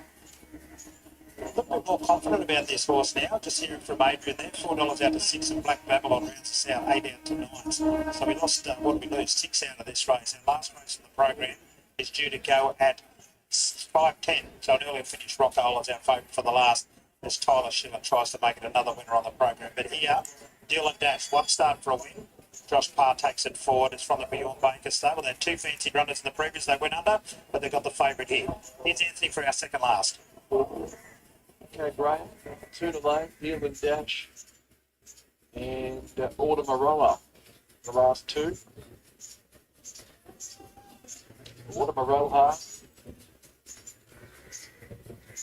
Deal and Dash, this is a short price favourite. $1.35 for this Deal and Dash.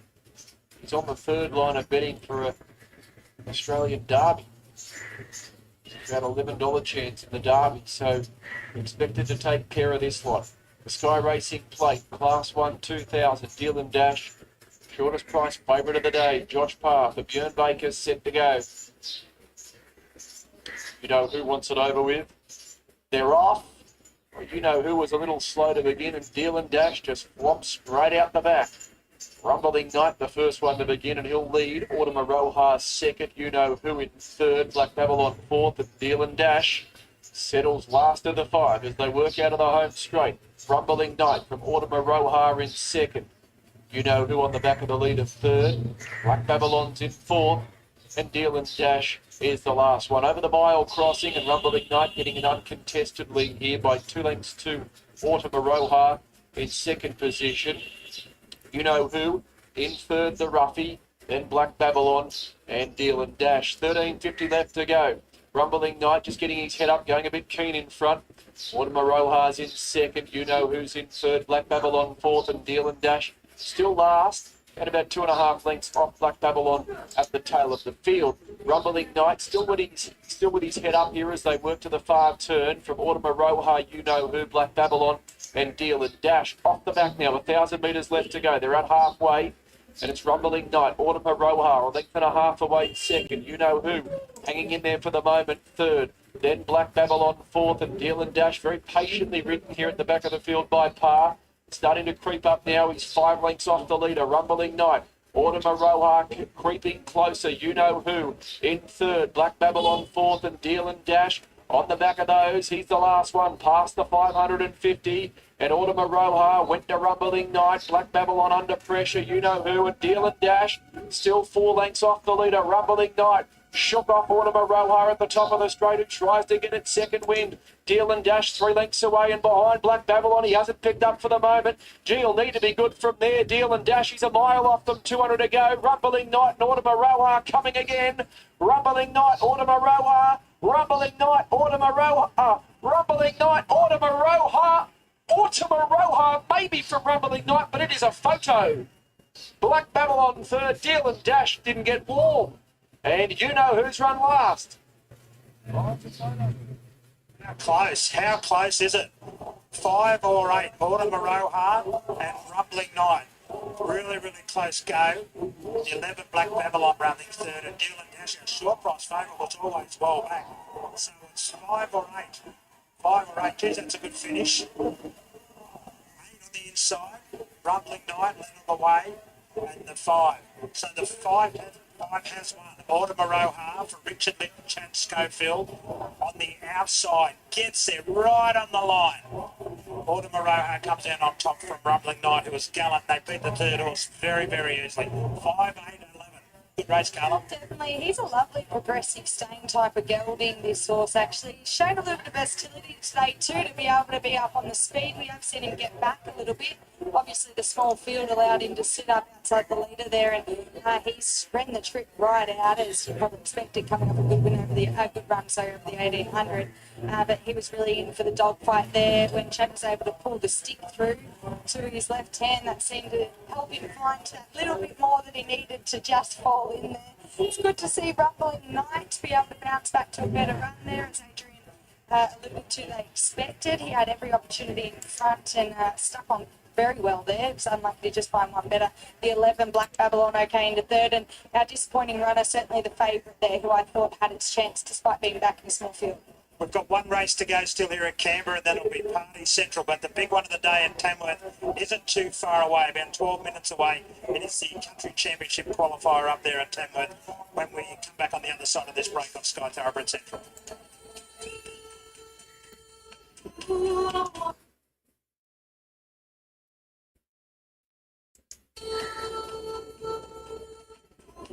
Searching for the sleep.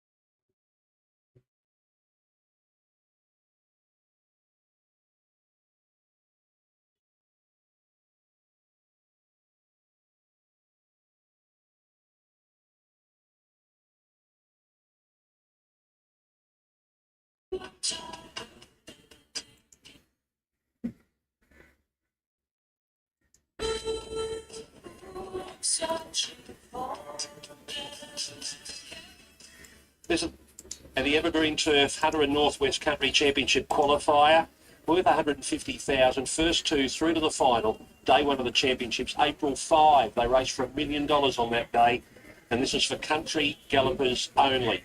Let's start with Rematch, one of 3 big chances from Asara and Gavranich, and Molly Fitzgerald has the ride. He's come back in really good order this preparation. He was a winner here, like in a big weight, first up over the mile, went to Canterbury after that, ran well again. I think on face value, you'd say 1,400 metres is a bit short of his best trip, but in a high-pressure race, it might play into his favour. I tend to agree. I'd say he's tightened up a little since I saw him here first up, but not a hell of a lot. He's been going absolutely great guns. Whether he has the class in a few of these, I'm not sure, but he's drawn to get the favours. He's giving delight number 2, Cody Nestor and Rod Northam. He's gone to a new level this preparation, 2 starts, 2 wins at the Beaumont and also in the preview there at Scone. Has a wide draw to contend with, but winning form's good form. He's living up to his potential this preparation, winning 2 from 2. This is his hardest test to date, but winning form's good form. Whoever thought number 3, Anna Raper and Jeremy Gast. Lightly raced 6-year-old who's only had the 12 starts, won 4 of them. First up here today, won a highway before going for a break. Knockout chance. Didn't have him as a noted first up galloper. He has placed in the past, but yet to win. He's got a hard race to contest here first up, but he's in terrific order. We go to Power Bow, Mick Hackney on for Wayne Brown. Yeah, Wayne's having a throw at the stumps with this horse, and why not? He's in good form. He's won 3 of his past 4 starts. He was 3rd at Hawkesbury last time out. With the scratchings, he comes in. A couple of the draws not all that bad, and he's in good form, so why not have a throw at the stumps? Yeah, Wayne's had an excellent opinion of him from the get-go, and every time he's raced the bar, he's continued to impress. He was off the back of a 7-week freshen when he was defeated last start at Hawkesbury. I thought the run was full of merit. We'll find out whether he's up to these today, but I love the way he's going. Okay, I don't think Dances with Hooves. Okay, well, just leave her for the moment. I want Belinda and Ben to have a look at her before she comes in. Camborne, number 6, Grant Buckley and Wayne Brown. Second up from a spell today. The first up run at Newcastle was pretty good there behind Medina. Gets a soft draw, which obviously aids the chances, but I've got a few ahead of him. Yes, sparingly raced over the past 12 months for the new stable former Van Dyke galloper. Really stopped there first up at Newcastle. Got many above. Here's the favourite, Know Thyself, Aaron Bullock on for Masara and Gavranich. Well, it's only the barrier that concerns me. If he gets any kind of luck from the gate, I think he probably will get away with this race. He's always been a horse that's been highly touted. They've obviously sent clear thinking on the black type path and left him as their number 1 chance for the country championships, and he turns up here in really good order. He certainly does. It's a really encouraging parade from him. He was never really a horse to grab you in a mounting yard, but he looks well. He looks as though he's strengthened. The trials haven't necessarily grabbed me. He's drawn awkwardly, but he brings a lot of class. I'm expecting him to put his best foot forward with the blinkers on today. Here's Listomania, number 8. Luke Rolls is riding today for Todd Payne. He's been very consistent at highway level, and that culminated in a win last time out there over the 1,200 metres, beating Exit Feed from the gate. They probably have to go back, but he does have a booming finish. Yeah, holding his condition beautifully, doing a good job for the Todd Payne stable. He'll go back from the gate. He deserved the wins last start. Look for him late in the piece. Smart shot, Clayton Gallagher, Cody Morgan. On face value, you'd say he's probably a bit outclassed in a race like this, but he's on his home track. He's got a great record here. He's got a good record at the distance, and he gets a soft draw. Cody Morgan knows the right type of horse to aim at this race, and he's wanted to get him here all along, so he's a flukish chance. Yeah, he's the local hope, isn't he? Honest and consistent are the words that come to mind when I think of this guy. Whether he's up to these, I don't know, but he's drawn to get all the favours. Elsa Bell, number 11, Braith Knock on for Brett Kavanagh. They combined to win the first 2 races on the program today. Yeah, she's yet to miss a top 3 placing in her 7 career starts, but she is getting to the 1,400 for the first time. I'm more comfortable with that, given the fact that she does draw kindly compared to a few of the key rivals. The first up run there was good, and she should be primed to hit this second up today. Yeah, I love this mare. She's a beautiful type. I thought the first up run was full of merit. She was a long time off the scene, around 9 months. There's no fitness like match fitness. She brings that here today. She's a fluker's hope. Tornado Express, trained by Cody Morgan, who's going for his 4th win in this race. Mitchell Bell is the ride. She was dynamic in a couple of wins earlier in the preparation here over the 1,200 metres. She had a little bit of a let-up, trialled up nicely, and last time out at Scone when she finished 4th, the blinkers were off. They go back on today, and I'm expecting the improvement from her, albeit she's got a horrible gait. Yeah, hate the gait for her. Outside of that, this has been a long-term plan. She looks absolutely sensational. Love to see her win for Connections. The third of the runners from the Masara Gavranich stable is InterVarsity, and Donovan Dillon is the rider. I think if there's a chink in the favourite, that she might be able to exploit it. She's versatile. She can race forward. She can race back. She's a lovely type making her way around the yard. She's very relaxed. She's won 3 from 6 And she's another one that if she can get that luck early from the barrier, I think she's going to give this one hell of a shake. Yeah, well, luck from the barrier will make all the difference. She's trolled up beautifully. She's shown us the ability was there last preparation, beaten 3/4 of a length at listed grade. She'll need the luck, but gets a weight reprieve of 54 kilos. Donovan Dillon knows her inside out. I think she'll run well. Point Bash gets into the field. Ben looking for Brett Kavanagh. He's won 3 of 7, albeit at lower grade. But I thought the first up run there in the Class 3 highway behind Exit Fee was a sneaky good run up the inside. He's another one that draws well here and can improve. He's a beautiful type, but you won't find, you've got a long way to find a better type on a race course. He stepped out as a gelding first up. It was positive signs. He's revving in the yard, but that's just him. He can run a cheeky race. Whether he's good enough to beat him, I'm not sure. Away goes the bunny, number 17, Jake Tracy Holmes and Brett Kavanagh. Good second up record, 3 goes for 2 wins and a minor, unbeaten at this distance, and hits this race here second up today with a good draw. Jake Tracy Holmes on board, so you know he'll be at the firing line at some point. Yeah, he's below par first up for me. I know he's better than that. His second up record reads better, but he's up steeply in grade. Okay, now let's go back and have a look at Dancing with Who's number 5.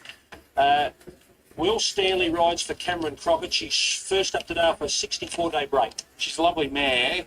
She hasn't really figured first up in the past, and 1,400 metres is probably a little bit short of her best distance, but she's another one like Rematch that if they overdo it and it turns into an absolute slugfest, she'll be suited by that. She looks enormous in the young. Yeah, she's a man with a brilliant turn of foot when she gets the right circumstances. She looks well, wouldn't pay too much attention to the trial. She was just out for a stretch of the legs. Todd Payne. Johnny W17. It's a short trip for Liz Thamania today. Yeah, he known himself getting off the plate today. Usually 8 hours down to Sydney and back.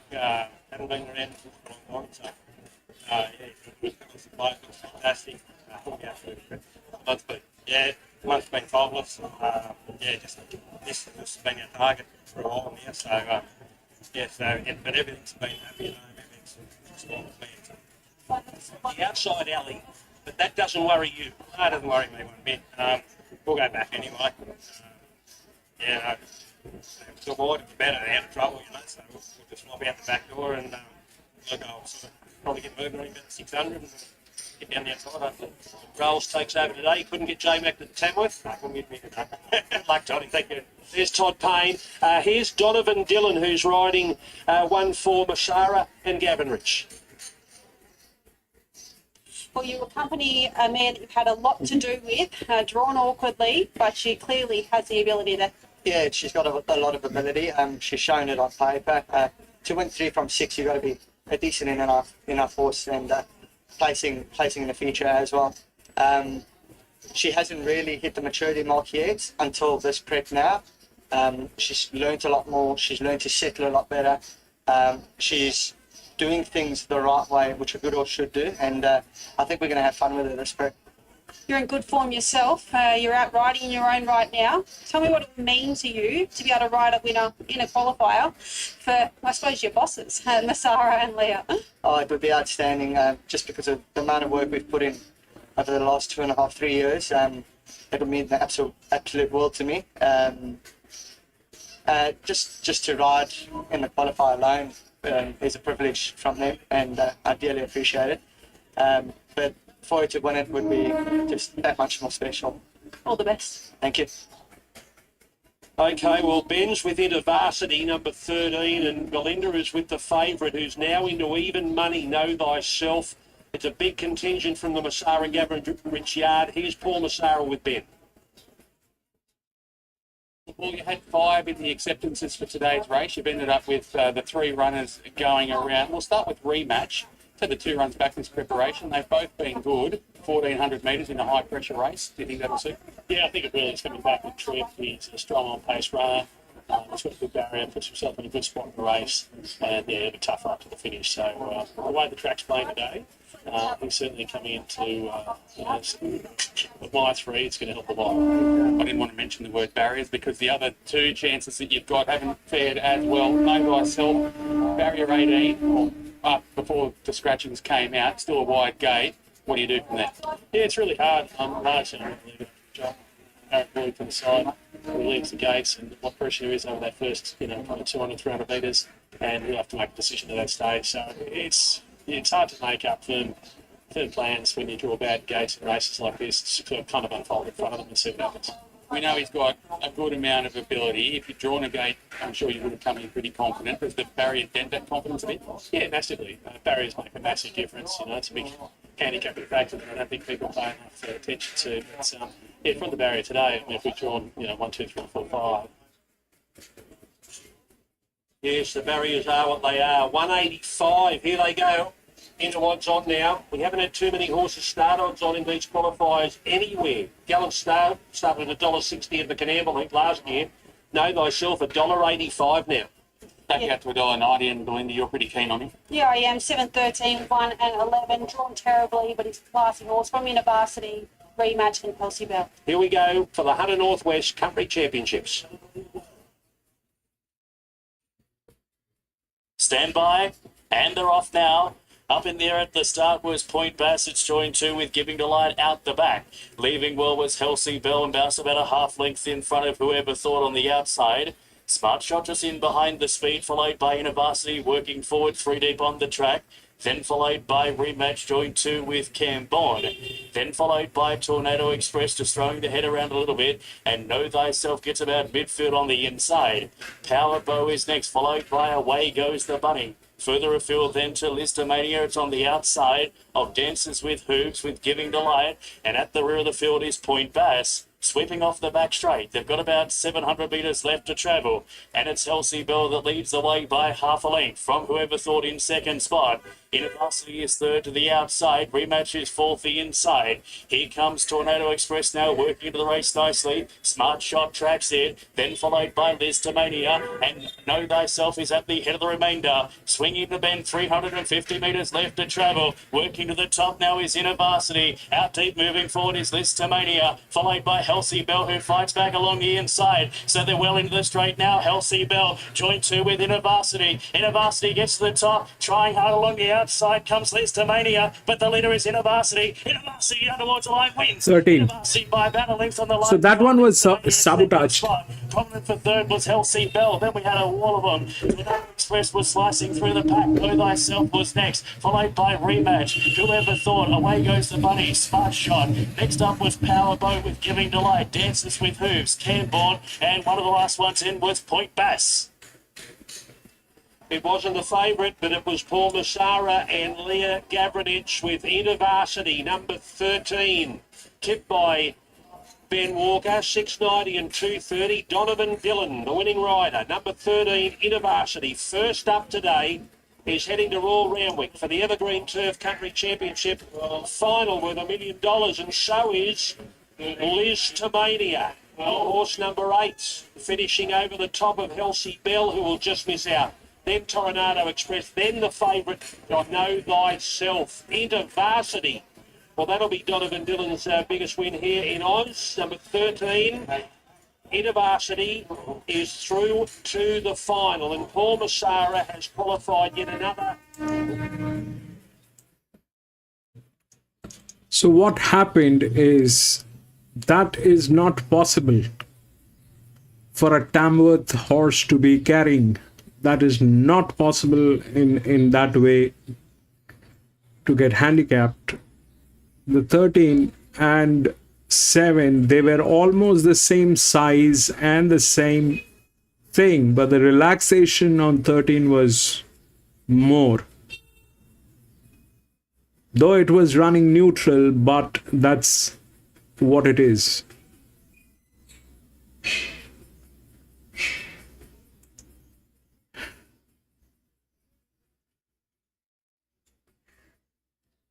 That 11 came through.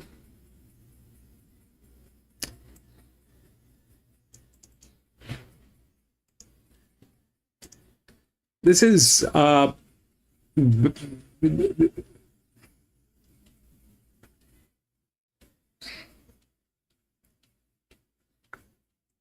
weird. 13, 8, 11, and 12.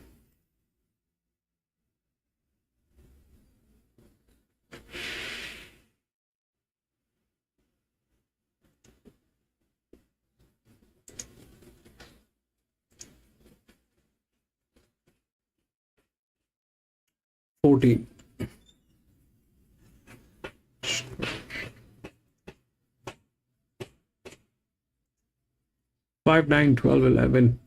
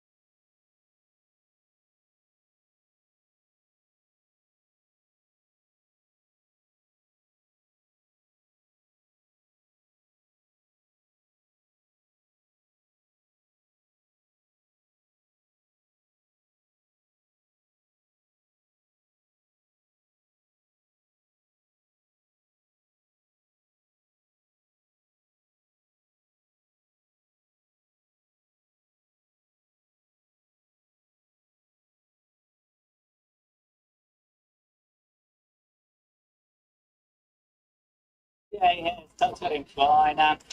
We probably got the run we were expecting from that gate, but we were expecting a lot more tempo in the race. And from the from the 8 to the 6, the actual tempo started dropping out. We were able to get to the outside and break forward. He showed a good tempo.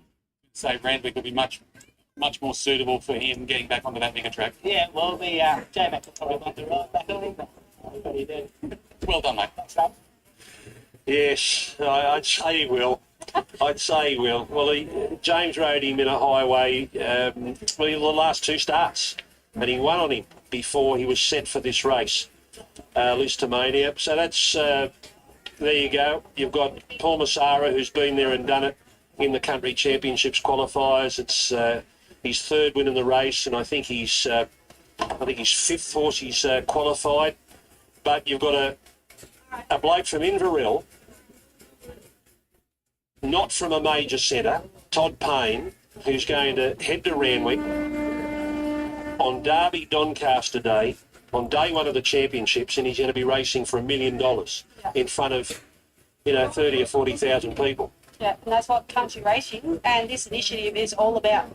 I'll tell you what, the good thing as well is obviously Paul Massara's had some success in this, but I love that he's sharing it with Leah Gavranich as well, because she's been such an integral part of the operation, and now it's good to see her getting that recognition as the co-trainer in this big race today, and she'll go to Randwick and give a good account of herself there in the varsity.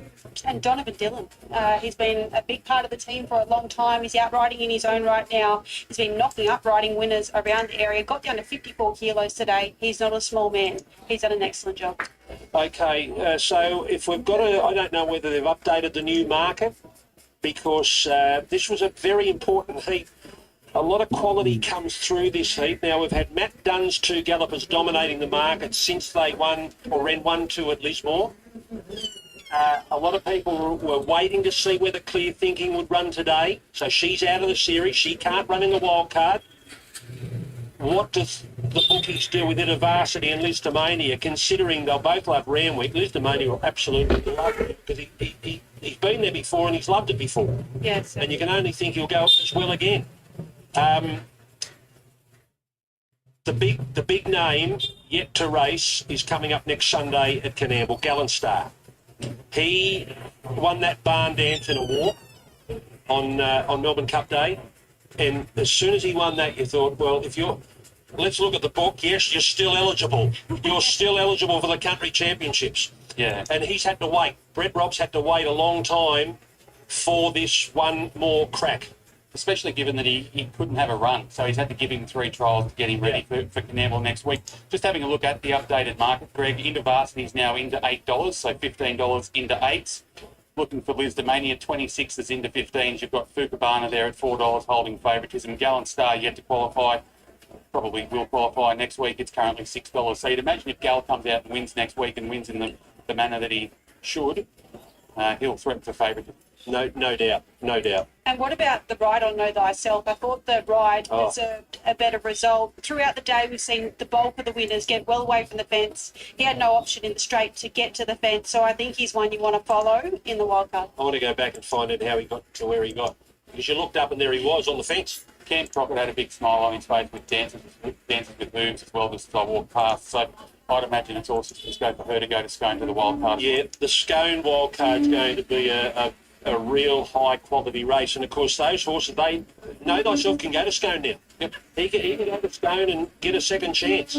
So can all those horses from third down to last, but they've got to take on then the Mid-North Coast and the Northern Rivers horses as well in the Northern qualifier. Now, the Country Championships head to Canamble next Sunday, and then the following week, it's a busy week because you've got the wild cards either side of Golden Slipper Day. Friday. Right, this is what I have for the next one. It's 1,000 meter, and that 5 is the favorite. It's in good hands. It's got one of the best jockeys. The linear is 11, which is actually within the rails. But here is the twist. If we look through what happened in the last few races, they've been doing this 4 and then that. These horses were actually it was blatant. They were doing this and it was quite blatant. They had alibis in different sides, but here in this case, that 13 is one of the best horses. That 13 is one of the best horses, hands down. If we look at the difference between the other horses, the 5, which is the favorite, has 13 races, not impressive. 9 has 14 races, not impressive. 12 is good, has 7 races. Then 11, which is actually the linear, is through the rails and all that, which is there. Then there is a 9-year-old mare, which is also there. So, but out of all this circus, that 13 is one of the top performer, and it is not supposed to be on a benchmark 58. And it's with the highest advantage.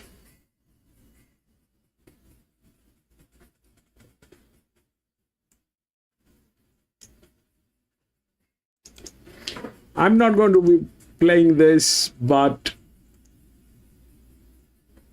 13 is the one that needs to be looked at.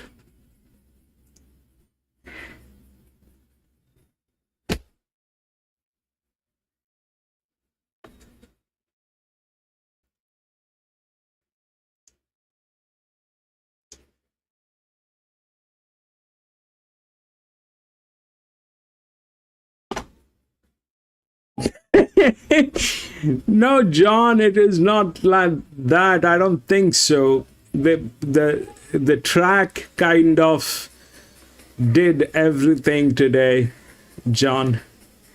The track kind of did everything today. This is one of those days. But I think this is something that we have to take with a pinch of salt since we do this.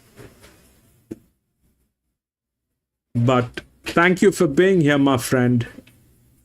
Good night.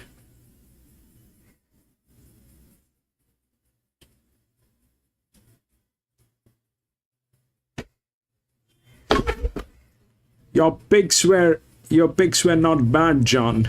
Your picks were not bad. But today was not the right place. We were at a wrong place at a wrong time. That's what happened today.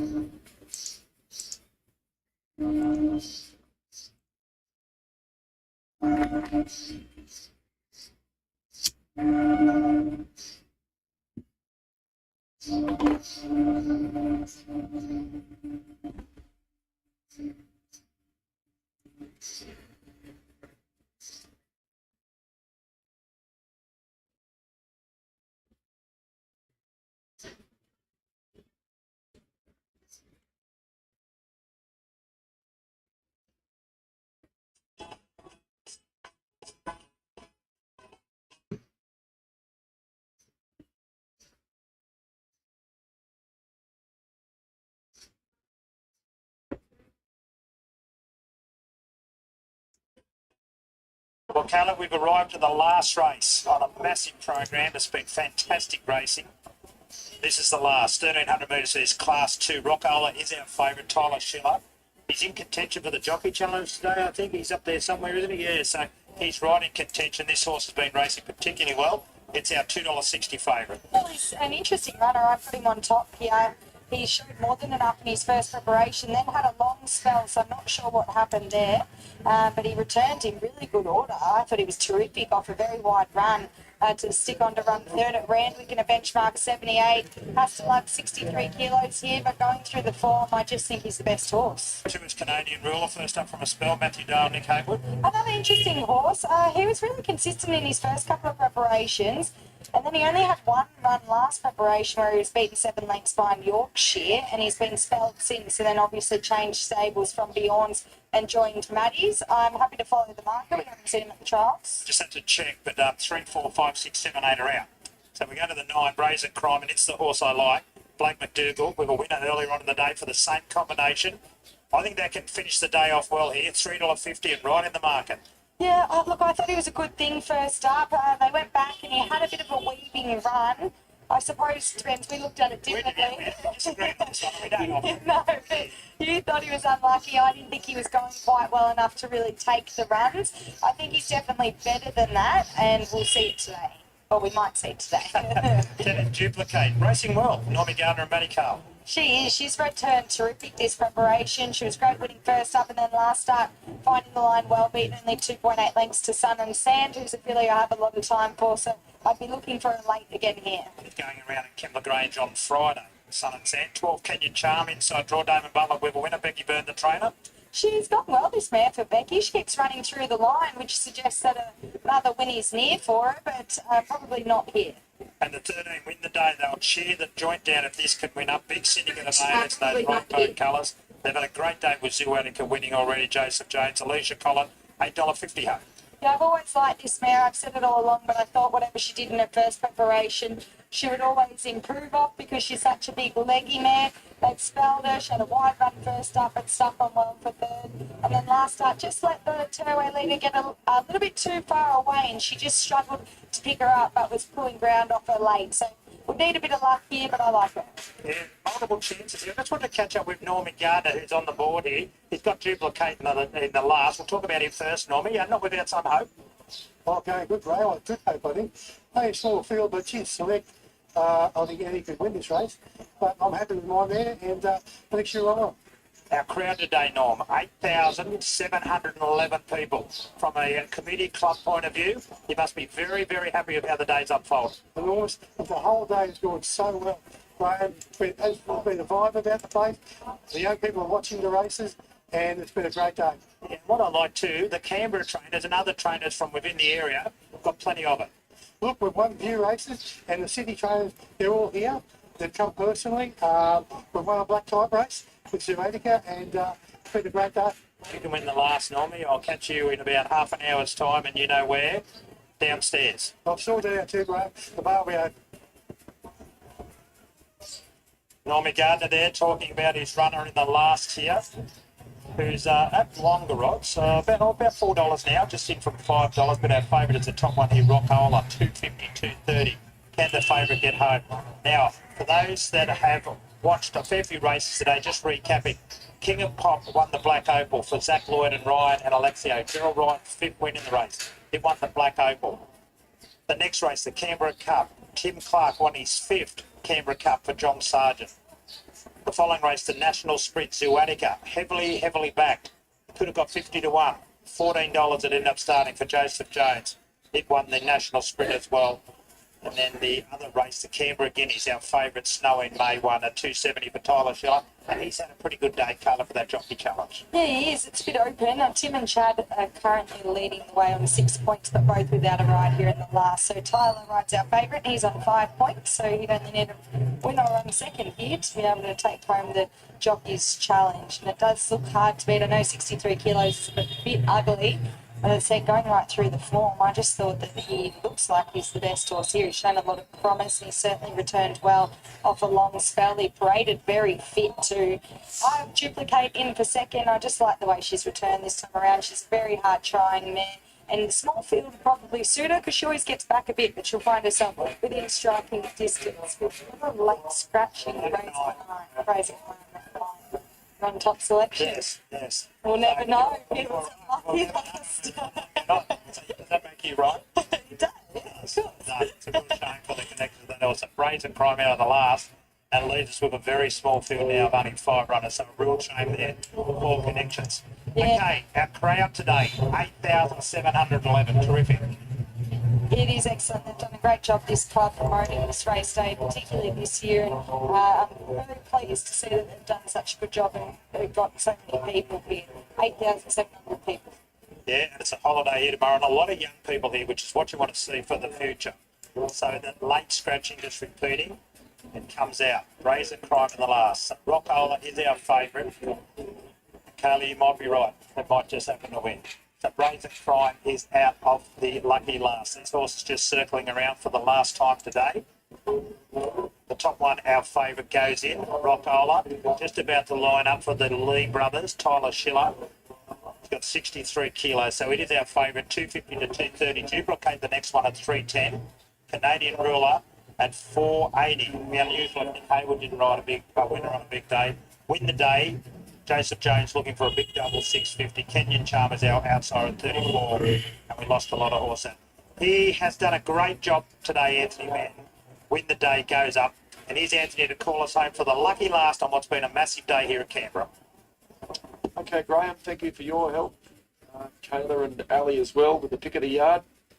And they're just about all set for beating the late scratching number 9, Raising Crime, at 5:08 on Vincent Vice. Been a terrific Super Sunday here at Canberra. Big congratulations, Darren Pearce, Robbie Ringland, Chris Polglaze, the whole crew here at Canberra for the success of this meeting. It's been a ripper.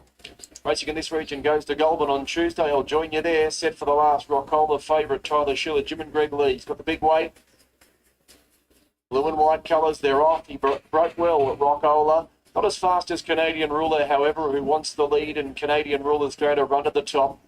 Win the Day's going to come across and settle outside the leader, and Kenyan Charm leaders back third, and Rockola lands in fourth, and Duplicate the Local Mare is the last one. Win the Day pushing on here to cross Canadian Ruler, and it runs to the top. Win the Day from Canadian Ruler. Rockola's in third out there facing the breeze from Kenyan Charm underneath it. And Duplicate is the last one. 800 to go. Win the Day's in front. Trying to get a mid-race breather here from Canadian Ruler in second. Kenyan Charm third. Rockola fourth. And Duplicate the last one. 600 to go. Win the Day from Canadian Ruler. Kenyan Charm. Rockola fourth. Poised to pounce. Duplicate the last one. Win the Day. 450 to go. From Canadian Ruler. Kenyan Charm. Rockola now presents 3 wide and Duplicates on his back. Win the Day from Canadian Ruler. Rockola 2 lengths away, hasn't sprinted for the moment. Duplicate coming down the outside. Win the Day, Canadian Ruler. 150 to go. Win the Day, Canadian Ruler. Rockola can't get them. Duplicate too late. It's Win the Day, and Win the Day for Barb and the boys wins the last. 3 for the locals. Win the Day. Beat Canadian Ruler, Duplicate, Rockola and Kenyan Charm. Oh, Super Sunday. Don't worry about Super Sunday. What about the day for Joseph Jones? All of Matt, the big team, Mum Barb, win the day. They'll tear the plates down. That's their third win of the day. It's paid $6.60 Canadian Ruler, $1.40. And the top one there, Carl, I would have still been confident if Raven Pride went around there, but the way that horse won, maybe not. No, she's always been the man that's shown a lot with horse and hasn't had a lot lower away throughout her career. Alicia there was able to find the front of her, control the tempo, and as I mentioned, she's such a big leggy mare. She was quite comfortable out in front doing that. That's a massive day for them. They needed to fill up a couple more races, and they could be to win the 5 races and get the trainer's bonus. It's a great car. If any trainer could do it, quite unbelievable that a local trainer has gotten the closest out of everyone throughout the day. So that's been a massive day for them. I thought it was a terrific return by the 2 Canadian Ruler. It's been a good pickup from Matty Dale. I think he can win a race quite quickly with him going off that. But Super Pace did what she does, got back and down right well. Back on the one before. It's disappointing over the 63 kilos, just did lugging down a little bit. If they did win the car, another it's 3 of them. What an hour you see that from a big family. I tell you, they'd be fine. I'd say Barbara got the car. I'd say she would have got it. But great for this is the horse they auction off at charity. They make a lot of money on them, Kayla.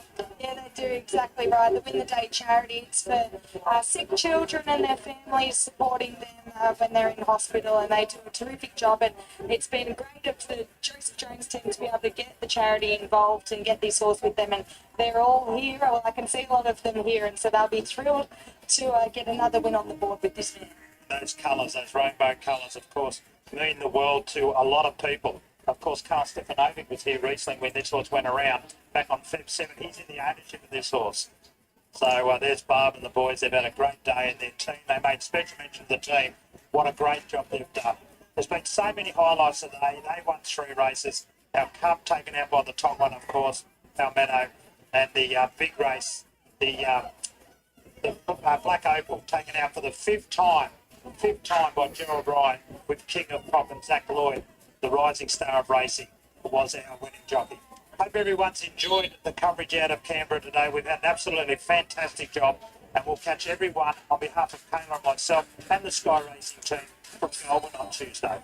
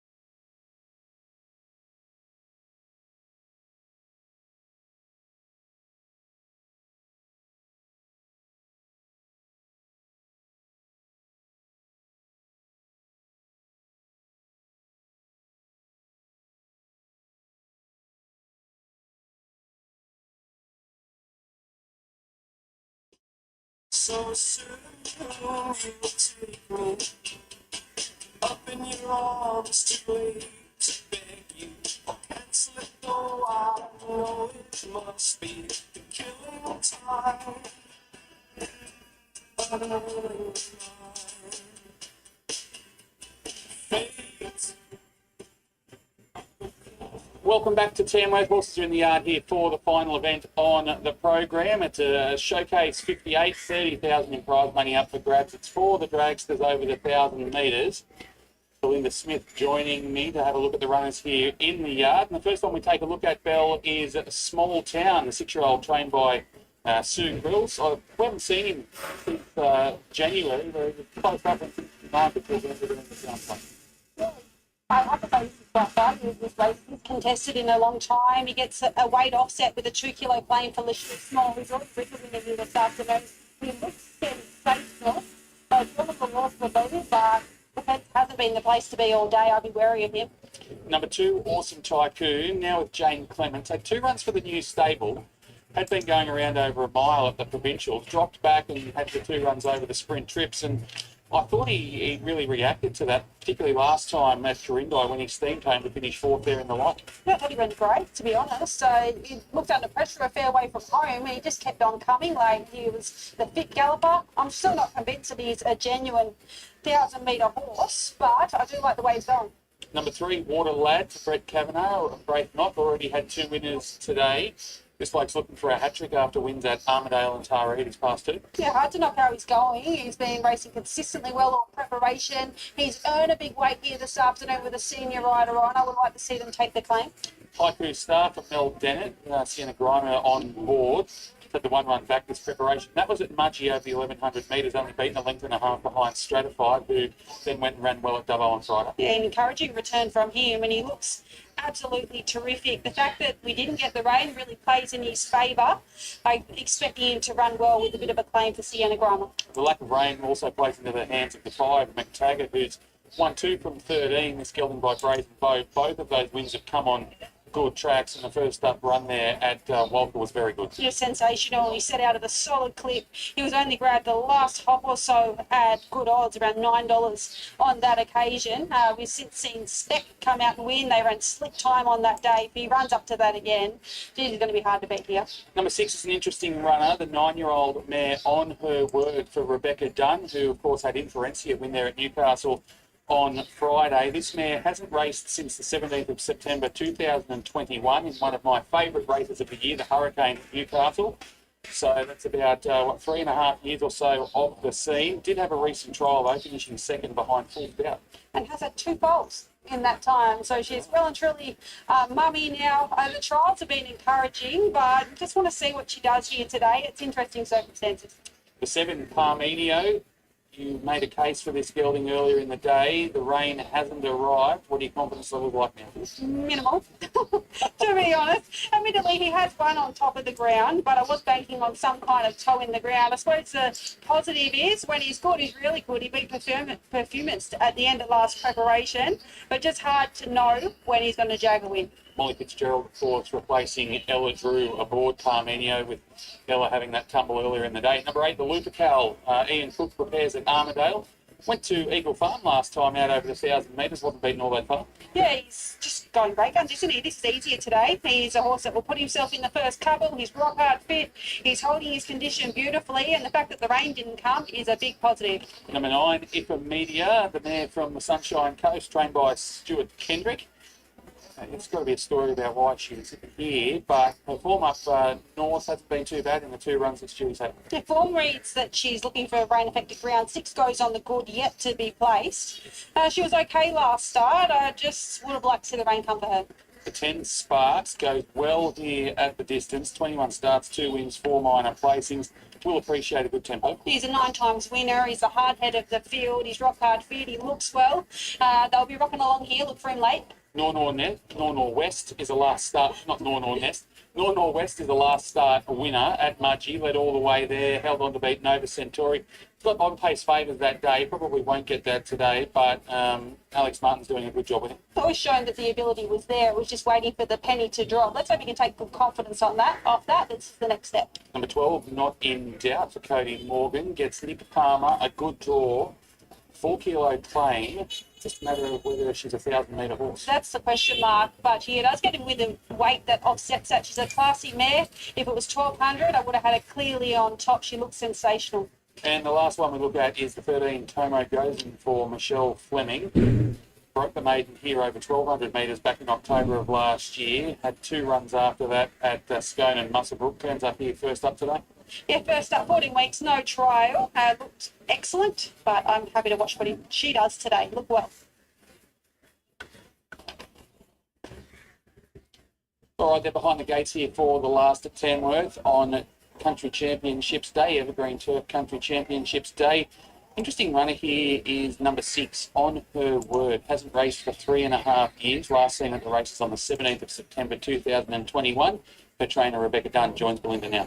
Yep, they're very much in form of Rebecca Dunn. And tell me the situation around this girl. She's been a long time off the scene. She's had 2 foals. She tried up great recently. What made you want to bring her back into work? I didn't need any more foals. I have, between the racehorses and the show horses, there's way too many residents at my place at the moment. So I thought, well, she's still young enough and she's still sprightly enough and gets around the track. Fantastic. So worth a try. So women get their tubes tied and you just bring them back into work? Yes. So her trial was good. She must be going along quite well. Yeah, no, and she's been working with Inferencia at home. So, and, you know, Inferencia went amazing the other day and this horse is hitting the line better than her. So, look, it's a big ask first up, that wide, carrying 61, but you've got to start somewhere. I'm confident you haven't brought her back for no reason. Good luck here. Thank you very much. There she is, Rebecca Dunn, the trainer of number 6, On Her Word. I've gone 11.5. 2 and 3. I thought Nor West could run a cheeky race here, back in trip off that win at the 1100 last time out at Mudgee. Did get all the favours there at Mudgee in the small field, but had run well at Scone prior to that when gunned down late by Crown Legend. Back to the 1,000 metres today should suit McTaggart, particularly now that the weather hasn't arrived. Gets its chance from the inside draw. Good behind Spec last time out and won a trial betting Gold Lover before that. For third to 2, Awesome Tycoon. If they go berserk up front, can hit the line well from back in the field, and the 3 Water Lad looking for a hat-trick of wins can run well. 11.5, 2 and 3. Yeah, slight little change to my numbers. I'm 7, 5, 1 and 12. I'm with Parmenio with 0 confidence, but I have him in my multi, so I have to stick solid. From the 5, McTaggart would only have to run up to the first up run to be very hard to beat. Immediately drawn the inside gate. I don't think he wants to be there. He'll be looking to get off at some stage. Had to include small 10 off the yard. This is the easiest race he's contested in a good while, and Not in Doubt. Not sure if she's a 1,000-metre horse, but gets them so well after claim for Nick Palmer. 7, 5, 1 and 12. All right, this will wrap up racing here on Evergreen Turf, 100 Northwest Country Championship Day. Family, if you're just joining us, the main race is taken out by Intervarsity for Paul Massara and Leah Gavranich. Donovan Dillon in the saddle. defeated Liz Mania, who was good from the wide gate. Todd Payne and Luke Rolls. Halsey Bell finished in third with Tornado Express fourth. So InterVarsity and Liz Mania book their tickets to Randwick. Looks like there's a couple left to load over there. Belinda, just having a look here. The Queensland visitor, Media, has now your favourite, $4.60. The Lubercal, $6.50. You've got $7 in Drifting McTaggart, $7.50 for the Not in Doubt, and North-Northwest is the only one there in single figures. The one that you picked out of the yard, Small Town, $11. Yeah, I can't believe he's $11. He's acquitted himself well on a number of occasions. In open company sprints, only beaten a length and a half after being off the track over this trip in a benchmark 88 last preparation. So at his best, he's very good, and he looks to be on target this prep. All right, for the last time today, we'll head up to Dan Missett. He's done a great job. His call of the championships qualifier was a beauty, and we'll head up to him for the last time today. And we thank Ben and Melinda and Greg on... Lewis, 12, Tamworth 12 is a good one. And just about right for the last. Starter Alan Wicks on his ladder. And away they go over the 1,000 metres to a good level line away as well. Haiku Star was brilliantly away with Small Town. They vie for the early lead. On Her Word is pushing forward in between those runners. And to the inside is Parmino, then followed by Water Lad. Being snaked back is Sparks. Guest going ahead of it is the Looper Cal, followed by McTaggart with a rails run, and further afield then to North-Northwest. They're pretty bunching there. Then came Awesome Tycoon out the back with Not in Doubt, and to Moe goes in towards the rear. 400 metres left to travel, and it's Small Town that leads away by about a half a length. Parmino in second spot. Up along the outside is On Her Word, followed by to the extreme outside by Sparks. But into the straight of the 200 metres. Small Town looking to go from barrier to box, leads narrowly. Moving up to it is Parmino, and followed by Haiku Star, not too far away. Small Town still in front. Moving up through to the outside is Haiku Star. Haiku Star got to the top and won. Haiku Star, I reckon, from Parmino, followed by Small Town and North-Northwest to the inside. Just ahead then of Not in Doubt, then followed by the Looper Cal, the Water Lad. Not in Doubt was next home. Further afield then to McTaggart with Sparks, Awesome Tycoon. Then we had to Moe Gozen. It was one of the last. All right, it's a cruel game. I'm just going to field for a little bit while Belinda picks herself up. Parmenio had any old odds in this value bet of the day, and leads until... That is it, ladies and gentlemen. We had 8 races here today at Tamworth. That was the last one. It played whatever it played, and we've seen that. But I'm going to be racing back on Tuesday. So if you have a little time, please come and join me. We will race together and do a little chit-chat and try to have some fun here. And thank you so much for being there. Lewis, thank you so much, my friend, for being there. John, thank you so much for being there, my friend. Sony, my heartfelt gratitude to everybody who has joined this channel. It means a lot. Thank you so much, Sony. Thank you so much, John, Lewis, Dows. Thank you so much for being there, my friend. Thank you so much. Frankie, thank you so much, my friend. The Flood, thank you so much for the donations and really appreciate it. Thank you. Thank you so much. Have a great day, gentlemen. I'll see you on Tuesday. Till then, see ya. Bye-bye. Have a great day.